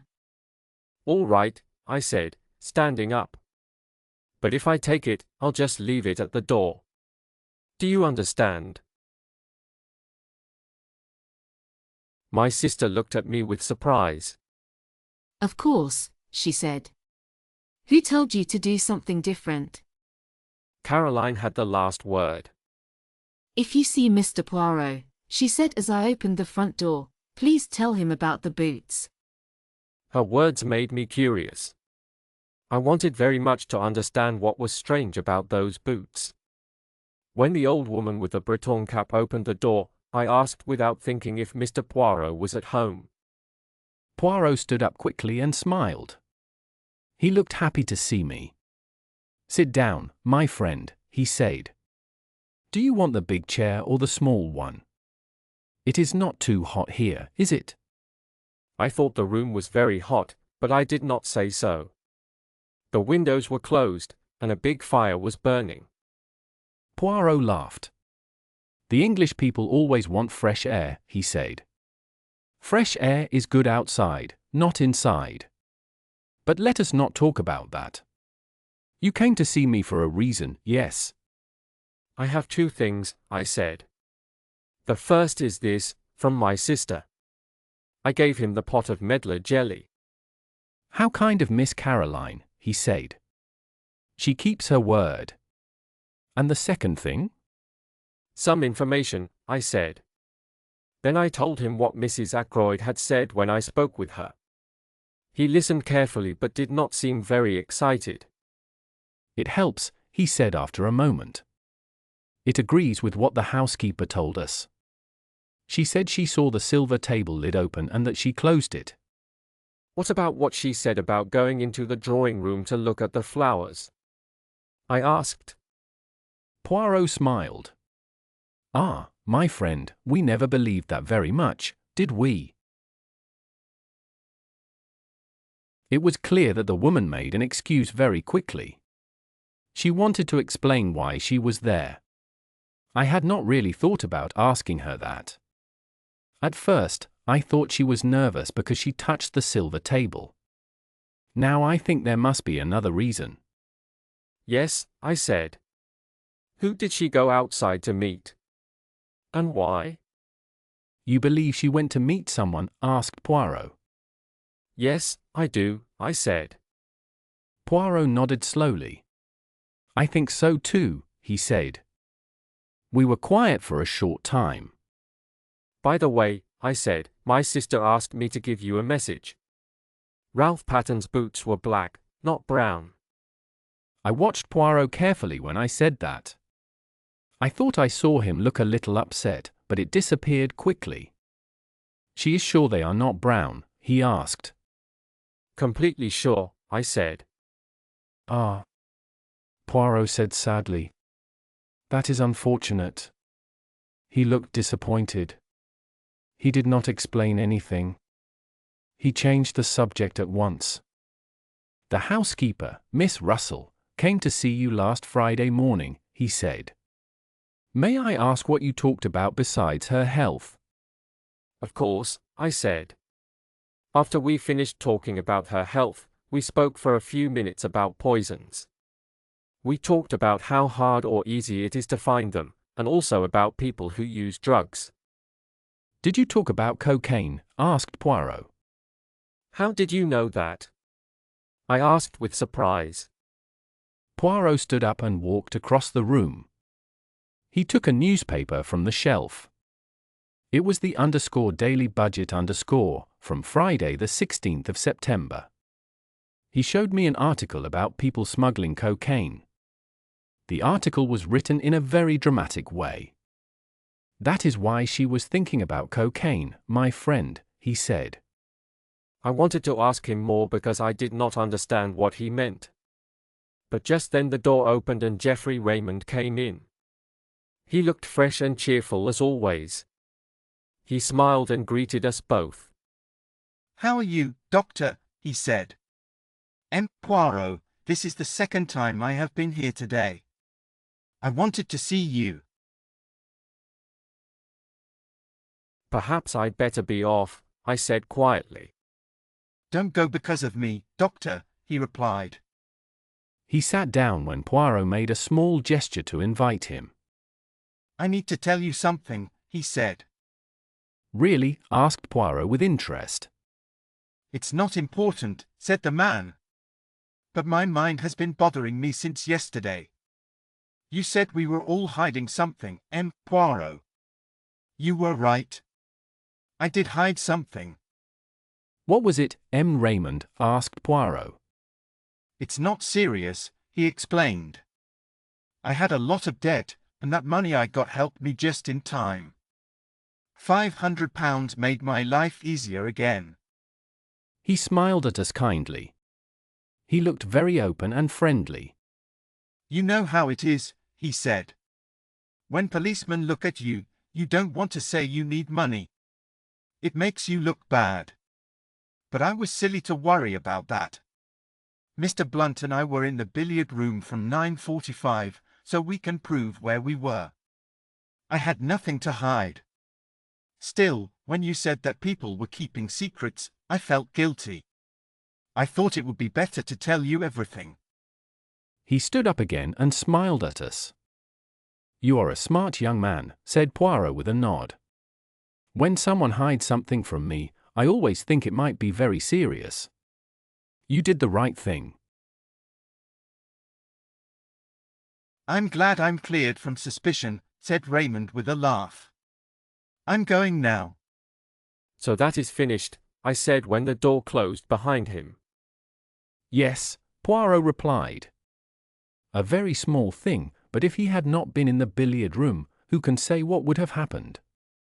People have done bad things for even less than £500. It depends on how much money can make a person do wrong. Everyone is different, yes. Think, my friend. Many people in that house could gain something from Mr. Ackroyd's death. Mrs. Ackroyd, Miss Flora, young Mr. Raymond, the housekeeper Miss Russell. Only one person does not, Major Blunt. The way he said that name sounded strange, and I looked up, confused. I don't understand, I said. Two of the people I questioned told me the truth, Poirot answered. You think Major Blunt is hiding something too? I asked. Well, said Poirot calmly, people say that Englishmen hide only one thing, their feelings of love. And I think Major Blunt is not very good at hiding them. Sometimes, I said, I wonder if we made a wrong guess about one thing. What do you mean? Asked Poirot. We keep thinking that the person who asked Mrs. Ferrars for money must also be the person who killed Mr. Ackroyd. Ackroyd. Mightn't we be mistaken? Poirot nodded quickly. Very good. That is an interesting thought. You might be right. It is possible. But we must not forget one thing. The letter disappeared. Of course, that does not surely mean that the killer took it. When you first saw the body, Parker may have taken the letter without you seeing him. Parker? Yes, Parker. I keep thinking of him, but not as the killer. He did not do the murder. But he could be the person who frightened Mrs. Ferrars. Maybe he learned about Mr. Ferrars's death from one of the servants at King's Paddock.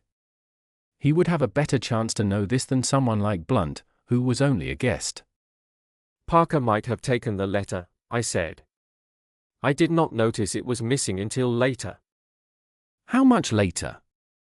Was it after Blunt and Raymond came into the room, or before? I can't remember, I said slowly. I think it was before, no, after. Yes, I'm almost sure it was after. That makes 3 possible times, said Poirot, thinking carefully.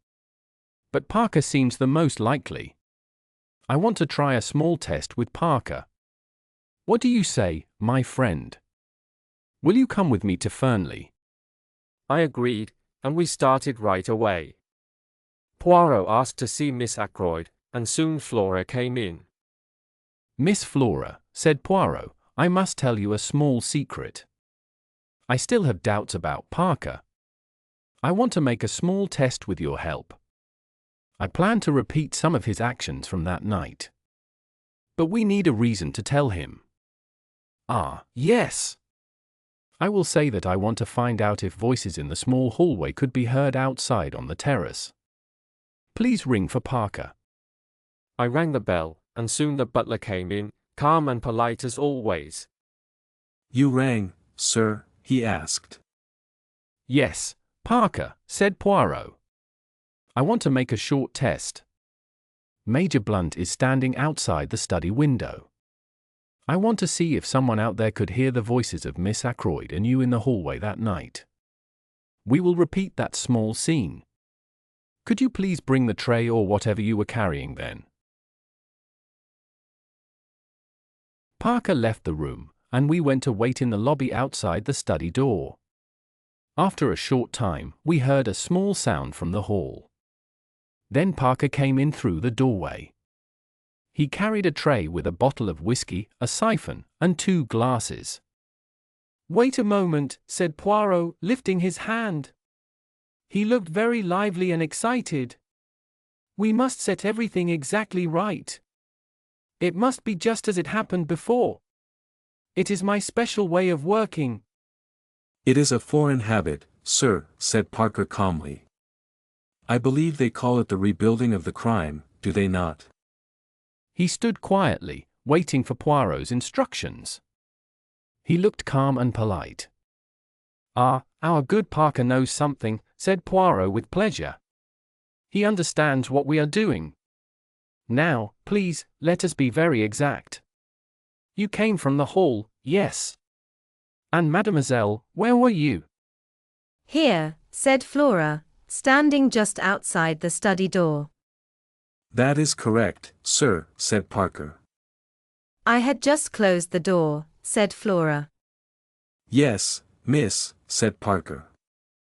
"Your hand was still on the handle, just like now." "Good," said Poirot. "Now, please act the little scene for me." Flora kept her hand on the door handle. Parker walked in from the hall carrying the tray. He stopped just inside the door. Then Flora spoke. "Oh, Parker. Mr. Ackroyd does not want to be disturbed again tonight." She looked at him and asked quietly, "Is that right?" "As far as I remember, Miss Flora," said Parker, "I think you said evening instead of night." Then he spoke louder, almost like an actor. "Very good, miss. Shall I lock up as usual?" "Yes, please." Parker went out through the door. Flora followed him and began to walk up the stairs. "Is that enough?" she asked, turning around. "Excellent," said the little man with a smile. He rubbed his hands. "By the way, Parker, are you certain there were 2 glasses on the tray that night? Who was going to drink from the second one?" "I always take 2 glasses, sir," said Parker. "Do you need anything else?" "Nothing more.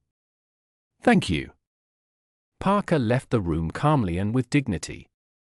Poirot stood in the hall looking thoughtful. Flora came down again to join us. "Did your test work?" she asked. "I don't really understand." Poirot smiled at her. "You don't need to understand it," he said. "But tell me, were there really 2 glasses on Parker's tray that night?" Flora frowned and tried to remember. "I'm not sure," she said. "I think there were. Is that what your test was for?" Poirot took her hand gently and smiled. "I only want to see if people tell the truth," he said. "And did Parker tell the truth?" she asked. "I believe he did," said Poirot quietly. A few minutes later, we were walking back to the village. "What was the purpose of that question about the glasses?" I asked, curious. Poirot lifted his shoulders. "One must say something," he replied. "That question was as good as any other." I looked at him closely. He smiled slightly. "My friend," he said more seriously, "now I know something that I needed to know. Let's leave it at that." Chapter 16. An evening at M.R. Jong. That night we had a small M.R. Jong party. People in King's Abbot enjoy this kind of quiet game very much. Our guests arrived after dinner wearing boots and raincoats. We served coffee first, and later cake, sandwiches, and tea. That evening our guests were Miss Gannett and Colonel Carter, who lives near the church. There is always a lot of talk at these parties. Sometimes the gossip makes it hard to play. We used to play bridge, which caused many arguments. Mahjong is much calmer. No one complains loudly about why a partner did not play a certain card. We still say what we think, but we do it in a friendly way. It's a cold night, isn't it, Shepard? Said Colonel Carter as he stood near the fire. Caroline had taken Miss Gannett to her room to help her remove her many warm clothes. This weather reminds me of the Afghan mountains. Really? I said politely.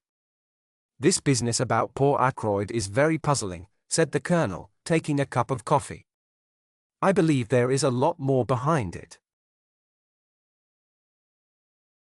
Between you and me, Shepard, I heard someone say the word blackmail. The Colonel looked at me in a knowing way. There must be a woman in this, I'm sure, he said. You can depend on that. Caroline and Miss Gannett came to join us. Miss Gannett drank coffee while Caroline took out the mahjong box and poured the tiles onto the table.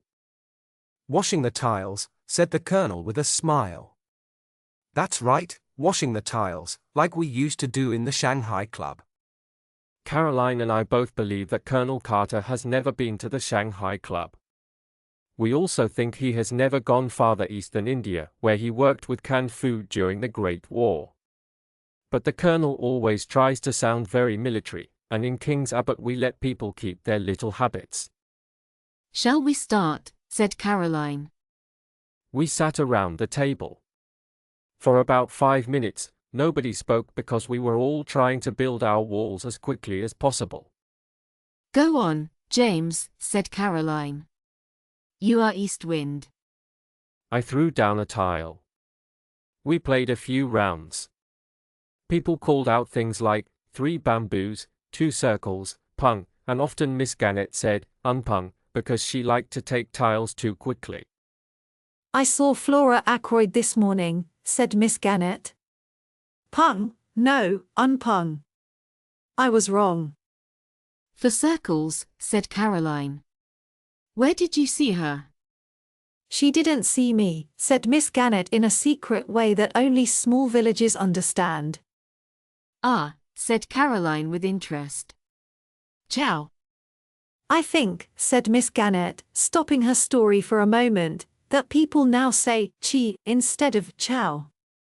Nonsense, said Caroline. I always say ciao. In the Shanghai Club, said the Colonel, they say ciao. Miss Gannett looked unhappy and said nothing more. What were you saying about Flora Ackroyd? Asked Caroline after they played a little. Was she with someone? Yes, she was, said Miss Gannett. The 2 women looked at each other as if they understood something. Really, said Caroline with interest.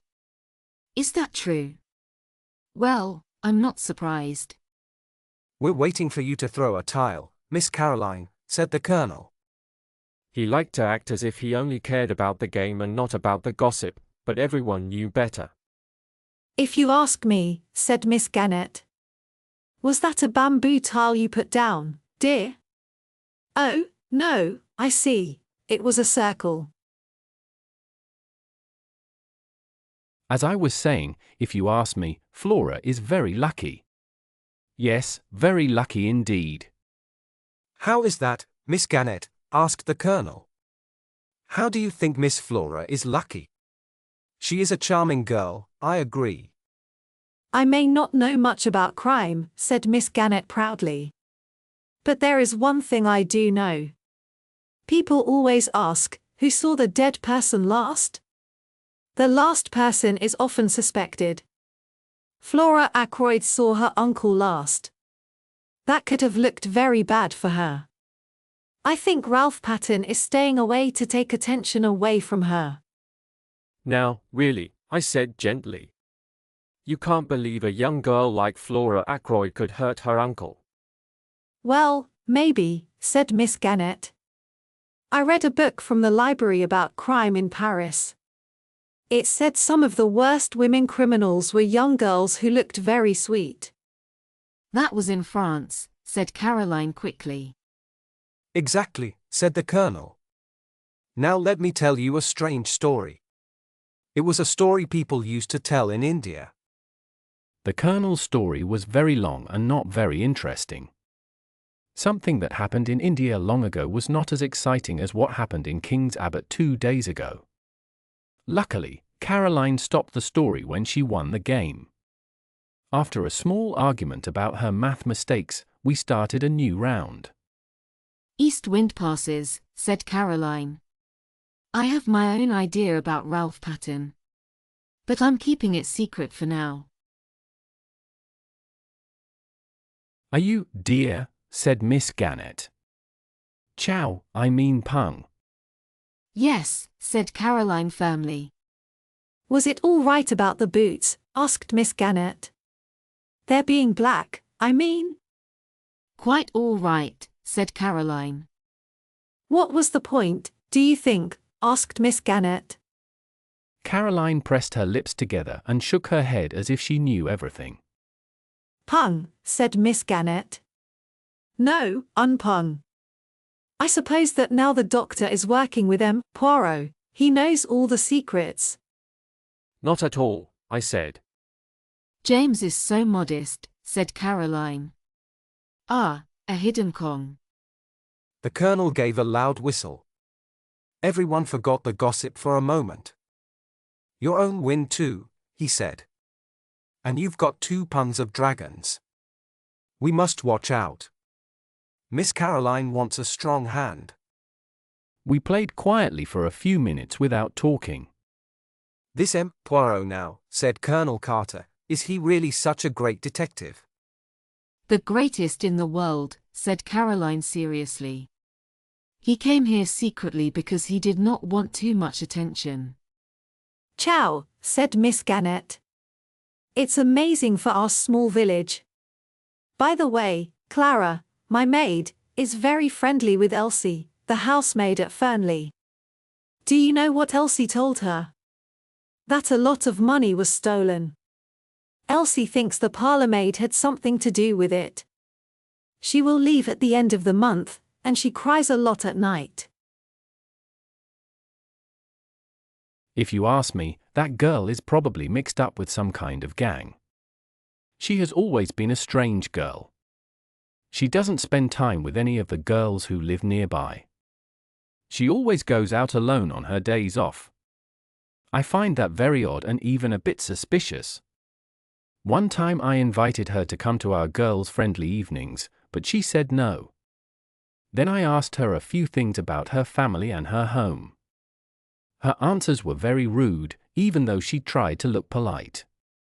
She made me feel she didn't want to talk at all. Miss Gannett stopped speaking to catch her breath. The Colonel was not interested in talk about servants. He only said that at the Shanghai Club people always played very quickly. We started another fast game. That Miss Russell, said Caroline. She came here pretending to ask James for advice last Friday morning. I think she only wanted to see where he keeps the poisons. 5 characters. Chow, said Miss Gannett. What a strange thing to think. Maybe you are right. Talking about poisons, said the Colonel. What? Did I throw that away? Oh. 8 bamboos. Emma Jong, cried Miss Gannett. Caroline looked disappointed. 1 red dragon, she said sadly, and I could have had 3 doubles. I've had 2 red dragons the whole time, I said. That is just like you, James, said Caroline in a cold voice. You never understand how to enjoy the game. I thought I had played quite well. If Caroline had won mahjong, I would have had to give her a lot of money. Miss Gannett's mahjong was very poor, and Caroline quickly told her so. The east wind finished, and we began a new game quietly. What I wanted to tell you before is this, said Caroline. Yes, asked Miss Gannett kindly. My idea about Ralph Patten. Yes, dear, said Miss Gannett even more kindly. Chow. It's a sign of weakness to chow so early, said Caroline in a strict voice. You should wait for a better hand. I know, said Miss Gannett. You were talking about Ralph Patten, right? Yes. I think I know where he is. We all looked at her with surprise. This sounds very interesting, Miss Caroline, said Colonel Carter. Is it your own idea? Not really, said Caroline. I'll explain. You know the big map of the county we have in the hall? We all said yes. When Monsieur Poirot was leaving the other day, he looked at the map. He said something, I can't remember the exact words. He talked about Cranchester being the only large town near us, which is true. After he went away, I suddenly understood what he meant. What did you understand? Someone asked. That Ralph must be in Cranchester. Just then I knocked over the rack that held my pieces. My sister told me not to be so clumsy, but she didn't really care. She was too busy thinking about her idea. Cranchester, Miss Caroline? Said Colonel Carter. Not Cranchester, it's too close. That's exactly why, said Caroline proudly. It is clear now that Ralph didn't leave here by train. He must have walked straight to Cranchester. And I believe he is still there. No one would ever think he was so close. I said that I did not agree with Caroline's idea. But when she believes something, no one can change her mind. And do you think Mr. Poirot believes the same thing? Asked Miss Gannett. It's strange, but I went for a walk today on the Cranchester Road. He passed me in a car coming from that way. We all looked at each other. Oh dear, said Miss Gannett suddenly. I've been playing mahjong this whole time and never noticed it. Caroline stopped thinking about her theory. She told Miss Gannett that her mahjong hand was not very good. She said it had too many different suits and mixed sets. Miss Gannett listened calmly and counted her tiles. Yes, dear, I understand, she said. But it depends on what kind of hand you start with, doesn't it? You will never get a big win if you don't try, said Caroline. Well, we all have our own way to play, don't we? Said Miss Gannett. She looked down at her tiles. Anyway, I'm winning so far. Caroline, who was losing, said nothing. The round ended, and we started again. Annie brought in the tea. Caroline and Miss Gannett were both a little upset, as often happens on these evenings. Please play a little faster, dear, said Caroline, when Miss Gannett took too long to choose a tile. The Chinese play so quickly it sounds like little birds tapping. For some minutes we all played fast and quietly. You haven't said much, Shepherd, said Colonel Carter with a smile. You're hiding your thoughts. You work with the famous detective but tell us nothing. James is very strange, said Caroline. He never wants to share any news. She gave me an unhappy look. I really don't know anything, I said. Poirot keeps his ideas secret. Smart man, said the Colonel with a laugh. He doesn't tell too much. Those foreign detectives are very clever. They have many tricks. Pung, said Miss Gannett proudly. An mahjong. Everyone grew a little tense. Caroline was annoyed because Miss Gannett had won for the third time. She turned to me as we built the wall again and said, "You are so dull, James. You sit there like a statue and say nothing." "But, my dear," I said, "I really have nothing to tell you. At least, nothing like the thing you want to hear." Nonsense, said Caroline while she arranged her tiles. You must know something interesting. I did not answer at once. I felt excited and very pleased. I had heard about a rare moment in mahjong called the perfect winning. It means you win with the tiles you first receive. I had never thought this would happen to me. With quiet pride, I placed my tiles face up on the table. As they say in the Shanghai Club, I said, "Tin ho." The perfect winning. The colonel stared with wide eyes. Good heavens, he said. What an amazing thing. I have never seen that happen before. Then I spoke again. Caroline's teasing made me talk more than I planned. My victory made me careless. And about something interesting, I said. What about a gold wedding ring with a date and the words, "From our," inside? I will not describe everything that happened next. Everyone wanted to know where I found the ring. They also wanted to know the date inside it. March 13th, said Caroline. That was 6 months ago. Ah. Many people began talking at once. They shared many ideas and guesses. In the end, 3 main theories appeared. The first idea came from Colonel Carter. He believed Ralph was secretly married to Flora. He said this was the simplest answer. The second idea came from Miss Gannett. She believed Roger Ackroyd had secretly married Mrs. Ferrars. The third idea came from my sister. She believed Roger Ackroyd had secretly married his housekeeper, Miss Russell. Later, when Caroline and I went upstairs to bed, she had another idea. Remember my words, she said suddenly. I would not be surprised if Geoffrey Raymond and Flora were secretly married. But the ring says, "From R, not from G," I said. You never know, said Caroline. Some girls call men by their last names.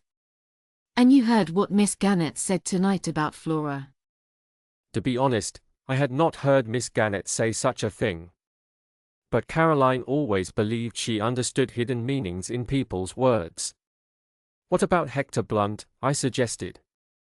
Maybe it is him. Nonsense, said Caroline.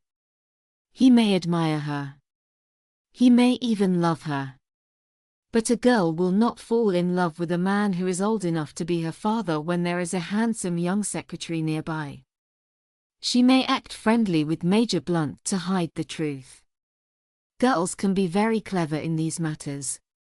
But I will tell you one thing, James Shepherd. Flora Ackroyd does not care about Ralph Patten at all. She never has. You can believe me. I accepted her opinion quietly. Chapter 17. Parker. The next morning I began to think about what I had said the night before. I had been very excited because of my lucky mahjong game. Because of this, I might have spoken too freely. It is true that Poirot never told me to keep the discovery of the ring secret. But he had not mentioned it when we were at Fernley Park. As far as I knew, I was the only person who knew the ring had been found. Now I felt rather guilty. By this time, the news was spreading through King's Abbot very quickly. Soon everyone would know about it. I expected Poirot to come and scold me at any moment. The joint funeral of Mrs. Ferrars and Roger Ackroyd was set for 11 o'clock. It was a sad and serious event. Everyone from Fernley came. When the ceremony ended, Poirot, who was also there, took my arm and asked me to walk with him back to the Larches. He looked very serious. I worried that he might have heard about what I said the night before. But soon I saw that his mind was on something else. Listen, he said. We must do something. With your help, I want to talk to a witness. We will ask him questions, and he will tell us the truth. What witness do you mean? I asked, surprised. Parker, said Poirot. I asked him to come to my house today at 12 o'clock. He is waiting for us now. What do you think? I asked, looking at his face. I only know that I am not pleased, he said. Do you believe he asked Mrs. Ferrars for money? Maybe yes, or maybe something else. Well? I asked after waiting a short time. My friend, said Poirot, I will tell you this, I hope it was him." His serious tone made me quiet. When we reached the Larches, we learned that Parker was already there waiting. When we entered the room, the butler stood up politely. "Good morning, Parker," said Poirot in a friendly voice. "Just a moment, please." Poirot took off his coat and gloves. "Let me help you, sir," said Parker, moving quickly to assist him. He placed the coat and gloves neatly on a chair near the door. Poirot watched him and seemed pleased.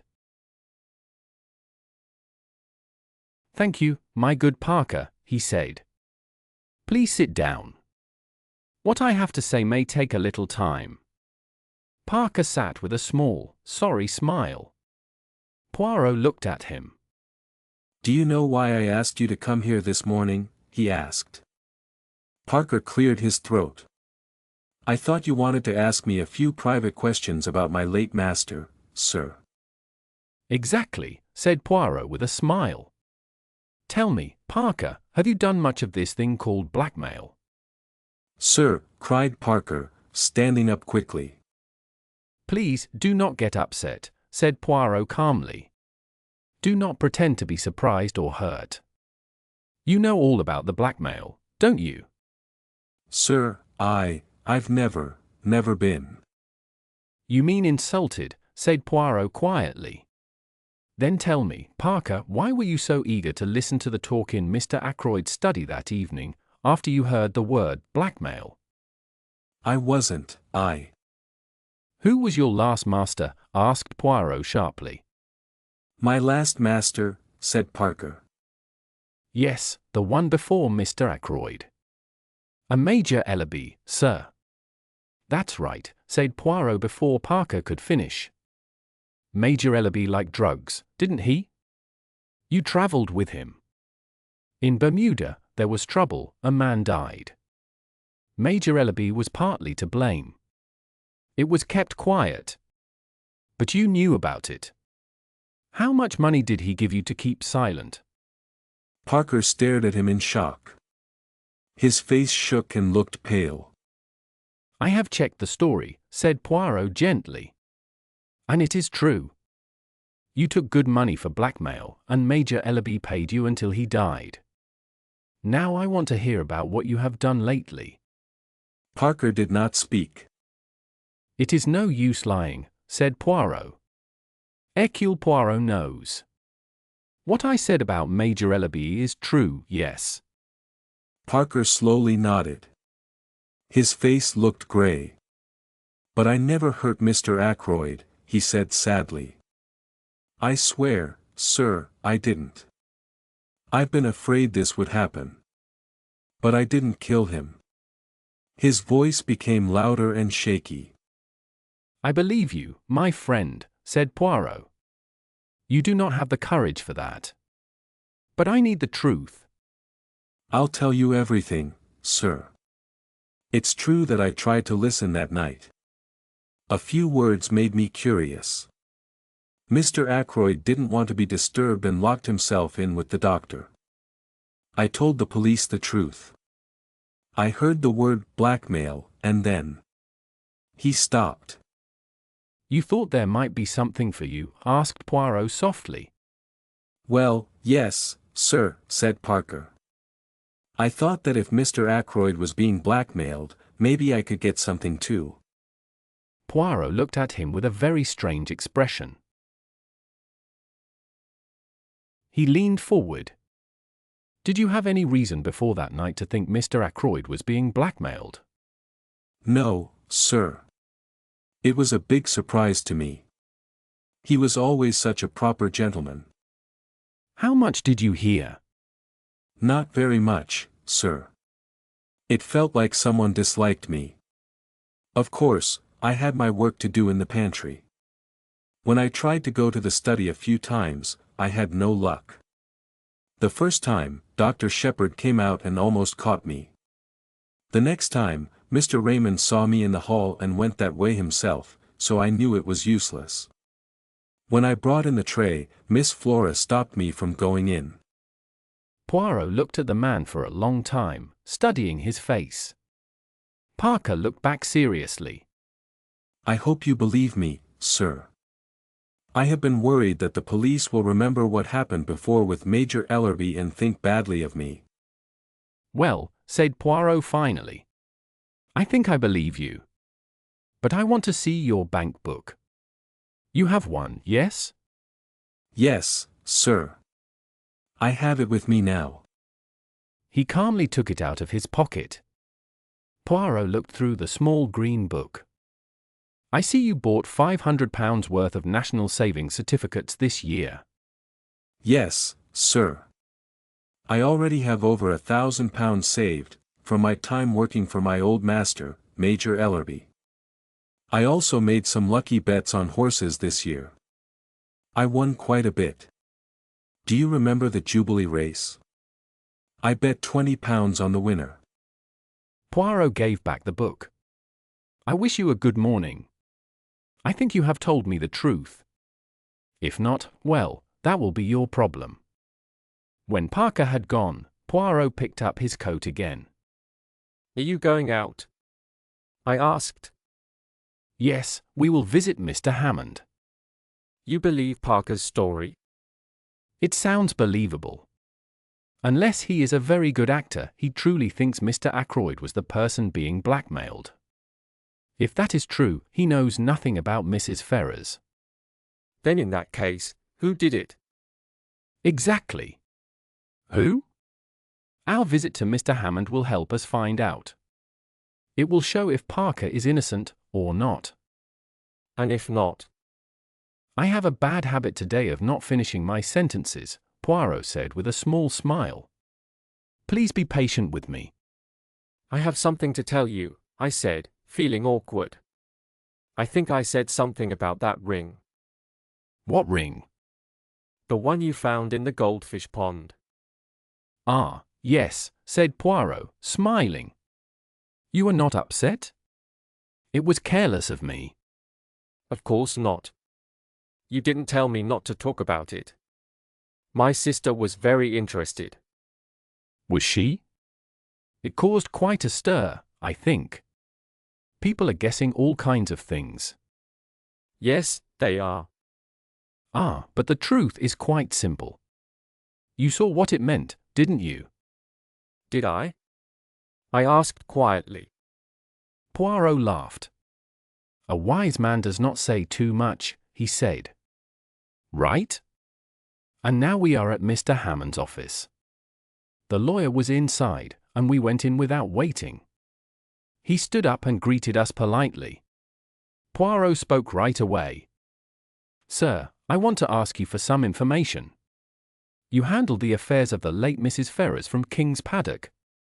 The lawyer's eyes showed surprise for a moment, then he looked serious again. Yes. We managed all her business. Good. Before I ask anything more, I would like you to listen to Dr. Shepherd's story. You don't mind, do you, my friend, telling again what you talked about with Mr. Ackroyd last Friday night? Not at all, I said, and began to repeat that strange evening. Mr. Hammond listened carefully. That is all, I said when I finished speaking. Blackmail, said the lawyer, thinking deeply. Are you surprised? Asked Poirot. The lawyer took off his glasses and cleaned them with his handkerchief. No, he answered. I cannot say I am surprised. I have thought something like this for some time. Now, said Poirot, we come to the main thing I want to know. If someone can tell us about the money that was paid, it is you, monsieur. I have no reason to hide it, said Hammond after a short pause. During the last year, Mrs. Ferrars sold some of her investments. The money went into her bank account, but she did not use it to invest again. Her income was large, and she lived very quietly after her husband died. It seems clear that this money was used for a special reason. I once asked her about it, and she told me she had to help some poor relatives of her husband. I did not ask again. Until now, I thought the money went to a woman who had known Ashley Ferrars. I never imagined that Mrs. Ferrars was part of the matter herself. And the amount? Asked Poirot. I think the total was at least £20,000, said Hammond. £20,000, I cried. In only 1 year. Mrs. Ferrars was a very rich woman, said Poirot calmly. And the punishment for killing someone is not pleasant. Is there anything else I can tell you? Asked Mr. Hammond. No, thank you, said Poirot, standing up. I am sorry for troubling you. Not at all, said Hammond kindly. Outside again, I said. The word deranged means a mental problem only. Ah, said Poirot. My English will never be perfect. Such a strange language. I should have said a disarranged, yes. The word you want is a disturbed, I told him. Thank you, my friend, said Poirot. You like to be exact. Now, what do we think of Parker? If he really had £20,000, would he still work as a butler? I do not think so. He could have saved the money in another name, but I believe he told us the truth. If he is dishonest in a small way. He is not a man with big plans. That means we still must think about Raymond, or maybe Major Blunt. Not Raymond, I said quickly. We know he was very poor and needed only £500. That is what he told us, yes, Poirot answered. And about Hector Blunt. I will tell you something about him, interrupted Poirot. It is my job to find things out. Well, that money he said he received, it was almost £20,000. What do you say to that? I was so surprised that I could hardly speak. That is impossible, I said at last. He is a famous man, Hector Blunt. Poirot lifted his shoulders. Who can say? He is at least a man who dreams big. I do not really think he is a blackmailer, but there is another idea you have not thought of. What is it? I asked. The fire, my friend. Ackroyd himself might have burned the letter and the blue envelope after you left him. I don't think so, I said slowly. But still, it might be true. He could have changed his mind. We reached my house, and suddenly I asked Poirot to come in and eat with us. I thought Caroline would be happy, but women are hard to please. We were having chops for lunch, while the kitchen staff had tripe and onions. And 2 chops served to 3 people made the meal a little awkward. But Caroline never stayed uncomfortable for long. With cheerful boldness, she told Poirot that she was a vegetarian, even though James often laughed at her for it. She spoke very excitedly about nut cutlets, though I was sure she had never tried them. She ate her Welsh rabbit happily and made many sharp comments about how dangerous meat was. Later, we sat by the fire and smoked. Caroline suddenly asked Poirot a direct question. Have you found Ralph Patten yet? She said. Where should I find him, mademoiselle? Poirot asked politely. I thought maybe you found him in Cranchester, Caroline said, with a serious tone. Poirot looked confused. In Cranchester? Why there? He asked. I decided to explain. One of our local detectives saw you in a car on the Cranchester Road yesterday, I said. Poirot began to laugh loudly. Ah, that trip. It was only to see the dentist, he said. My tooth hurt, so I went. The dentist said it was best to take it out. I did not agree, but he insisted. Now that tooth will never hurt me again. Caroline looked disappointed and quiet. Then we talked about Ralph Patten. He is weak, I said, but he is not bad. Ah, said Poirot.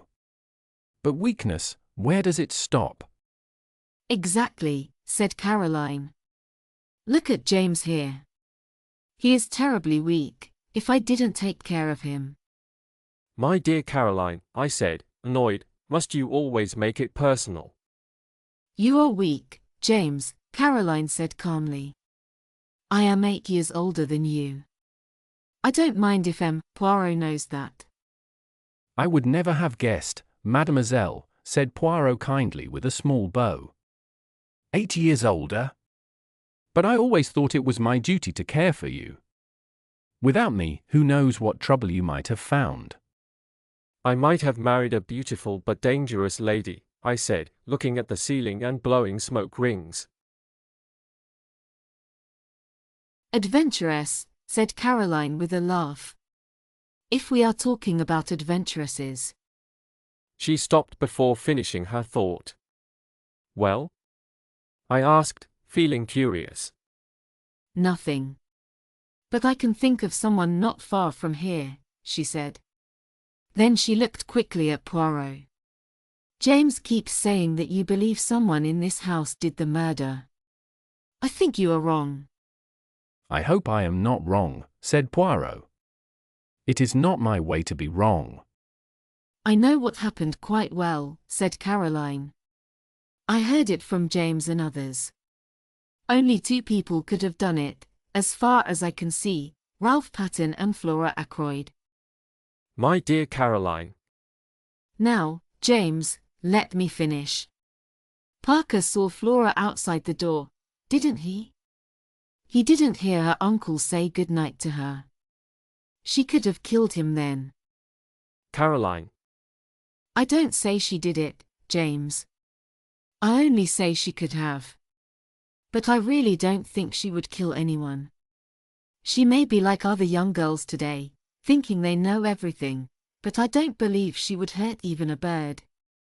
Still, that is how it looks. Mr. Raymond and Major Blunt have alibis. Mrs. Ackroyd has an alibi. Even Miss Russell seems to have one, and that's lucky for her. So who is left? Only Ralph and Flora. And I don't believe Ralph Patten could be a murderer. We have known him all our lives. Poirot said nothing for a while. He watched the smoke from his cigarette slowly rise. When he spoke, his voice sounded quiet and far away. Let us think of a man, said Poirot. A simple man, not evil at all. But deep inside him there is a small weakness. He does not see it now. Maybe he will live his whole life without showing it. But something happens. Maybe he finds a secret, something very important that could change someone's life. At first, he wants to tell the truth and do what is right. But then that weakness grows. There is a chance to get money, maybe a lot of money. All he must do is stay silent. That is how it begins. He likes the feeling. He wants more. He becomes greedy. And soon he goes too far. When someone like that faces a woman, he must be careful, Poirot said. A woman often wants to tell the truth in the end. Some men hide secrets from their wives until they die. But some women, who hide things from their husbands, may suddenly tell the truth, even if it harms them. They can't keep silent anymore. Maybe that is what happened here. The pressure was too much. The secret came out. And that brought the end of the easy money. The man we are speaking of faced being found out. He was not the same man anymore. His heart was cold. He was desperate. He would do anything to stop being discovered. So, he used a knife. Poirot stopped speaking. The room felt very quiet. His words made both Caroline and me uneasy. It was as if his calm voice showed something dark and clear about human nature. Afterwards, Poirot said softly, "The danger has passed. He seems kind and normal again. But if he is in danger once more, he may attack again." Caroline sat up straight. "You mean Ralph Patten," she said. "Maybe you are right, maybe not. But you shouldn't speak badly of a man without hearing his side first." Just then, the telephone rang loudly. I went to answer it. "Yes?" I said. "Dr. Shepherd speaking." I listened for a few minutes and then said a few short words before I hung up. Then I went back into the sitting room. Poirot, I said, they have caught a man in Liverpool. His name is Charles Kent. They think he was the stranger who came to Fernley that night. They want me to go there right away to check if it's him. Chapter 18. Charles Kent.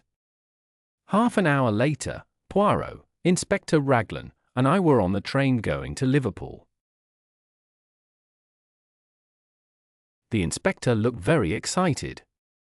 We may learn something about the blackmail part, he said happily. This man sounds dangerous. He also uses drugs. It should be easy to get him to talk. If he had any reason, he might have killed Mr. Ackroyd. But then, why is young Patton hiding? Everything is mixed up. Oh, and you were right, M. Poirot, about the fingerprints. They belong to Mr. Ackroyd himself. I thought that might be true but didn't believe it. I smiled quietly. Inspector Raglan was trying to look good. Poirot said, "This man is not arrested yet." No, only held because we suspect him. Not much, said the inspector with a smile. He's careful. He shouts a lot but tells us little. When we arrived in Liverpool, I was surprised. Poirot was greeted with great respect. Superintendent Hayes met us. He had worked with Poirot years ago and thought very highly of him. Now that M. Poirot is here, we'll soon finish this, he said happily. I thought you had stopped working, sir. Yes, my good Hayes, I had, said Poirot. But retirement is so boring. You can't imagine how dull each day is. I see, said Hayes. So you've come to see our prisoner? Is this Dr. Shepherd? Can you help us recognize him? I'm not sure, I said quietly. How did you catch him? Asked Poirot. We sent out his description, said Hayes. It was in the newspapers and also shared privately. The information wasn't much, but it helped. He speaks with an American accent and he doesn't deny being near King's Abbot that night. But he just tells us rudely that it's none of our business and refuses to answer questions. May I see him too? Asked Poirot. Hayes closed one eye in a friendly way. We'd be very glad, sir. You can do whatever you want. Inspector Japp from Scotland Yard asked about you recently. He heard you were helping with this case. Do you know where Captain Patton is hiding? That would not be wise to say right now, said Poirot seriously. I almost laughed. He spoke like a man with secrets. After more talk, we went to meet the prisoner. He was young, maybe 22 or 23. He was tall and thin, and his hands shook a little. He looked strong but tired and weak. His hair was dark, and his eyes were pale blue. He did not look at people directly. I had thought the man I saw that night seemed familiar, but I was wrong. This man reminded me of no one I knew. Now then, Kent, said the superintendent. Stand up. Some visitors have come to see you. Do you know any of them? Kent looked at us with an angry face. He did not speak. His eyes moved over the three of us and stopped at me. Well, sir, said the superintendent to me. What do you think? The height is the same, I said. He looks like the man we are talking about. But I cannot be sure. What is all this about? Asked Kent. What are you trying to say? What do you think I have done? I nodded. He is the man, I said. I remember his voice. You remember my voice, do you? Kent asked. Where do you think you heard it before? Last Friday evening outside the gates of Fernley Park, I said. You asked me how to get there. Oh, did I? Kent asked. Do you agree with that? Asked the inspector. I don't agree with anything, said Kent. Not until I know what this is about. Poirot spoke for the first time. Have you not read the newspapers recently? He asked. Kent's eyes became narrow. So that's it, he said. I read that an old man was killed at Fernley Park. Are you saying I did it? You were there that night, said Poirot calmly. How do you know that? Asked Kent. Poirot took something from his pocket. This is how, he said. He showed a goose feather we had found in the summer house. Kent looked surprised. He started to hold out his hand. No, said Poirot. It is empty. You dropped it in the summer house that night. Charles Kent looked unsure. You seem to know too much, don't you? He said. Maybe you also know what the papers say. They say the old man was killed between 9:45 and 10 o'clock. That is correct, said Poirot. But is it really true? Asked Kent. That's what I want to know. This gentleman can answer, said Poirot. He pointed to Inspector Raglan. Inspector Raglan looked at Superintendent Hayes, then at Poirot. At last he said, yes, that's right. Between 9:45 and 10 o'clock. Then you can't keep me here, said Kent. I left Fernley Park at 25 minutes past 9. You can ask at the Dog and Whistle. It's a bar about a mile from Fernley on the road to Cranchester. I made some noise there, I remember. It was almost 9:45. How about that? Inspector Raglan wrote something in his notebook. Well, said Kent. Inquiries will be made, said the inspector. If you told the truth, you have nothing to worry about. Why were you at Fernley Park? I went there to meet someone. Who? That is not your business. Watch your words, said the superintendent. I don't care, said Kent. I went there for my own reasons. That is all. If I left before the murder happened, the police have nothing on me. Your name is Charles Kent, said Poirot. Where were you born? The man looked at him and then smiled. I'm British, of course, he said. Yes, said Poirot slowly. I think you are. Maybe you were born in Kent. The man looked surprised. Why would you think that? Is it because of my name? That means nothing. A man called Kent doesn't have to be born in Kent. Sometimes he might be, said Poirot calmly. Sometimes, under special reasons, it can happen. His voice sounded full of meaning, and it surprised the two officers. Charles Kent turned red in the face and looked angry. For a moment, he seemed ready to move toward Poirot. Then he stopped himself and turned away with a short laugh. Poirot nodded, looking satisfied, and walked out of the room. The two officers followed him. We'll check what he said Raglan. I don't think he's lying. But he must tell exactly why he was at Fernley Park. It looks like he might be the blackmailer. Still, if his story is true, he couldn't have done the murder. He had £10 with him when he was arrested, a lot of money. I think he got £40 from Mr. Ackroyd. The note numbers were different, but he could have changed them right away. Ackroyd gave him the money, and he ran off fast. Why did you ask about Kent being his birthplace? What does that mean? Nothing at all, said Poirot gently. Just a small idea of mine. I am known for my small ideas. Are you really? Asked Raglan, looking confused. The superintendent laughed loudly. I've heard Inspector Japp say that many times. Poirot and his little ideas. He would say. Too strange for me, but always something in them. You laugh at me, said Poirot, smiling. But that's fine. The older ones sometimes laugh last, when the younger smart ones stop laughing. He nodded wisely and went out into the street. He and I ate lunch together at a hotel. Now I know that Poirot already understood everything clearly. He had found the last clue that would take him to the truth. At that time, I had no idea about it. I thought he was simply very sure of himself.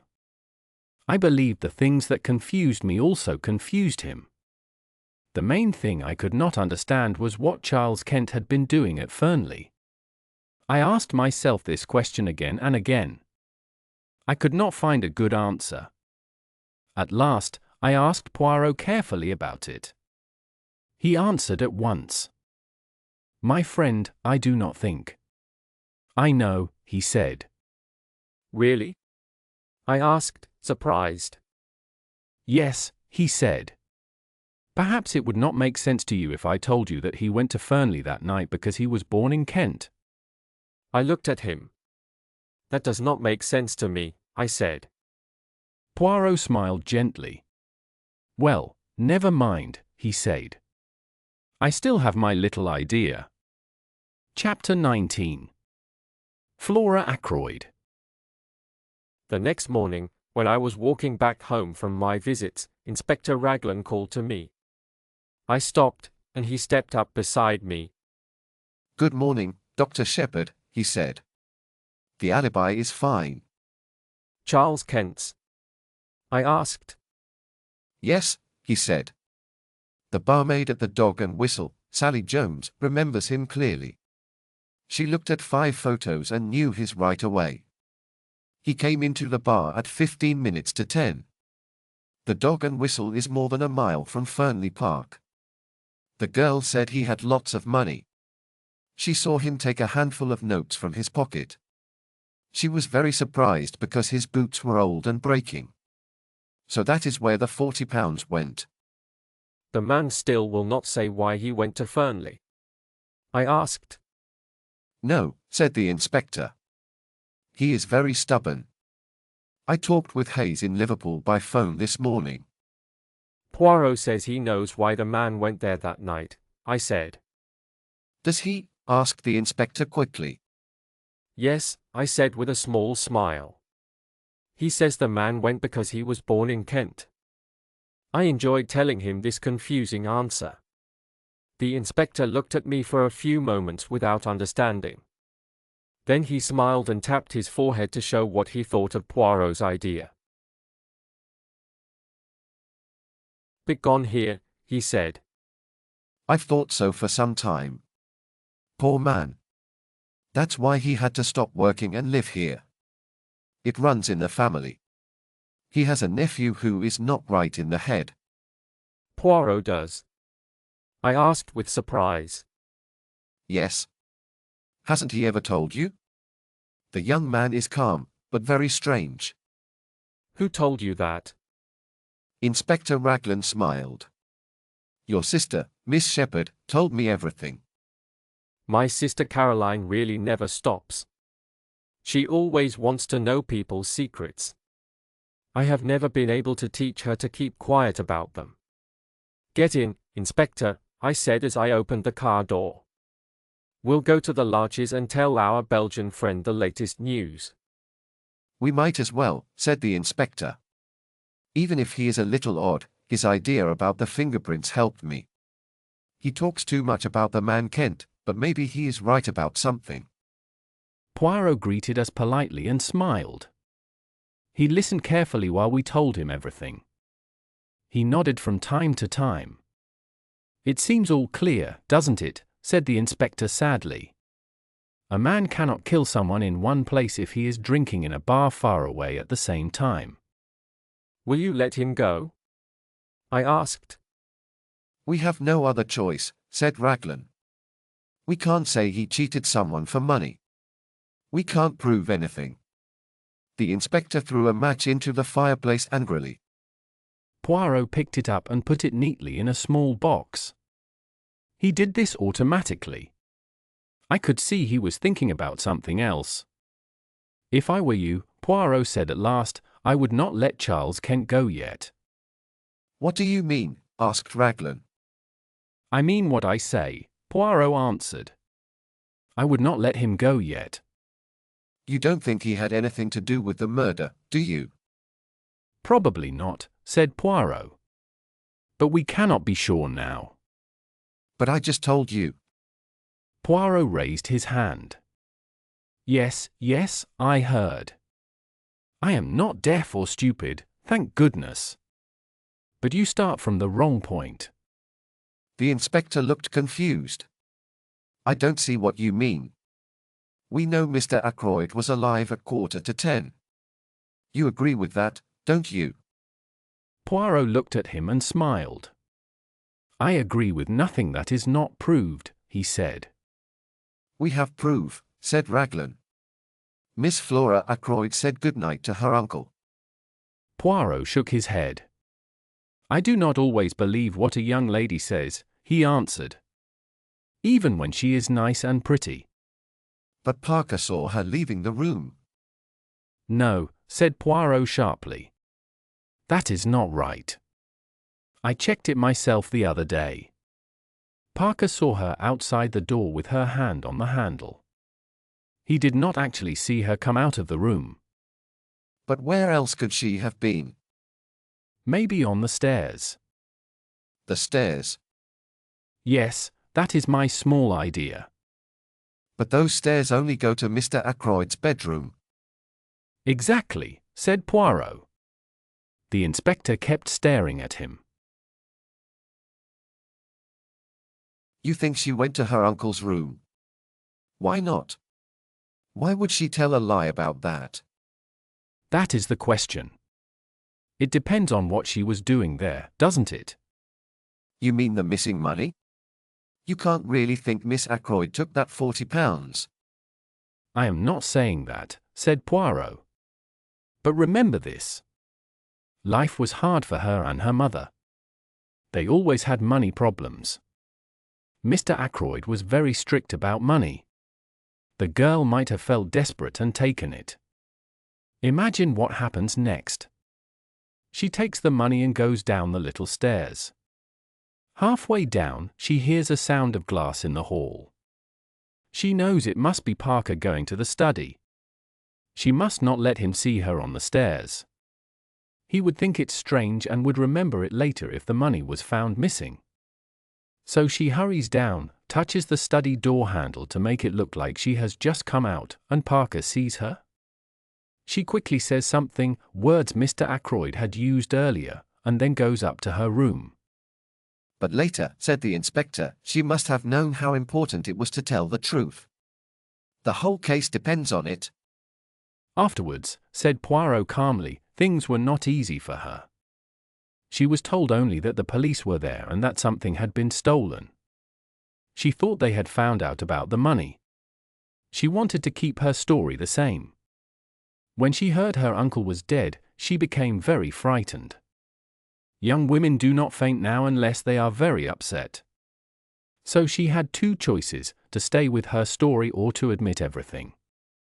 And a young woman does not want to say she is a thief, especially in front of people she wants to respect her. The inspector hit the table with his hand. I don't believe it, he said angrily. It can't be true. And you knew about this all the time. I thought about it from the start, said Poirot. I was sure Miss Flora was hiding something. To check, I made that little test I told you about. Dr. Shepherd was with me. You said it was a test for Parker, I said bitterly. My friend, Poirot replied softly, I had to say something at the time. The inspector stood up.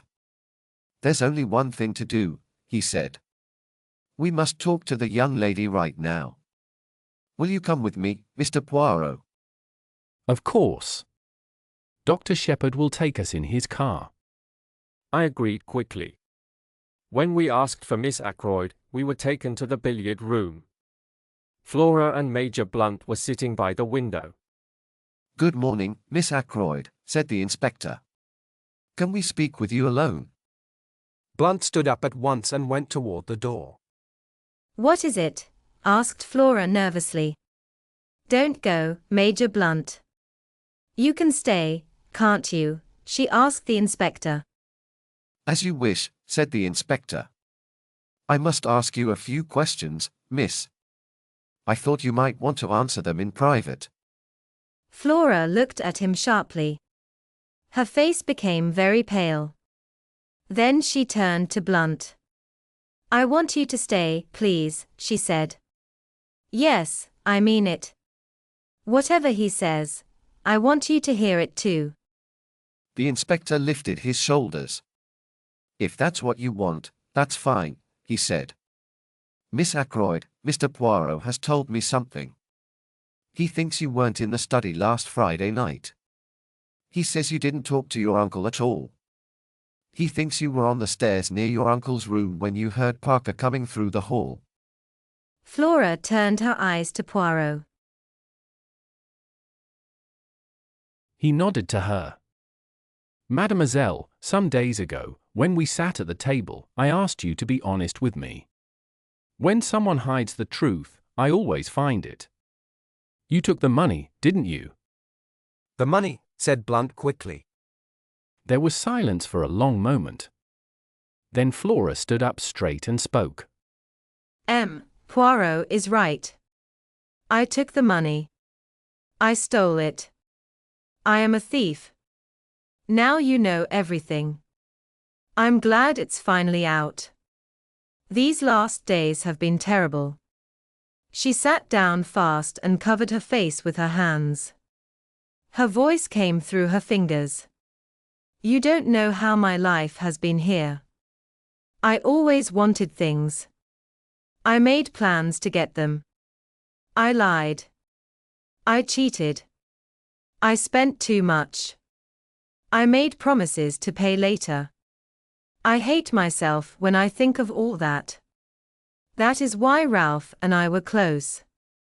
We were both weak. I understood him. I felt sorry for him because I am the same. We are not strong. We are both sad and foolish people." She looked at Blunt and stamped her foot. "Why do you look at me like that? You think you can't believe me. I may be a thief, but I'm telling the truth now. I'm not pretending anymore. I'm not acting like the good, sweet girl you thought I was. I don't care if you never want to see me again. I hate myself, but you must believe one thing. If telling the truth could help Ralph, I would have done it. But I knew it would make things worse for him. So keeping my lie did not harm him." "Ralph," said Blunt. "I see, always Ralph." "You don't understand," said Flora sadly. "You never will." She turned to the inspector. "I tell everything now. I needed money badly. I did not see my uncle again after dinner that night. About the money, you can do what you want. Nothing could be worse than it is." Suddenly she began to cry again. She hid her face in her hands and ran out of the room. "Well," said the inspector in a quiet voice, "that's it then." He looked unsure of what to do. Blunt stepped forward. "Inspector Raglan," he said calmly, "Mr. Ackroyd gave that money to me for a special reason. Miss Ackroyd did not touch it. She says she did because she wants to protect Captain Patton. The truth is what I said before, and I am ready to tell it under oath." He made a short bow and then left the room quickly. Poirot followed him at once. He reached him in the hall. "Monsieur, wait a moment, please." "Well, sir," said Blunt. He looked impatient and frowned. "This," said Poirot quickly, "I am not fooled by your story. It was really Miss Flora who took the money.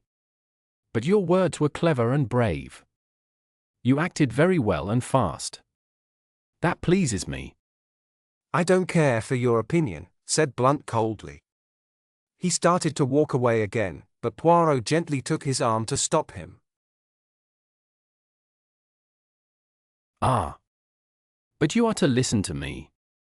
I have more to say. The other day I spoke of concealments. Very well, all along have I seen what you are concealing. Mademoiselle Flora, you love her with all your heart. From the first moment you saw her, is it not so? Oh, Let us not mind saying these things. Why must one in England think it necessary to mention love as though it were some disgraceful secret? You love Mademoiselle Flora. You seek to conceal that fact from all the world. That is very good, that is as it should be. But take the advice of Hercule Poirot, do not conceal it from Mademoiselle herself. What do you mean? You think she loves Captain Ralph Patten, but I tell you that is not true. Flora agreed to marry Captain Patten to please her uncle. She wanted to get away from her life here. She liked him and they understood each other. But she did not love him. What are you saying? You have not seen the truth. She is a good girl. Ralph Patten has problems, and she feels she must stay loyal to him. My sister told me the other night that Flora never cared for Ralph Patten and never will. My sister is always right about such things. If you do not believe me, ask her yourself. Unless you do not want to, because of the money matter. Do you think I blame her for that? Roger was always strange about money. She made a mistake and was afraid to tell him. Poor girl. She was very lonely. I think Mademoiselle Flora went into the garden. I have been a fool. What a strange talk we have had. Like something from a play. But you are a good man, Monsieur Poirot. Thank you. Not every kind of fool. Only one kind, the fool who loves. Chapter 20. Miss Russell. Inspector Raglan had been badly surprised. He did not believe Blunt's brave story, just as we did not. As we walked back to the village, he kept complaining again and again. This alters everything, this does. I don't know whether you've realized it, Monsieur Poirot. I think so, yes, I think so, said Poirot. I have been used to the idea for some time. Inspector Raglan had only learned about it half an hour ago. He looked at Poirot with worry and continued talking. Those alibis now, they mean nothing. We must start again. We need to find what everyone was doing after 9:30. That is the time that matters. You were right about the man Kent. We shouldn't let him go yet. Let me think, he was at the Dog and Whistle at 9:45. He could have reached there in 15 minutes if he ran. Maybe it was his voice Mr. Raymond heard speaking to Mr. Ackroyd, asking for money. Ackroyd refused him. But we know one thing, it wasn't Kent who made the phone call. The railway station is half a mile away in the other direction, about a mile and a half from the Dog and Whistle. And Kent stayed there until about 10 minutes past 10. That phone call always confuses us. Yes, it does, said Poirot. It is strange. Maybe Captain Patten climbed into his uncle's room and saw him dead, said the inspector. Then maybe he telephoned. He was scared and thought people would blame him, so he ran away. That could be true, couldn't it? Why would he call on the phone? Asked Poirot. Maybe he wasn't sure if Mr. Ackroyd was really dead, said the inspector. Perhaps he wanted the doctor to come quickly but didn't want to show he was there. Yes, that makes sense, doesn't it? The inspector looked proud of his idea. He smiled so widely that we didn't need to say anything. We arrived at my house just then. I went quickly to my office because my patients had been waiting a long time. Poirot went with the inspector to the police station. When I finished with my last patient, I walked into the small room behind my house. I call it my workshop. I like to make things there. I had built a wireless set myself and was quite proud of it. Caroline hates that room. My tools are there, and the maid Annie can't clean it. I was fixing a broken alarm clock when the door opened. Caroline looked inside. Oh, there you are, James, she said with a disapproving tone. Poirot wants to see you. Well, I said impatiently, because she had startled me and I had dropped a small part. If he wants to see me, he can come in here. In here, said Caroline. Yes, in here, I said again. She sniffed and left the room. A minute later, she came back with Poirot, then closed the door loudly. Aha, my friend, said Poirot, smiling. You see, it's not easy to get rid of me. Finished with the inspector? I asked. For now, yes, said Poirot. And you, have you seen all your patients? Yes, I said. Poirot sat down and looked at me.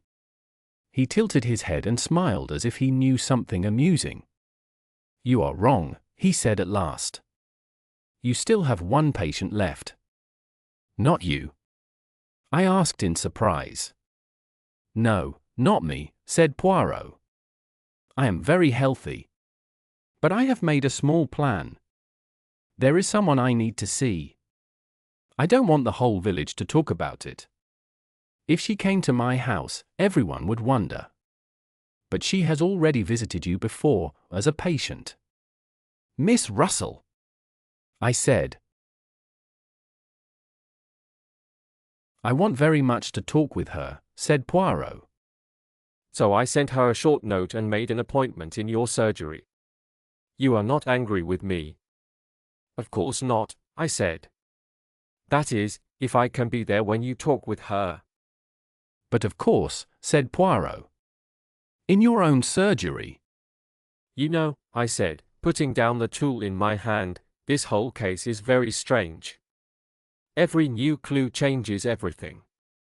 Why do you want to see Miss Russell so much? Poirot lifted his eyebrows. Isn't it clear? He said softly. There you go again, I said. To you everything is simple, but I don't understand anything. Poirot smiled kindly. You laugh at me, he said. Think about Miss Flora. The inspector was surprised, but you were not. I never thought she was the thief, I said quickly. Maybe not, said Poirot. But I saw your face.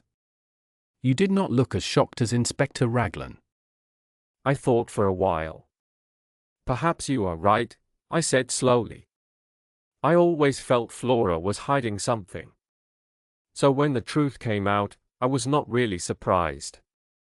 It made Inspector Raglan very upset. Yes, poor man, said Poirot.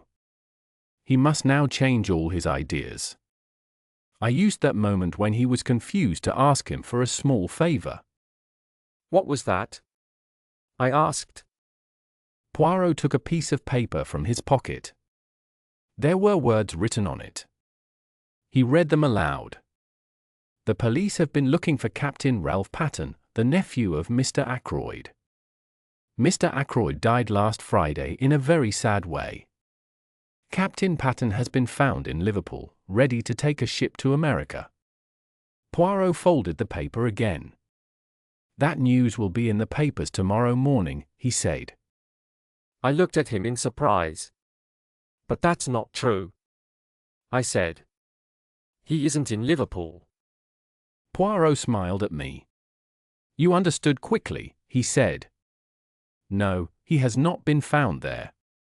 Inspector Raglan did not want me to send that note to the press. He was unhappy because I could not tell him the reason. But I said that something interesting would happen after it was printed. So he agreed, but he said he did not want to take the blame. I looked at Poirot. He looked back and smiled. I don't see what you will get from this, I said.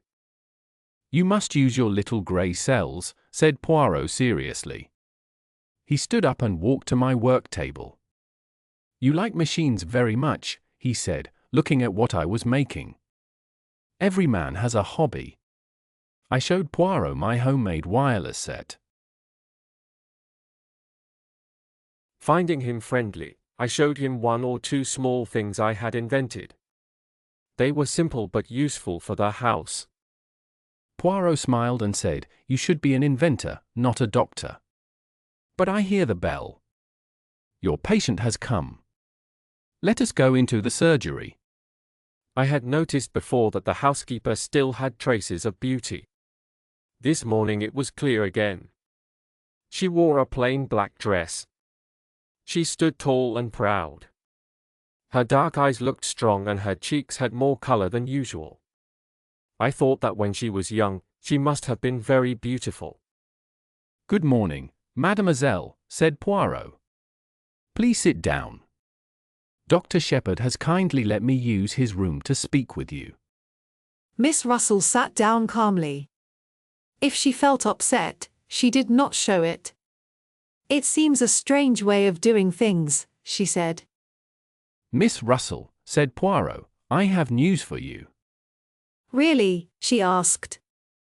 "Charles Kent has been arrested in Liverpool." Her face did not change. She only opened her eyes a little wider. With a firm voice, she said, "Well, why tell me?" Then I suddenly understood something. There was a likeness between her voice and Charles Kent's voice. His was rough, and hers was refined, but still very alike. I remembered hearing Kent's voice that night near the gate of Fernley Park. It reminded me of her. I looked at Poirot, and he gave me a small nod. Poirot lifted his hand slightly and said, "I thought you might want to know. That is all."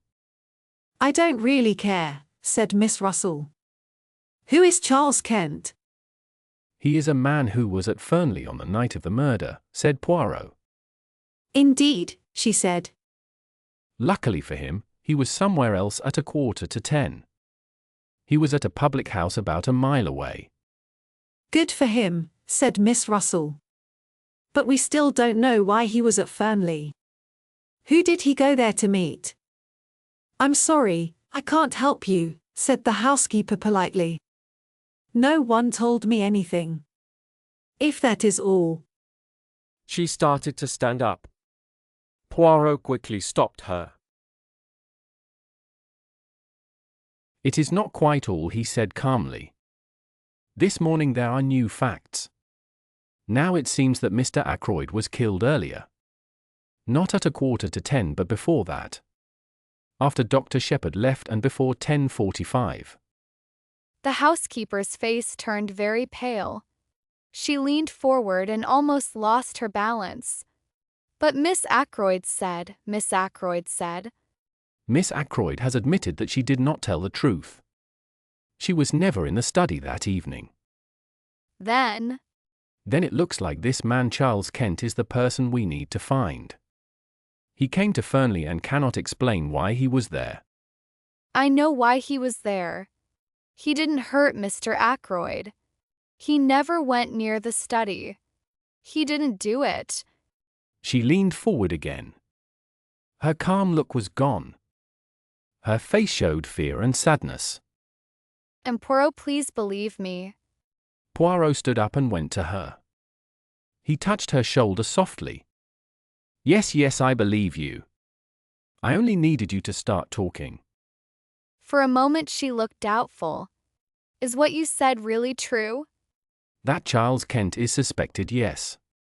You can help him if you tell me why he was at Fernley." "He came to see me," she said quickly. "I went out to meet him." "In the summer house, yes, I know." "How do you know that?" "Mademoiselle, it is my job to know things. I know you went out early. You left a message in the summer house about what time you would come." "Yes, I did. He wrote to me that he was coming. I was afraid to let him come inside the house. I sent a letter to him and told him I would meet him in the summer house. I also described it so he could find it easily. Then I worried that he might not wait, so I ran out and put a note there saying I would come at 9:10. I didn't want the servants to see me, so I went out through the drawing-room window. When I came back, I saw Dr. Shepherd. I thought he would find it strange. I was breathing hard because I had been running. I didn't know he was coming to dinner that night." She stopped talking. "Go on," said Poirot. "You went to meet him at 9:10. What did you talk about?" "It's hard to say. You see." "Mademoiselle," said Poirot, "you must tell me everything. No one else will ever know. Dr. Shepherd and I will keep it quiet. Let me help you. Charles Kent is your son, isn't he? She nodded. Her face was red. No one has ever known. It happened long ago in Kent. I was not married. So you gave him that name from the place, said Poirot. I understand. I found work and paid for his living. I never told him I was his mother. But he made poor choices. He drank and used harmful substances. I paid for him to go to Canada. For some years I heard nothing. Then he found out about me and asked me for money. Later I learned he was back in England again. He said he wanted to see me at Fernley. I could not let him come into the house. I am known as very respectable. If anyone found out, I would lose my job as housekeeper. So I wrote to him and arranged to meet in secret. And the next morning you came to see Dr. Shepherd? Yes. I wanted to ask if something could help him. He was not bad before he started taking harmful things. I see, said Poirot. Now tell me about that night. He was waiting when you arrived? Yes, he was already there. He spoke to me roughly and seemed angry. I brought all the money I had and gave it to him. We talked for a short time and then he went away. What time was it? Between 20 and 25 minutes past 9. It was not yet 1/2 when I came back to the house. Which way did he go? Along the same path towards the lodge gates. Poirot nodded. And you? I went back inside. Major Blunt was walking on the terrace smoking. So I went around the house to use the side door. It was about 9:30 then. Poirot nodded again. He wrote a few notes in his small book. I think that is all, he said quietly. Should I? She stopped for a moment. Chapter 21. The paragraph in the paper. Miss Russell looked worried. She asked, should I tell Inspector Raglan everything? Perhaps later. Let us not rush. We must move slowly and carefully. Charles Kent is not yet accused of murder. Maybe soon your story will not be needed. Miss Russell stood up. She said, "Thank you very much, Monsieur Poirot. You are very kind. You believe me, don't you? Charles did not do this terrible thing." It is clear that the man speaking with Mr. Ackroyd at 9:30 was not your son. Be brave, mademoiselle. Everything will be fine. Miss Russell left. Poirot and I were alone. I said, so that's finished. We always end up talking about Ralph Patten. How did you know Miss Russell was the person Charles Kent came to meet? Did you see that they looked alike? Poirot smiled. I guessed it before we met him. When we found that quill, I thought of drugs. I remembered your story about Miss Russell's visit. Then I saw the newspaper article about cocaine. It all fit together. She had heard from someone that morning, someone who used drugs. She read that article and came to you to ask questions. She spoke about cocaine because the article mentioned it. When you got too interested, she quickly changed the topic to detective stories. I thought maybe she had a son or brother who was in trouble. But now, it is time for lunch. I said, stay and have lunch with us. Poirot shook his head. His eyes twinkled. He said, not today. I do not want to make Miss Caroline eat vegetarian food 2 days in a row. I realized that very little escaped Poirot's notice. Caroline, of course, had seen Miss Russell come to my surgery door. I had prepared a story about her bad knee. But Caroline did not ask many questions. She thought she already knew why Miss Russell had come. She said, she was asking you lots of questions, James. I am sure of it. It is useless to deny it. You probably did not even notice. Men are so simple. She knows you talk with Poirot and wants to learn things from you. Do you know what I think? I said, I can't guess.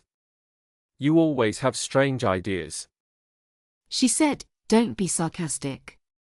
I think Miss Russell knows more about Mr. Ackroyd's death than she says. Caroline leaned back proudly in her chair.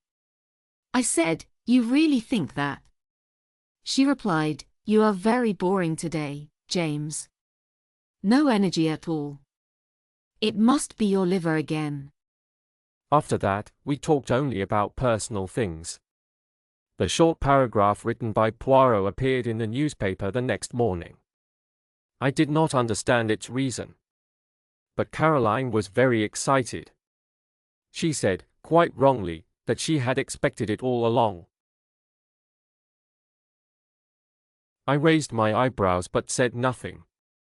Caroline looked uneasy and kept talking. I did not say he went to Liverpool, she said, but I knew he wanted to go to America. That is what Crippen tried to do. He did not succeed, I said. Poor boy. They have caught him. Yes, said Caroline. James, you must help him so that he is not hanged. What can I do? I asked. You are a doctor, she said. You have known him since he was a child. You can say he is not in his right mind. They treat people well at Broadmoor. It is a very nice place.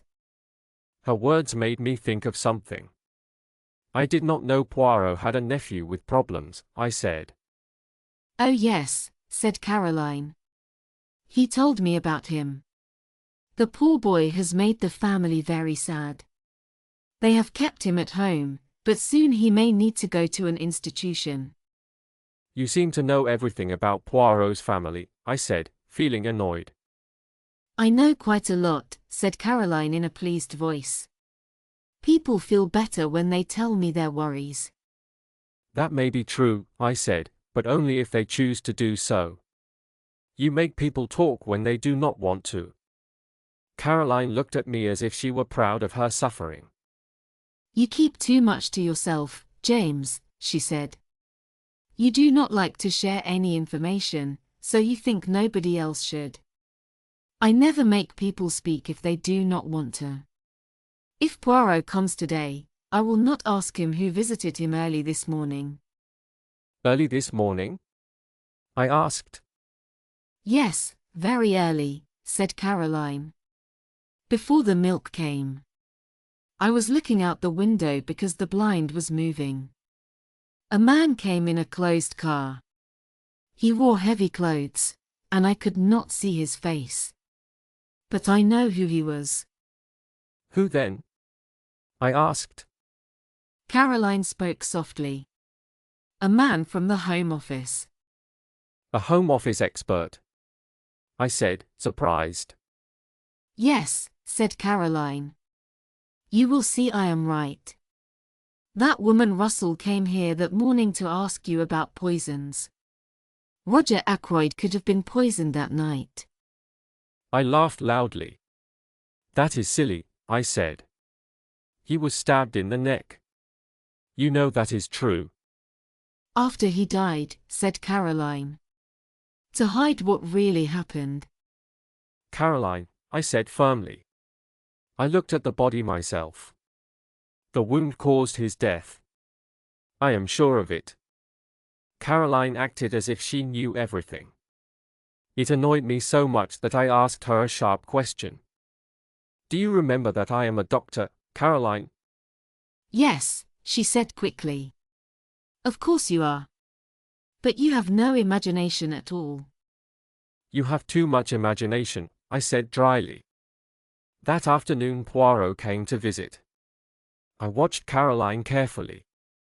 She tried very hard to make Poirot talk about his visitor, but without asking directly. Poirot saw what she wanted. He answered politely and said nothing useful. He was calm and clever, and Caroline finally did not know what else to say.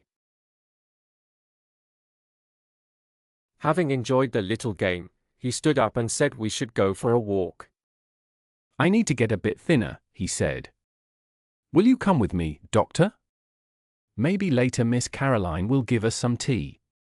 I would love to, said Caroline. Will your guest come in too? You are very kind, said Poirot. But no, my friend is resting. You will meet him soon. Someone told me he is an old friend of yours, said Caroline, trying again. Did they? Said Poirot. Well, we must go now. We walked toward Fernley. I had guessed that might be his plan. I was starting to understand how Poirot worked. Even small things were part of his plans. My friend, he said at last, I have something for you to do. Tonight I want to have a meeting at my house. You will come, yes? Of course, I said. Good. I also need everyone from the house, Mrs. Ackroyd, Miss Flora, Major Blunt, and Mr. Raymond. You will invite them for me. The meeting is at 9 o'clock. I will be happy to. But why don't you ask them yourself? If I do, they will ask many questions, why, and what for. I do not like to explain my little ideas before the right time. I smiled. My friend Hastings used to call me a human oyster, Poirot said. But that was not fair. I keep no facts hidden. I only let others find their own meaning in them. When do you want me to do this? I asked. Now, please. We are near the house. Aren't you coming in? No, I will walk around the garden. I will meet you by the lodge gates in 15 minutes. I agreed and went to the house. Only Mrs. Ackroyd was home. She was drinking an early cup of tea. She greeted me kindly. I am very thankful to you, Doctor, she said, for helping with that little matter with M. Poirot. But life is full of problems. You have heard about Flora, haven't you? What do you mean? I asked carefully. This new engagement, Flora and Hector Blunt. It is not as good a match as Ralph would have been. But happiness is most important. Flora needs an older man, someone calm and reliable. Hector is also a fine man in his own way. You saw the news about Ralph's arrest in the paper today? Yes, I said. I did. How awful, said Mrs. Ackroyd. She closed her eyes and trembled a little. Geoffrey Raymond was very upset. He called the police in Liverpool. They did not tell him anything. They said they had not arrested Ralph. Mr. Raymond said it was only a mistake.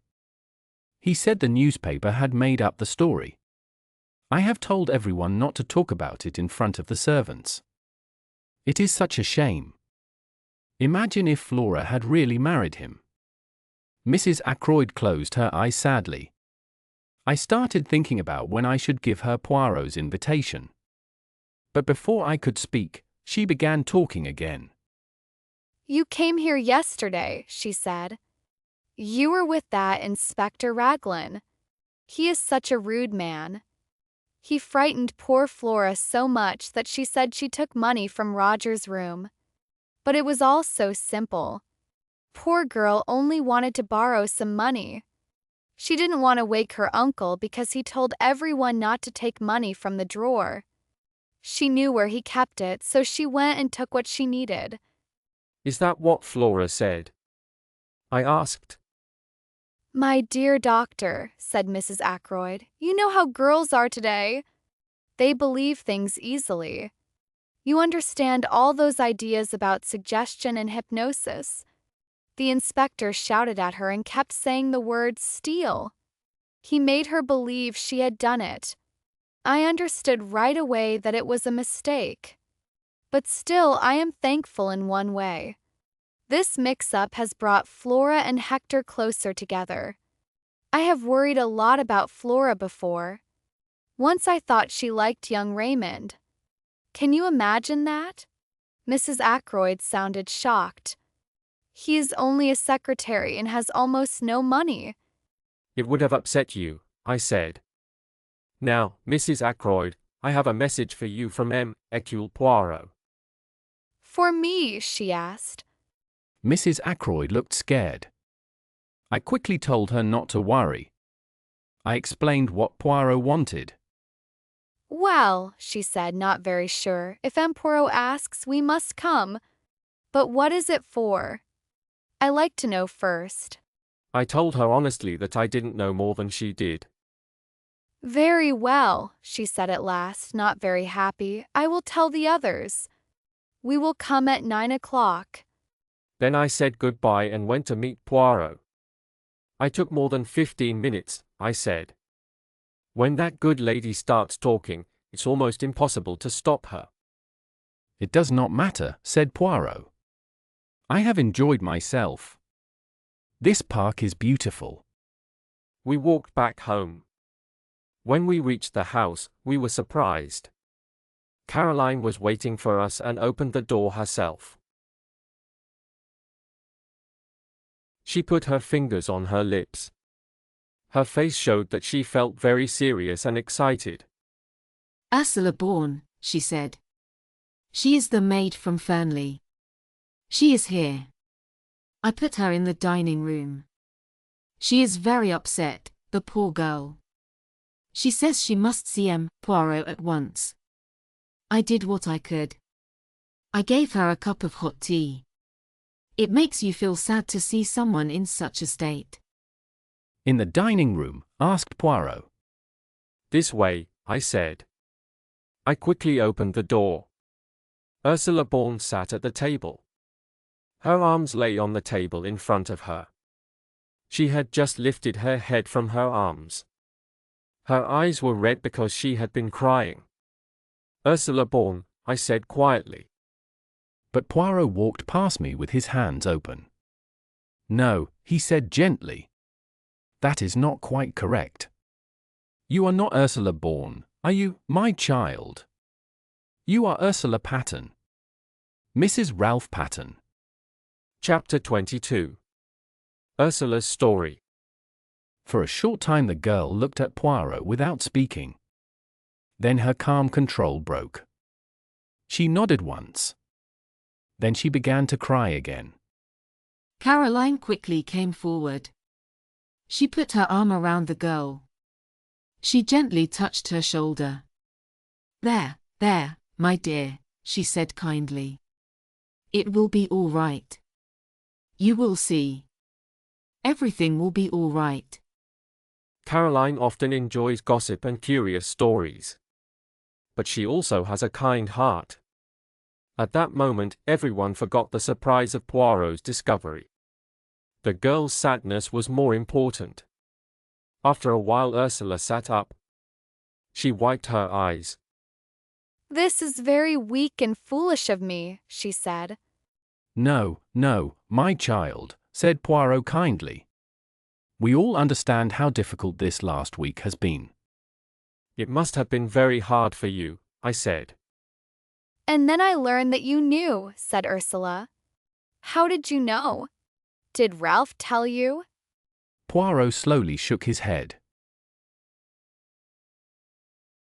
You know what brought me to you tonight, said the girl. She held up a small, wrinkled piece of newspaper. I saw the same paragraph that Poirot had asked to be printed. Says that Ralph has been arrested, she said sadly. So everything is finished. I don't have to hide anything anymore. Newspapers are not always right, mademoiselle, said Poirot quietly. He looked a little ashamed. But still, I think it is best if you tell us everything. We need the truth now. The girl looked at him with doubt in her eyes. You don't trust me, Poirot said kindly. But you came to find me. Why did you come? 'Cause I don't believe Ralph did this, she said softly. I think you are clever and can find the truth. And also... Yes? Asked Poirot. I think you are kind. Poirot nodded. "That is very nice," he said. "Listen, I really believe your husband did not do it. But things look bad. If I want to help him, I must know everything. Even if it makes him look guilty." "You understand well," said Ursula. "So please tell me the whole story from the start." "I hope you don't want to send me away," said Caroline, sitting down in a chair comfortably. "I want to know why this girl was pretending to be a parlour maid." "Pretending?" I asked. "Yes," said Caroline. "Why did you do it, child? Was it a bet?" "For money," said Ursula in a plain voice. Then she began her story. Ursula Bourne was one of 7 children. Her family were poor Irish gentlefolk. When her father died, the girls had to earn their own living. Ursula's oldest sister married Captain Folliot. She was the woman I had seen that Sunday, and now I understood why she had looked upset. Ursula wanted to work and not depend on others. She did not want to be a nursery governess, which was the only job open to girls without training. She chose to be a parlour maid instead. She did not call herself a lady parlour maid. She wanted to be a real one. Her sister gave her a job reference. At Fernley, even though she kept to herself and some people talked about that, she did her work very well. She was quick and careful and did everything properly. "I liked the work," she said. And I had plenty of time to myself. Ursula met Ralph Patten, and soon they fell in love. Later, they decided to get married in secret. Ralph asked her to do this, even though she was not sure. He said his stepfather would never allow him to marry a poor girl. He thought it was better to marry first and tell him later. So they married quietly, and Ursula Bourne became Ursula Patten. Ralph said he wanted to pay his debts and find work. When he had enough money and did not depend on his stepfather, they would tell him about the marriage. But for a man like Ralph, changing his life was not easy. He hoped his stepfather would help him pay his debts before learning about the marriage. However, when Roger Ackroyd saw how much Ralph owed, he became angry and refused to help. After a few months, Roger asked Ralph to visit Fernley again. Roger spoke very directly. He wanted Ralph to marry Flora. He told Ralph this very clearly. Ralph was weak and chose what seemed like the easiest way. It looked like Ralph and Flora had no real love for each other. It was more like a deal between them. Roger said what he wanted, and they agreed. Flora hoped to gain freedom, money, and a better life. Ralph, on the other hand, needed money badly. He accepted the offer because he saw a chance to escape his troubles. His debts would soon be paid. He felt he could begin his life again in a new way. He did not often think about the future, but he could imagine that his promise to marry Flora would end after some time. Flora and Ralph agreed that no one should know about this yet. Ralph wanted to hide it from Ursula. He knew that Ursula was a strong and honest woman who did not like secrets. Then Roger Ackroyd made a sudden decision.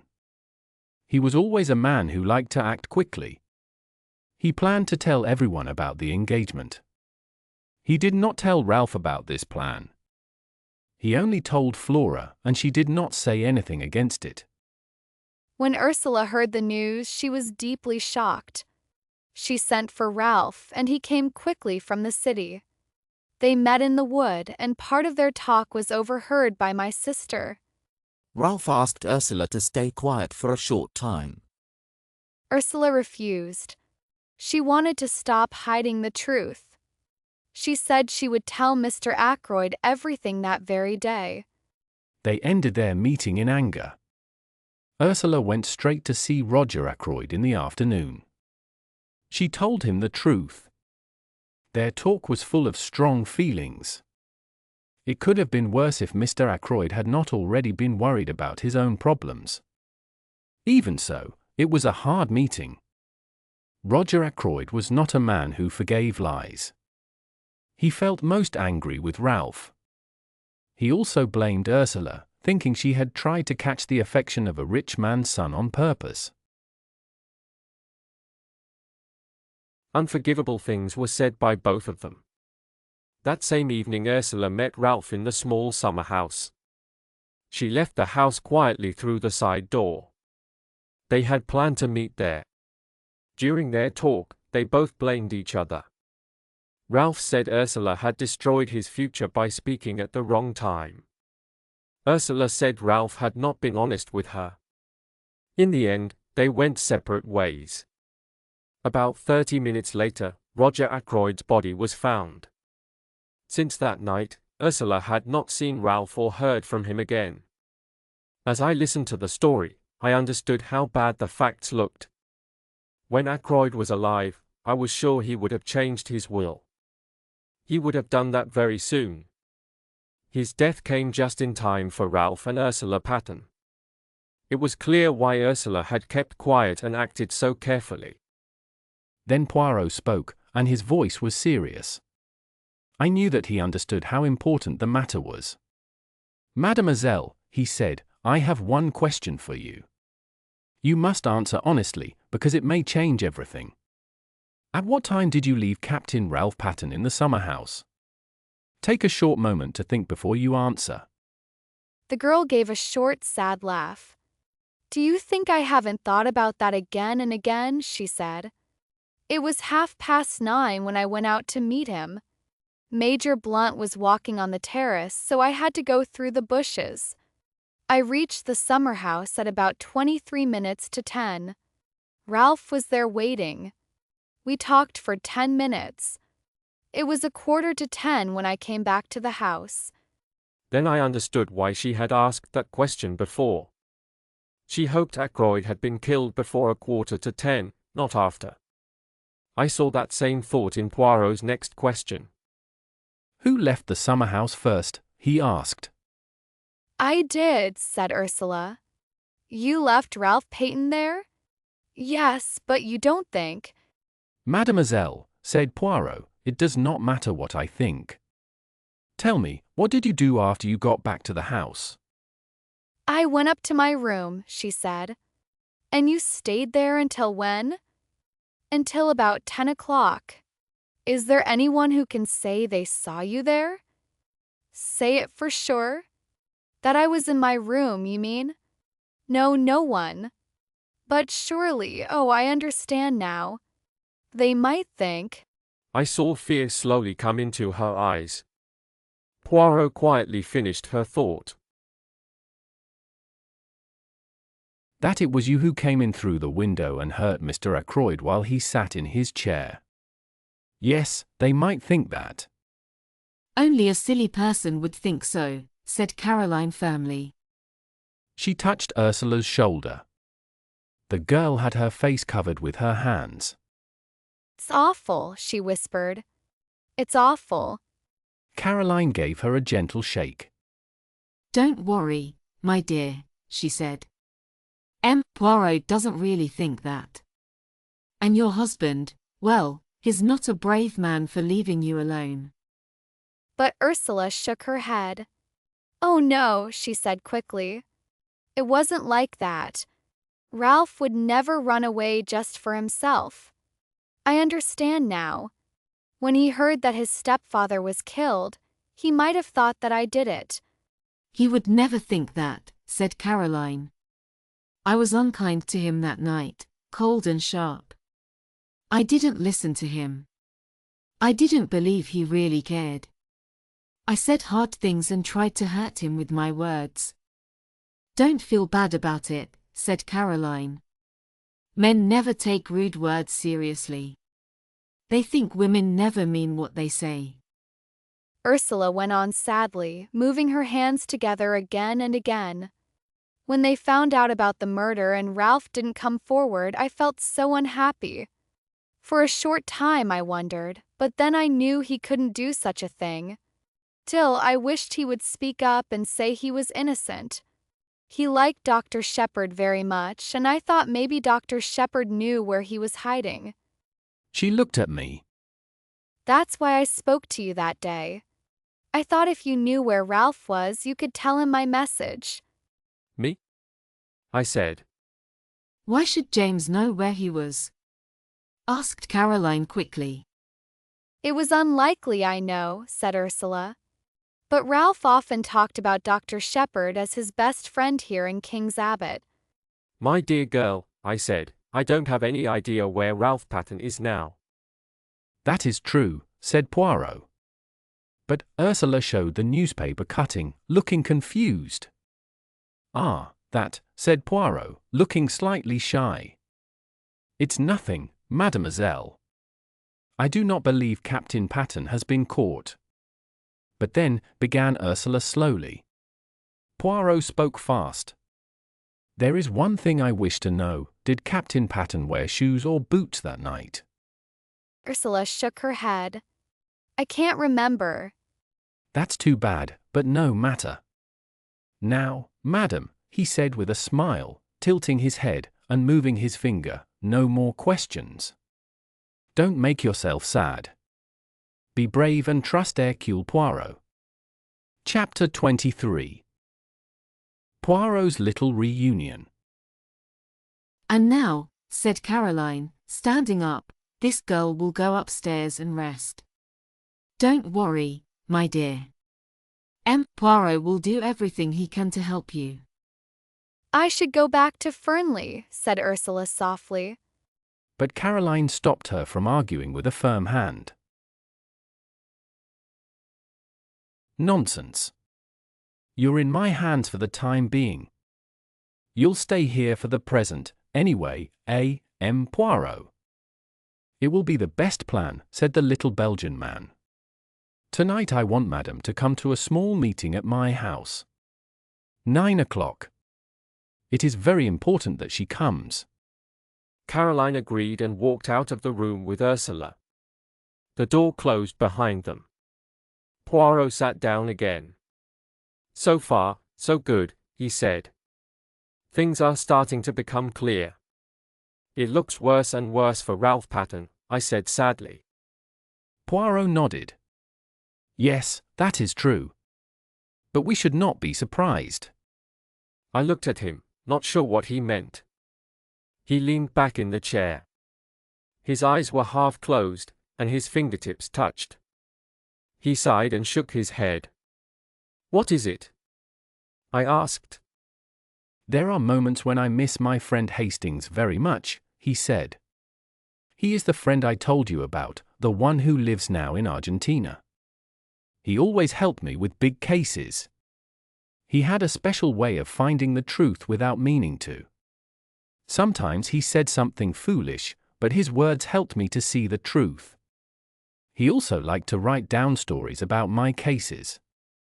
I coughed a little because I felt shy. About that, I started to say, then stopped. Poirot sat up quickly. His eyes were bright. Yes? What do you want to say? Well, I said, I have read Captain Hastings's stories, and I thought maybe I could try writing something like that. It seemed a pity not to. This is probably my only time to be part of something like this. I felt hot and awkward as I tried to explain. Poirot jumped from his chair. For a moment I was afraid he was going to hug me, but he did not. This is wonderful, he said. You have been writing about the case as we go along. I nodded. Excellent, cried Poirot.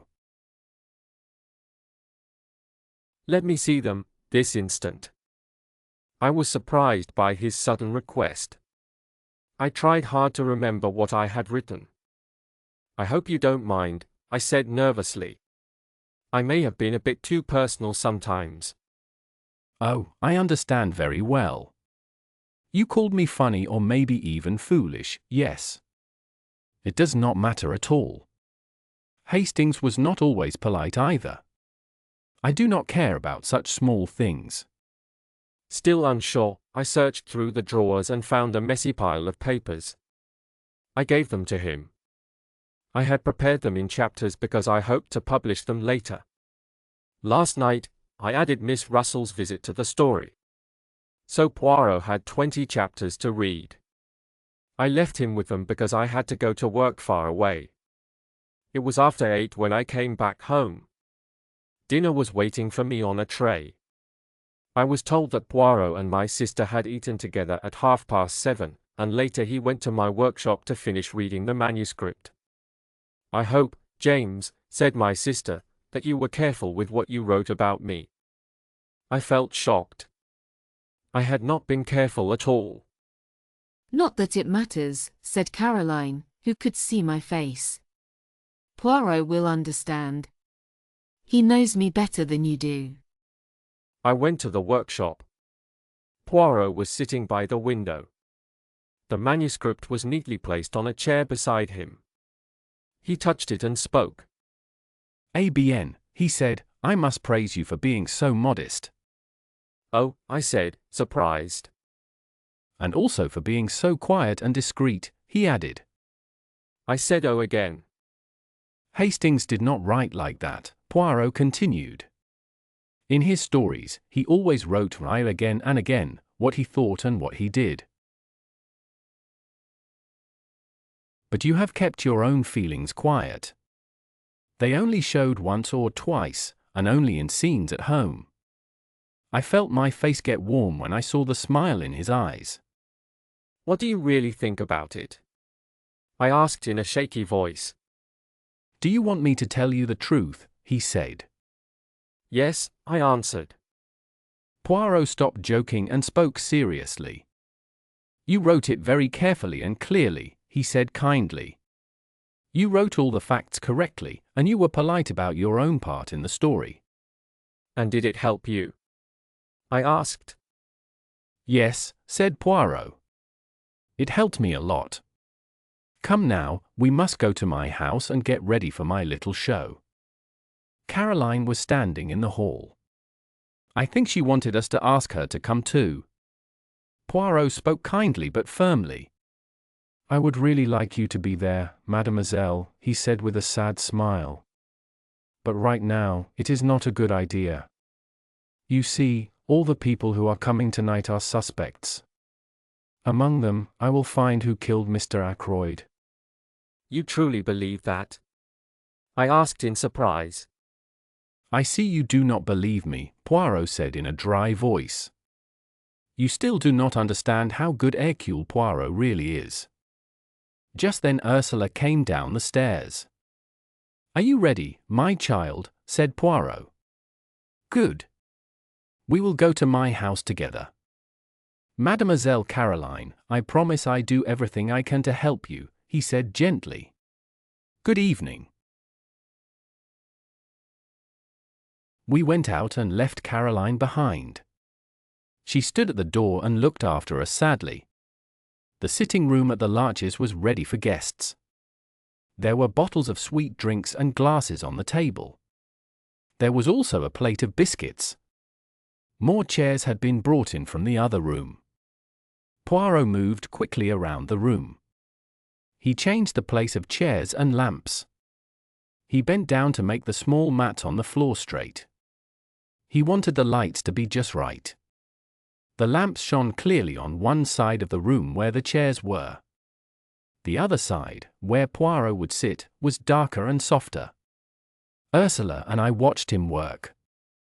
Then we heard the bell ring. "They are here," said Poirot. "Good, everything is ready." The door opened and the people from Fernley came in.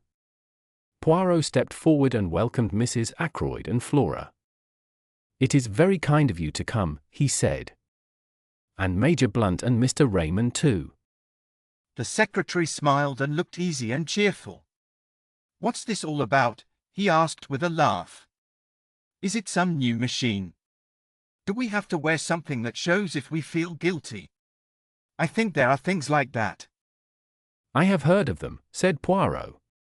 "But I do not use new machines. I prefer simple ways to find the truth. I only use my brain. Now we will begin, but first I want to tell you all something." He took Ursula's hand and led her forward. "This lady is Mrs. Ralph Patten," he said.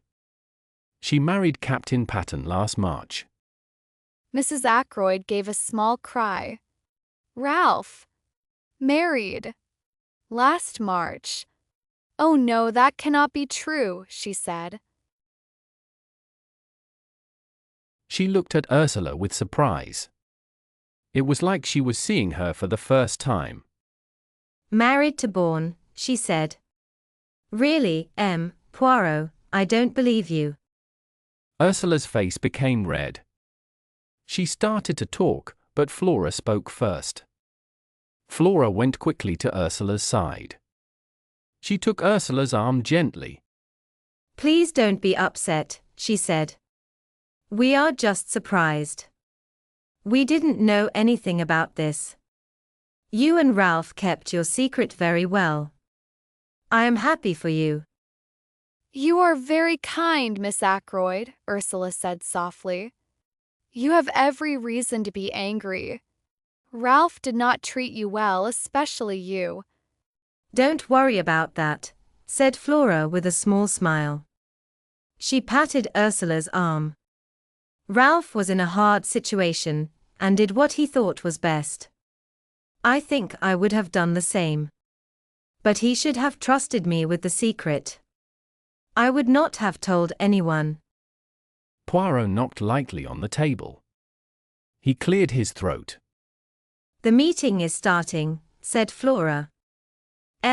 Poirot wants us to stop talking.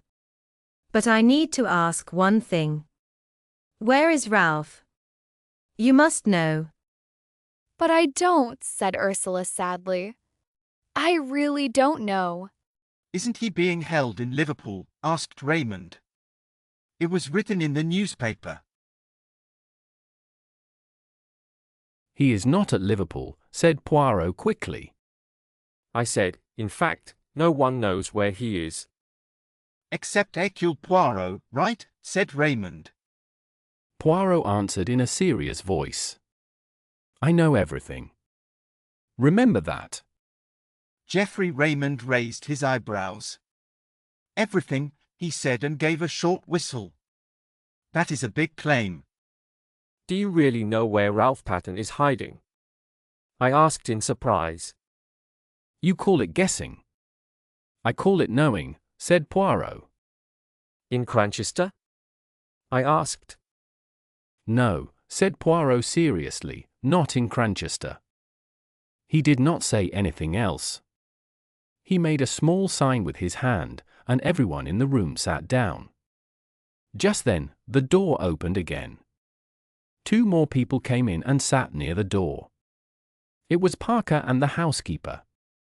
The number is complete, said Poirot. Everyone is here. His voice sounded pleased. But when he spoke, I saw the others look uneasy. They sat together at the far end of the room, and it felt like a trap had been set. Poirot took a paper from his hand and read in a serious voice. Mrs. Ackroyd, Miss Flora Ackroyd, Major Blunt, Mr. Geoffrey Raymond, Mrs. Ralph Patton, John Parker, Elizabeth Russell. Then he put the paper on the table. What does all this mean? Asked Raymond. Poirot looked at him. The names I just read, he said, are the names of people who are suspected. Every one of you had a chance to harm Mr. Ackroyd. Ackroyd. Mrs. Ackroyd gave a scream and stood up quickly. Her throat moved as she tried to speak. I don't like this, she cried. I don't like it. I want to go home. You cannot go home, madam, said Poirot in a firm voice. You must listen to what I have to say. He waited for a moment and then spoke again. I will begin from the start, he said. When Miss Ackroyd asked me to look into the case, I went to Fernley Park with Dr. Shepherd. We walked on the terrace where I saw the marks near the window. Then Inspector Raglan took me on the path to the drive. I noticed a small summer house there and looked inside carefully. I found 2 things, a small piece of cloth and an empty goose quill. The cloth made me think of a maid's apron. When Inspector Raglan showed me the list of people in the house, I saw that one maid, Ursula Bourne, had no clear alibi. She said she was in her room from 9:30 until 10. But maybe she was in the summer house instead. If that was true, she must have gone there to meet someone. Dr. Shepherd told me that someone from outside came to the house that night. He met a strange man by the gate. It first looked like the problem was solved. The stranger went to meet Ursula Bourne in the summer house. I was quite sure the man went into the summer house because of the goose quill. That made me think he was a man who used drugs. Such habits are more common in America. The stranger had an American accent, so that idea seemed right. But then, something did not fit. The times were strange. Ursula Bourne could not have gone to the summer house before 9:30. The man arrived there just after 9. Maybe he waited there for about half an hour. But another idea was possible. Maybe 2 different meetings happened in the summer house that night. When I thought about this second idea, I found some important things. Miss Russell, the housekeeper, visited Dr. Shepherd that morning. She asked many questions about how to help people who use drugs. With that and the goose feather, I believe the man came to Fernley to meet Miss Russell, not Ursula Bourne. So who did Ursula Bourne come to meet? I soon found the answer. I found a wedding ring. Inside it were the words from Arthur and a date. Then I learned that Ralph Patten was seen walking to the summer house at 9:25. I also heard about a talk between Ralph Patten and a girl earlier that day in the wood near the village. Now the events made sense. There was a secret marriage. There was an engagement announced on the day of the sad event. There was an angry meeting in the wood. And there was a meeting planned for that night in the summer house. This showed me one clear thing. Both Ralph Patten and Ursula Bourne, or Patten, had strong reasons to want Mr. Ackroyd gone. And it also showed something else. Ralph Patten could not have been the person who spoke with Mr. Ackroyd in the study at 9:30. So now we ask another question about the crime. Who was in the room with Mr. Ackroyd at 9:30? It was not Ralph Patten, who was meeting his wife in the summer house. It was not Charles Kent, who had already gone. Then who was it? I asked my most daring question. Was anyone with him? Poirot leaned forward and said the words proudly. Then he sat back again and looked pleased with himself. Raymond looked calm and not very impressed. He spoke in a quiet voice. I don't know if you are saying that I am lying, M. Poirot, he said. But it is not only my word. Major Blunt also heard Mr. Ackroyd talking to someone. He was outside on the terrace. He could not hear the words clearly, but he heard 2 voices. Poirot nodded. I did not forget, he said. But Major Blunt thought that Mr. Ackroyd was speaking to you. Raymond looked surprised for a moment. Then he became calm again. Blunt knows he was wrong now, he said. Yes, Poirot answered. But he must have had a reason for thinking that, Poirot said thoughtfully. He raised his hand before Raymond could speak. Oh no, he said. I know the reason you will say, but it is not enough. We must look for another answer. Let me say this. From the start of the case, one thing has always seemed strange to me. It is the words Mr. Raymond heard.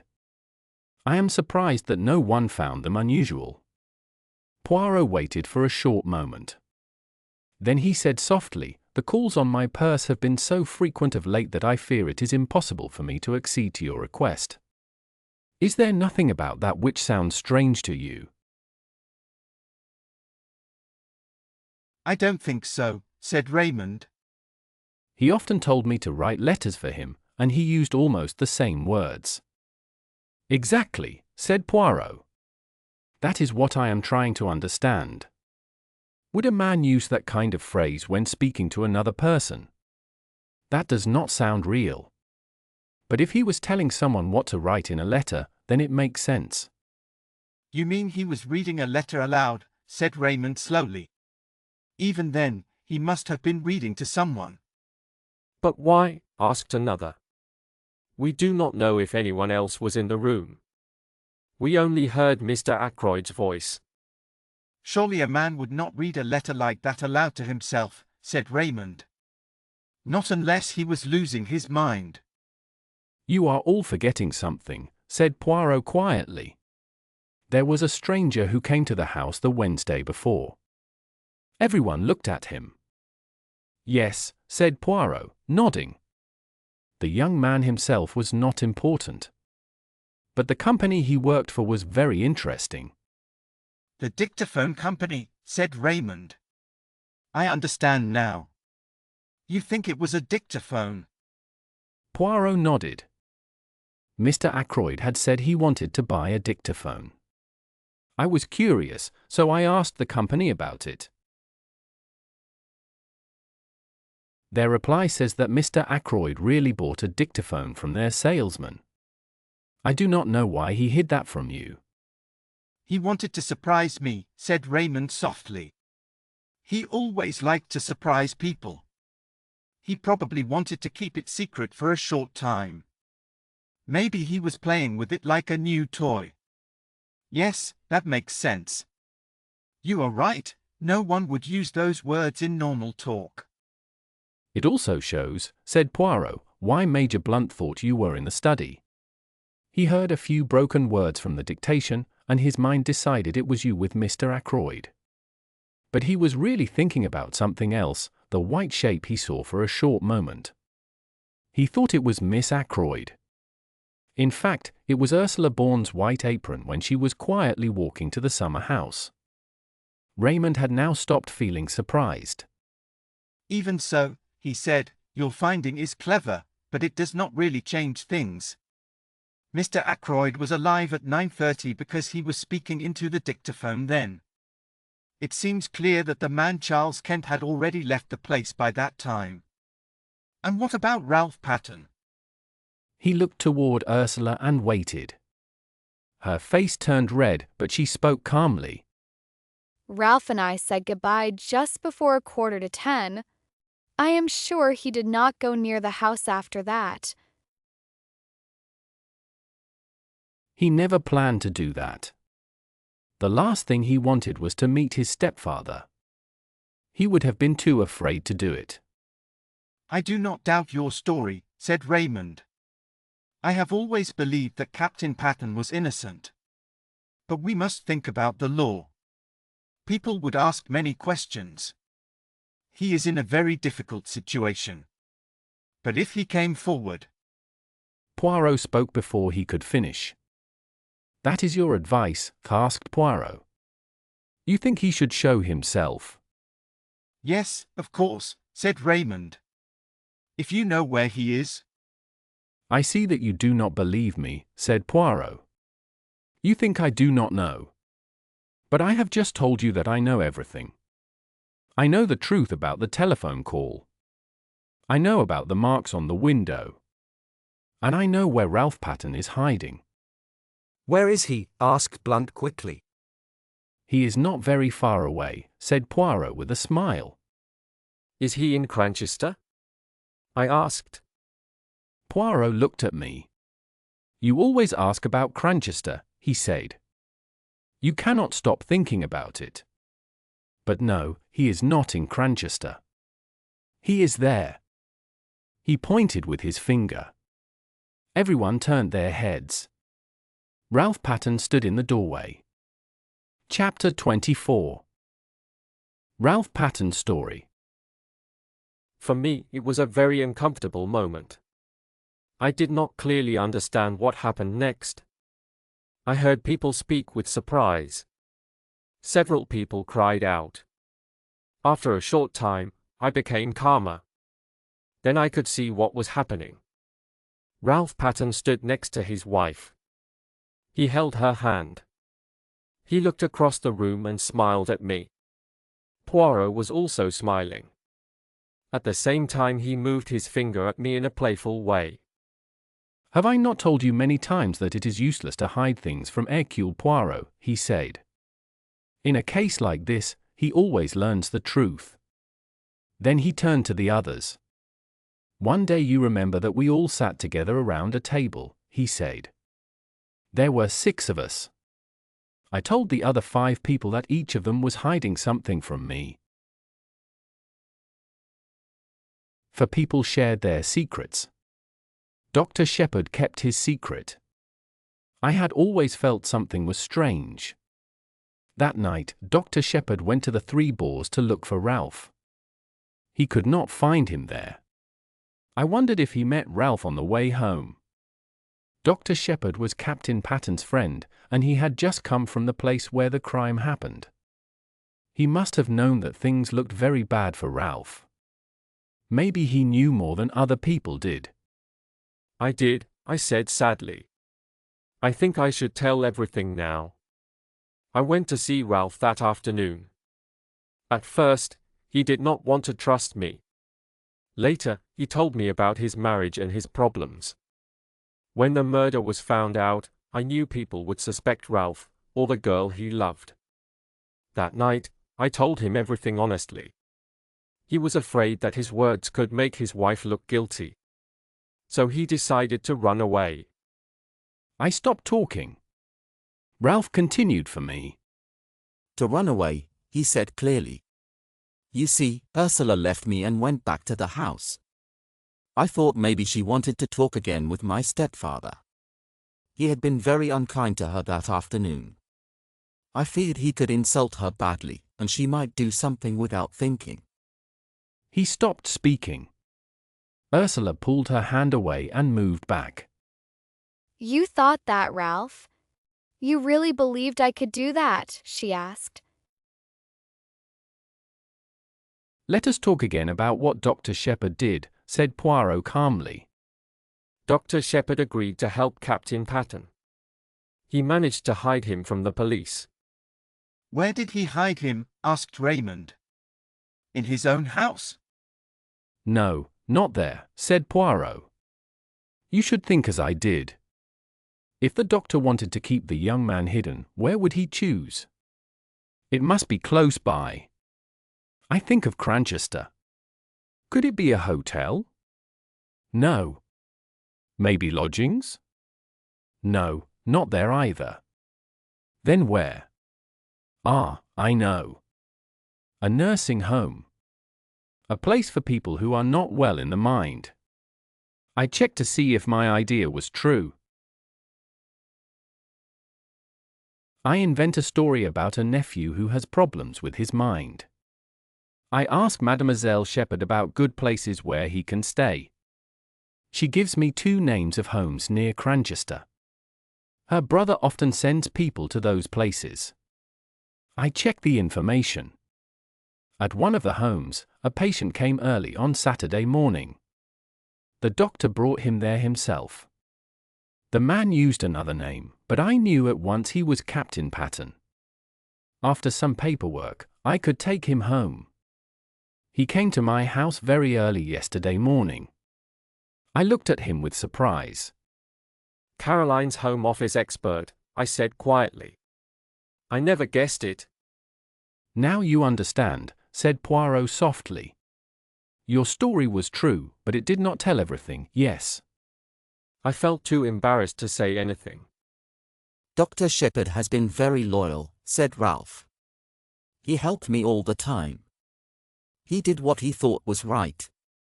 Now I know, after what M. Poirot said, that it was not really the best way. I should have come out and told the truth. At the home, we never saw newspapers. I did not know what was happening. Dr. Shepherd has been very careful, said Poirot with a small smile. But I find all the small secrets. It is my business. Now you can tell your story about what happened that night, said Raymond. He sounded impatient. You already know it, said Ralph. There is not much more to say. I left the summer house at about 9:45. I walked around the roads, trying to decide what to do. I admit I have no proof of where I was. But I give you my honest word that I did not go to the study. I did not see my stepfather, alive or dead. People may not believe me, but I want you all to trust what I say. No alibi, said Raymond quietly. That is bad. I believe you, but it looks very serious. It makes everything easier, said Poirot in a happy voice. Very easy indeed. We all looked at him. You do not understand, he asked. It means this. To free Captain Patten, the person who really did it must tell the truth. Poirot smiled at everyone. Yes, I mean what I say. I did not ask Inspector Raglan to come here. There was a reason for that. I did not want to tell him everything I know tonight. He leaned forward, and his voice changed. He sounded serious and strong. I am speaking to you now. The person who killed Mr. Ackroyd is in this room. I am talking to that person. Tomorrow I will tell Inspector Raglan the truth. Do you understand? There was a quiet moment in the room. The old woman from Brittany came in holding a telegram on a tray. Poirot quickly opened it. The murderer is here with us, you said. Do you know who? Poirot looked at the message. He crushed the paper in his hand. I know now, he said. He touched the paper ball with his finger. What is that? It is a wireless message, said Poirot. It came from a ship going to the United States. Everything went silent again. Poirot stood up and bowed. My friends, this meeting is finished, he said. Remember, the truth will go to Inspector Raglan in the morning. Chapter 25. The whole truth. Poirot made a small gesture for me to stay when the others began to leave. I obeyed. I went to the fire and moved the big pieces of wood with the toe of my boot. I was confused. I could not understand what Poirot meant. I even thought that he was just pretending, only making a show to look important. But inside myself, I felt he was serious. His words had sounded real and strong. Even so, I still believed he was mistaken. When the door closed behind the last person, Poirot came closer to the fire. Well, my friend, he said quietly, what do you think of what happened? I don't know, I answered honestly. Why did you do that? Why not go straight to Inspector Raglan and tell him everything instead of warning the guilty person first? Poirot sat down. He took out his small case of cigarettes. He smoked for a short time in silence. Then he said, use your brain, my friend. There is always a reason for what I do. I stopped to think. Then I spoke slowly. Maybe you don't really know who did it, but you are sure the murderer is one of the people here tonight. So you said all that to make him confess? Poirot smiled and nodded. That is a smart guess, he said, but it is not true. I thought maybe you wanted the murderer to believe that you already knew.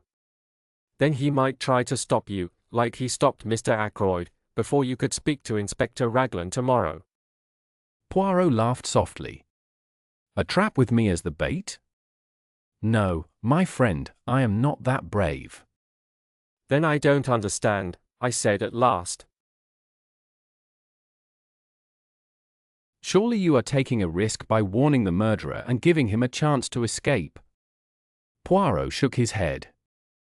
He cannot escape, he said seriously. There is only one way out, and it does not lead to freedom. You really think that someone here tonight killed Mr. Ackroyd? I asked in surprise. Yes, my friend. Which person? I asked. Poirot stayed quiet for a few minutes. Then he threw the end of his cigarette into the fireplace.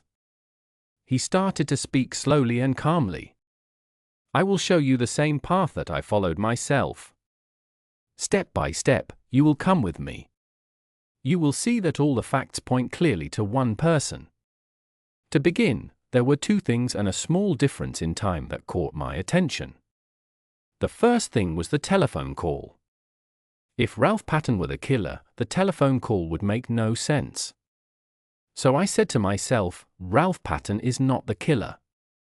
I was sure that no one inside the house could have made that call. Still, I believed that the guilty person was here that night. So I decided the call must have been made by someone helping the killer.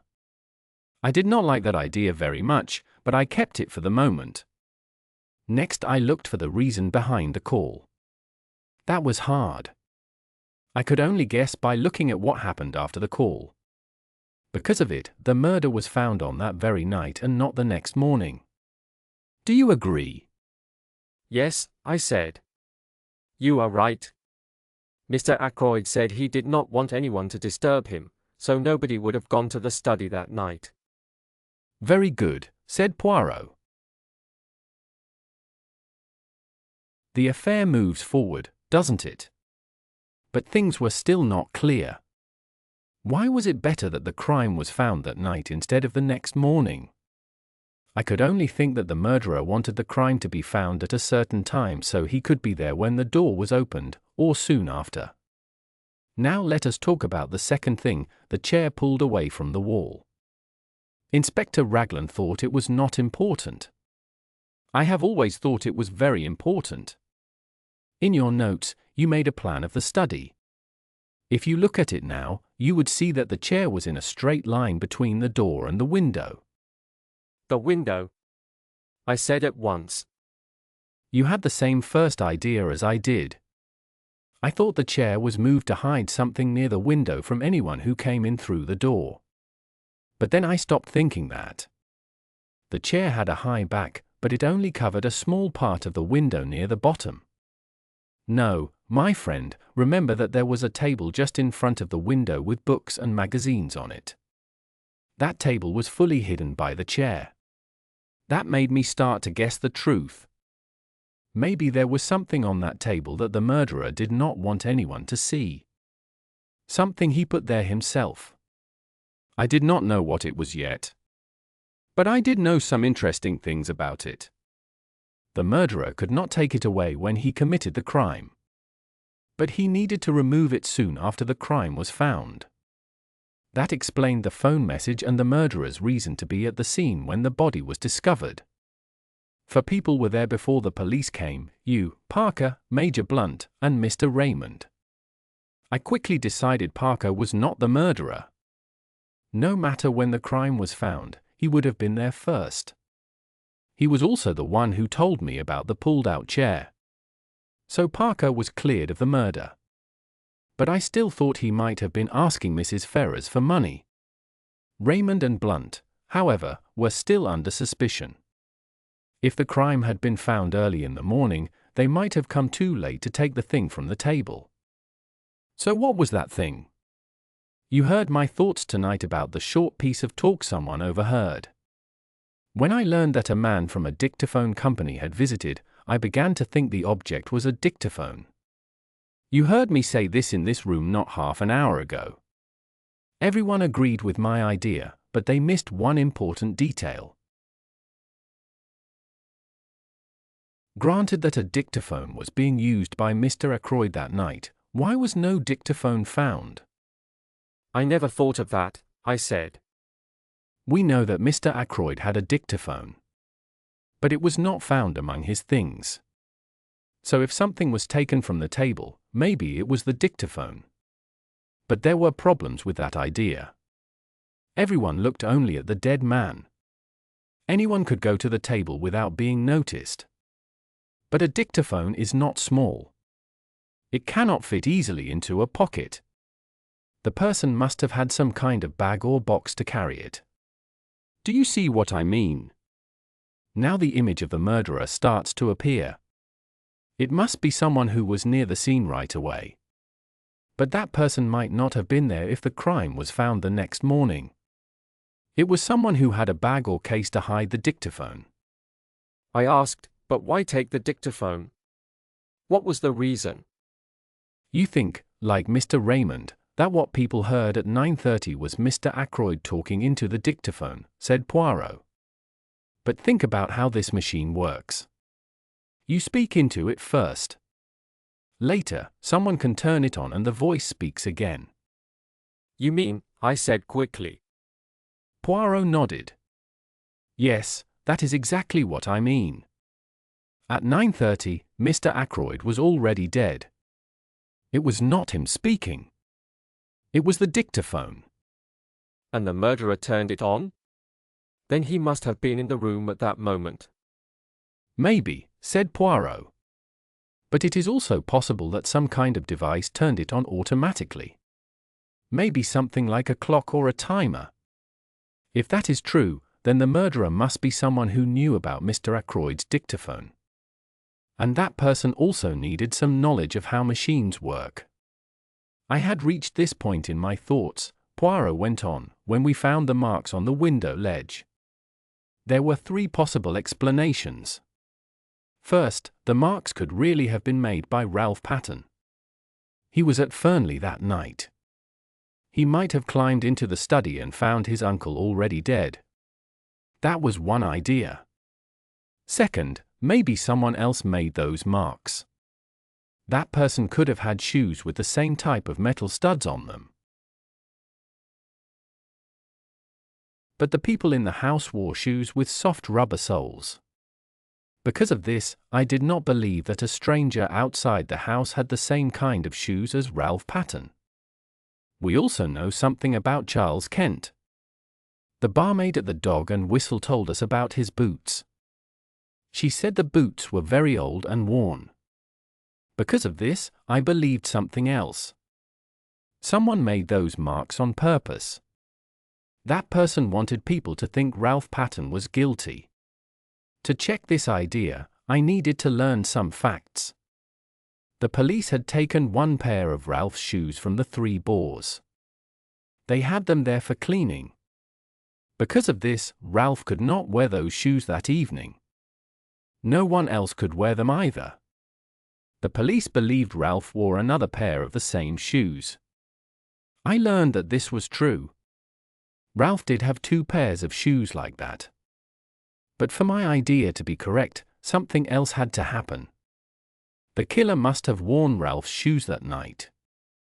If that was true, Ralph needed another kind of shoes. He must have had a 3rd pair of footwear. I did not think Ralph would bring 3 pairs of the same shoes. It was more likely that the 3rd pair was boots. I asked your sister to help me learn about this. I asked her to find out what shoes Ralph brought with him. I spoke about the color of the shoes. But that was only to hide my real reason for asking. You already know what she discovered. Ralph Patten did have a pair of boots with him. Yesterday morning he came to my house. I asked him my first question at once. I asked what he wore on his feet that night. He answered quickly. He said he wore boots. In fact, he was still wearing those boots. He had no other shoes with him. So we move 1 step closer to the truth.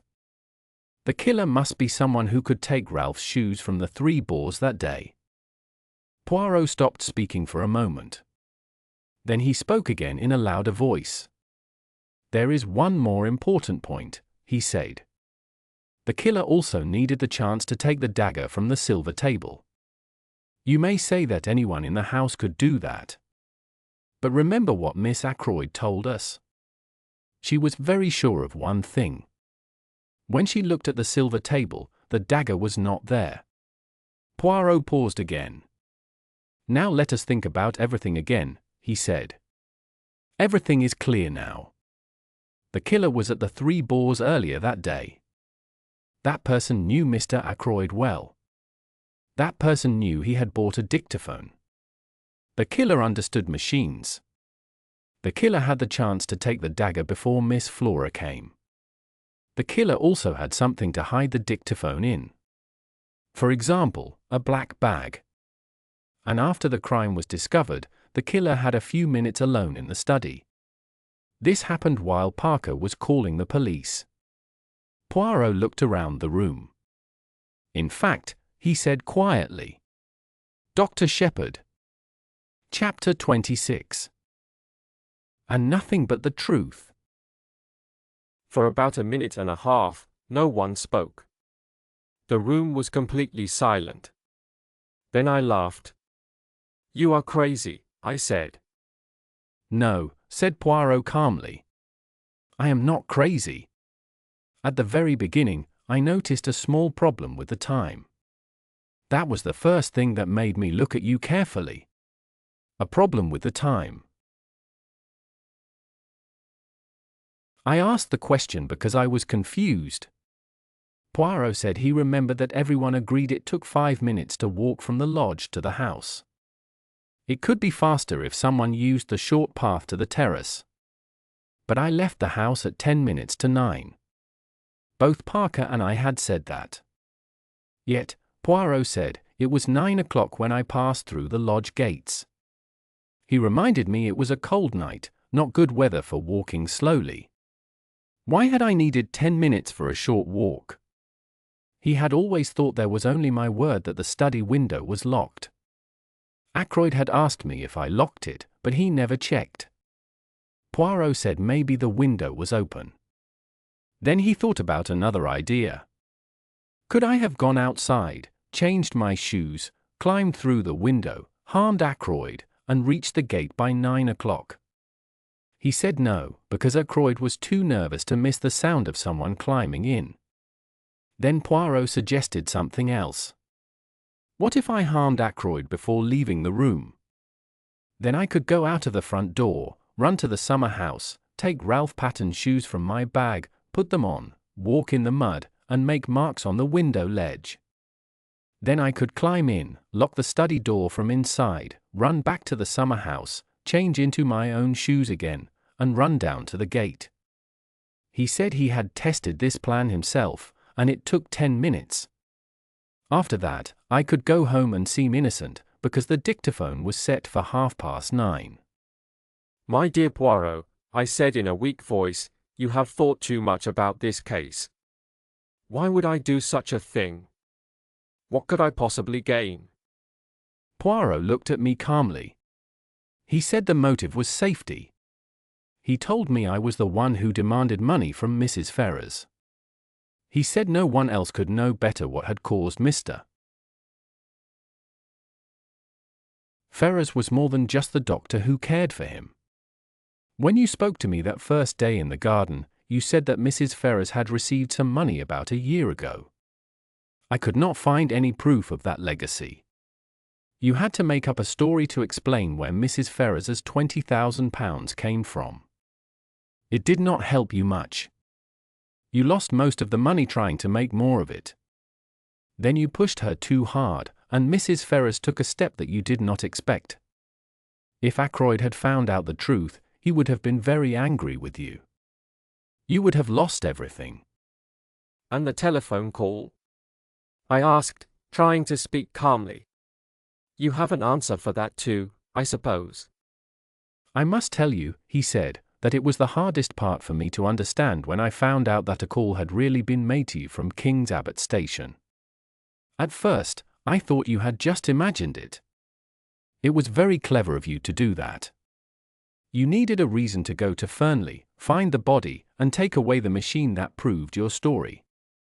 When I came to see your sister that first day, I asked about the patients you saw on Friday morning. I did not think about Miss Russell then. Her visit was lucky for me because it made you forget why I was asking questions. Finally, I found what I wanted to know. One of your patients that morning was the steward from an American ship. Who could be better than him to leave for Liverpool on the train that evening? Then he would be far away on the sea. I saw that the ship called _Orion_ would sail on Saturday. I found out the name of the ship's steward and sent him a wireless message with a question. You saw the answer he sent me a moment ago. He showed me the message. It said, "Quite right. Dr. Shepherd asked me to leave a note at a patient's house. I had to call him from the station with the reply. The answer was no reply. That was a smart plan, said Poirot. The phone call was real. Your sister saw you take it. But only one person told what was said, you. I gave a big yawn. All this is very interesting, I said, but it does not matter very much now. You believe so, said Poirot. Remember what I told you. The truth will go to Inspector Raglan tomorrow morning. But I wish to help your good sister. So I give you a chance to choose another way. Maybe you take too much of your sleeping medicine, do you understand? Captain Ralph Patten must be proved innocent, of course. I think you should finish writing your manuscript, but with full honesty this time. You have many ideas, I said. Have you finished saying them all? Chapter 27. Apologia. It is 5 o'clock in the morning. I am very tired, but I have finished my writing. My arm hurts from holding the pen. It is strange how my story ends. I wanted people to read it one day as the story of one of Poirot's mistakes. But things turned out very differently. From the first time I saw Ralph Patten and Mrs. Ferrars talking together, I felt something bad was coming. I thought she was telling him a secret. Later I found I was wrong, but the feeling of danger stayed. Even that night, when I went into the study with Ackroyd, the feeling did not leave me until he told me the truth. Poor Ackroyd. I am glad I gave him the chance to read the letter. I asked him to read it before it was too late. But maybe I really wanted him not to read it. He was a stubborn man, and telling him to do something was the best way to make him refuse. He was nervous that night because he knew he was in danger. Yet he never suspected me. I decided to use the dagger later. I already had another small weapon in my pocket. But when I saw the dagger lying on the silver table, I thought it was better to use something that could not be linked to me. I think I always meant to harm him. When I heard that Mrs. Ferrars was dead, I felt sure she had told Ackroyd everything before she died. When I saw him upset, I thought he might know the truth but was trying not to believe it. I guessed he wanted to give me a chance to explain myself. That night I returned home and made some careful plans. If the problem had been only about Ralph, then nothing serious would happen. Ackroyd had given me a dictaphone 2 days before to fix. I changed it in a small way so it would help me later. I took it with me in my bag that evening. I feel proud of how I wrote my story. It sounds neat and clear. Everything I wrote about the time I left the study was true. I wrote that I left Ackroyd before he opened the letter. I stood at the door and looked back to see if I had missed anything. But I did not write what happened after that. If I had left a blank space, maybe someone would have wondered what happened in those minutes. When I looked back from the door, I saw everything was ready. The dictaphone was on the table by the window and set to speak at 9:30. The armchair was moved a little to hide it. It surprised me when I met Parker outside the door. I wrote about that truthfully. Later, after Ackroyd was found, I sent Parker to call the police. I wrote in my notes that I did what little had to be done. What I did was simple. I put the dictaphone in my bag and pushed the chair back to its old place. I never thought Parker would notice the chair had moved. He should have been focused only on the body. But he was a careful servant and saw everything. I wish I had known that Flora would say she saw her uncle alive at 9:45. That confused me very much. In fact, many things in this case confused me. Everyone seemed to be part of it somehow. The person I feared most was Caroline. I kept thinking she might guess the truth. It was strange how she once talked about my weak side. Well, she will never learn the real truth. Poirot said there is only one way out. I can trust him. He and Inspector Raglan will take care of everything. I do not want Caroline to know. She likes me very much. She is also proud. My death will make her sad, but sadness goes away with time. When I finish writing, I will put this paper in an envelope. I will write Poirot's name on it. Then what should I do? Maybe Veronal. It feels fair in a strange way. I do not think I am guilty of Mrs. Ferrars's death. It happened because of what she did herself. I do not feel sorry for her. I do not feel sorry for myself either. So it will be Veronal. I only wish Hercule Poirot had not stopped working and come here to grow vegetables. The end.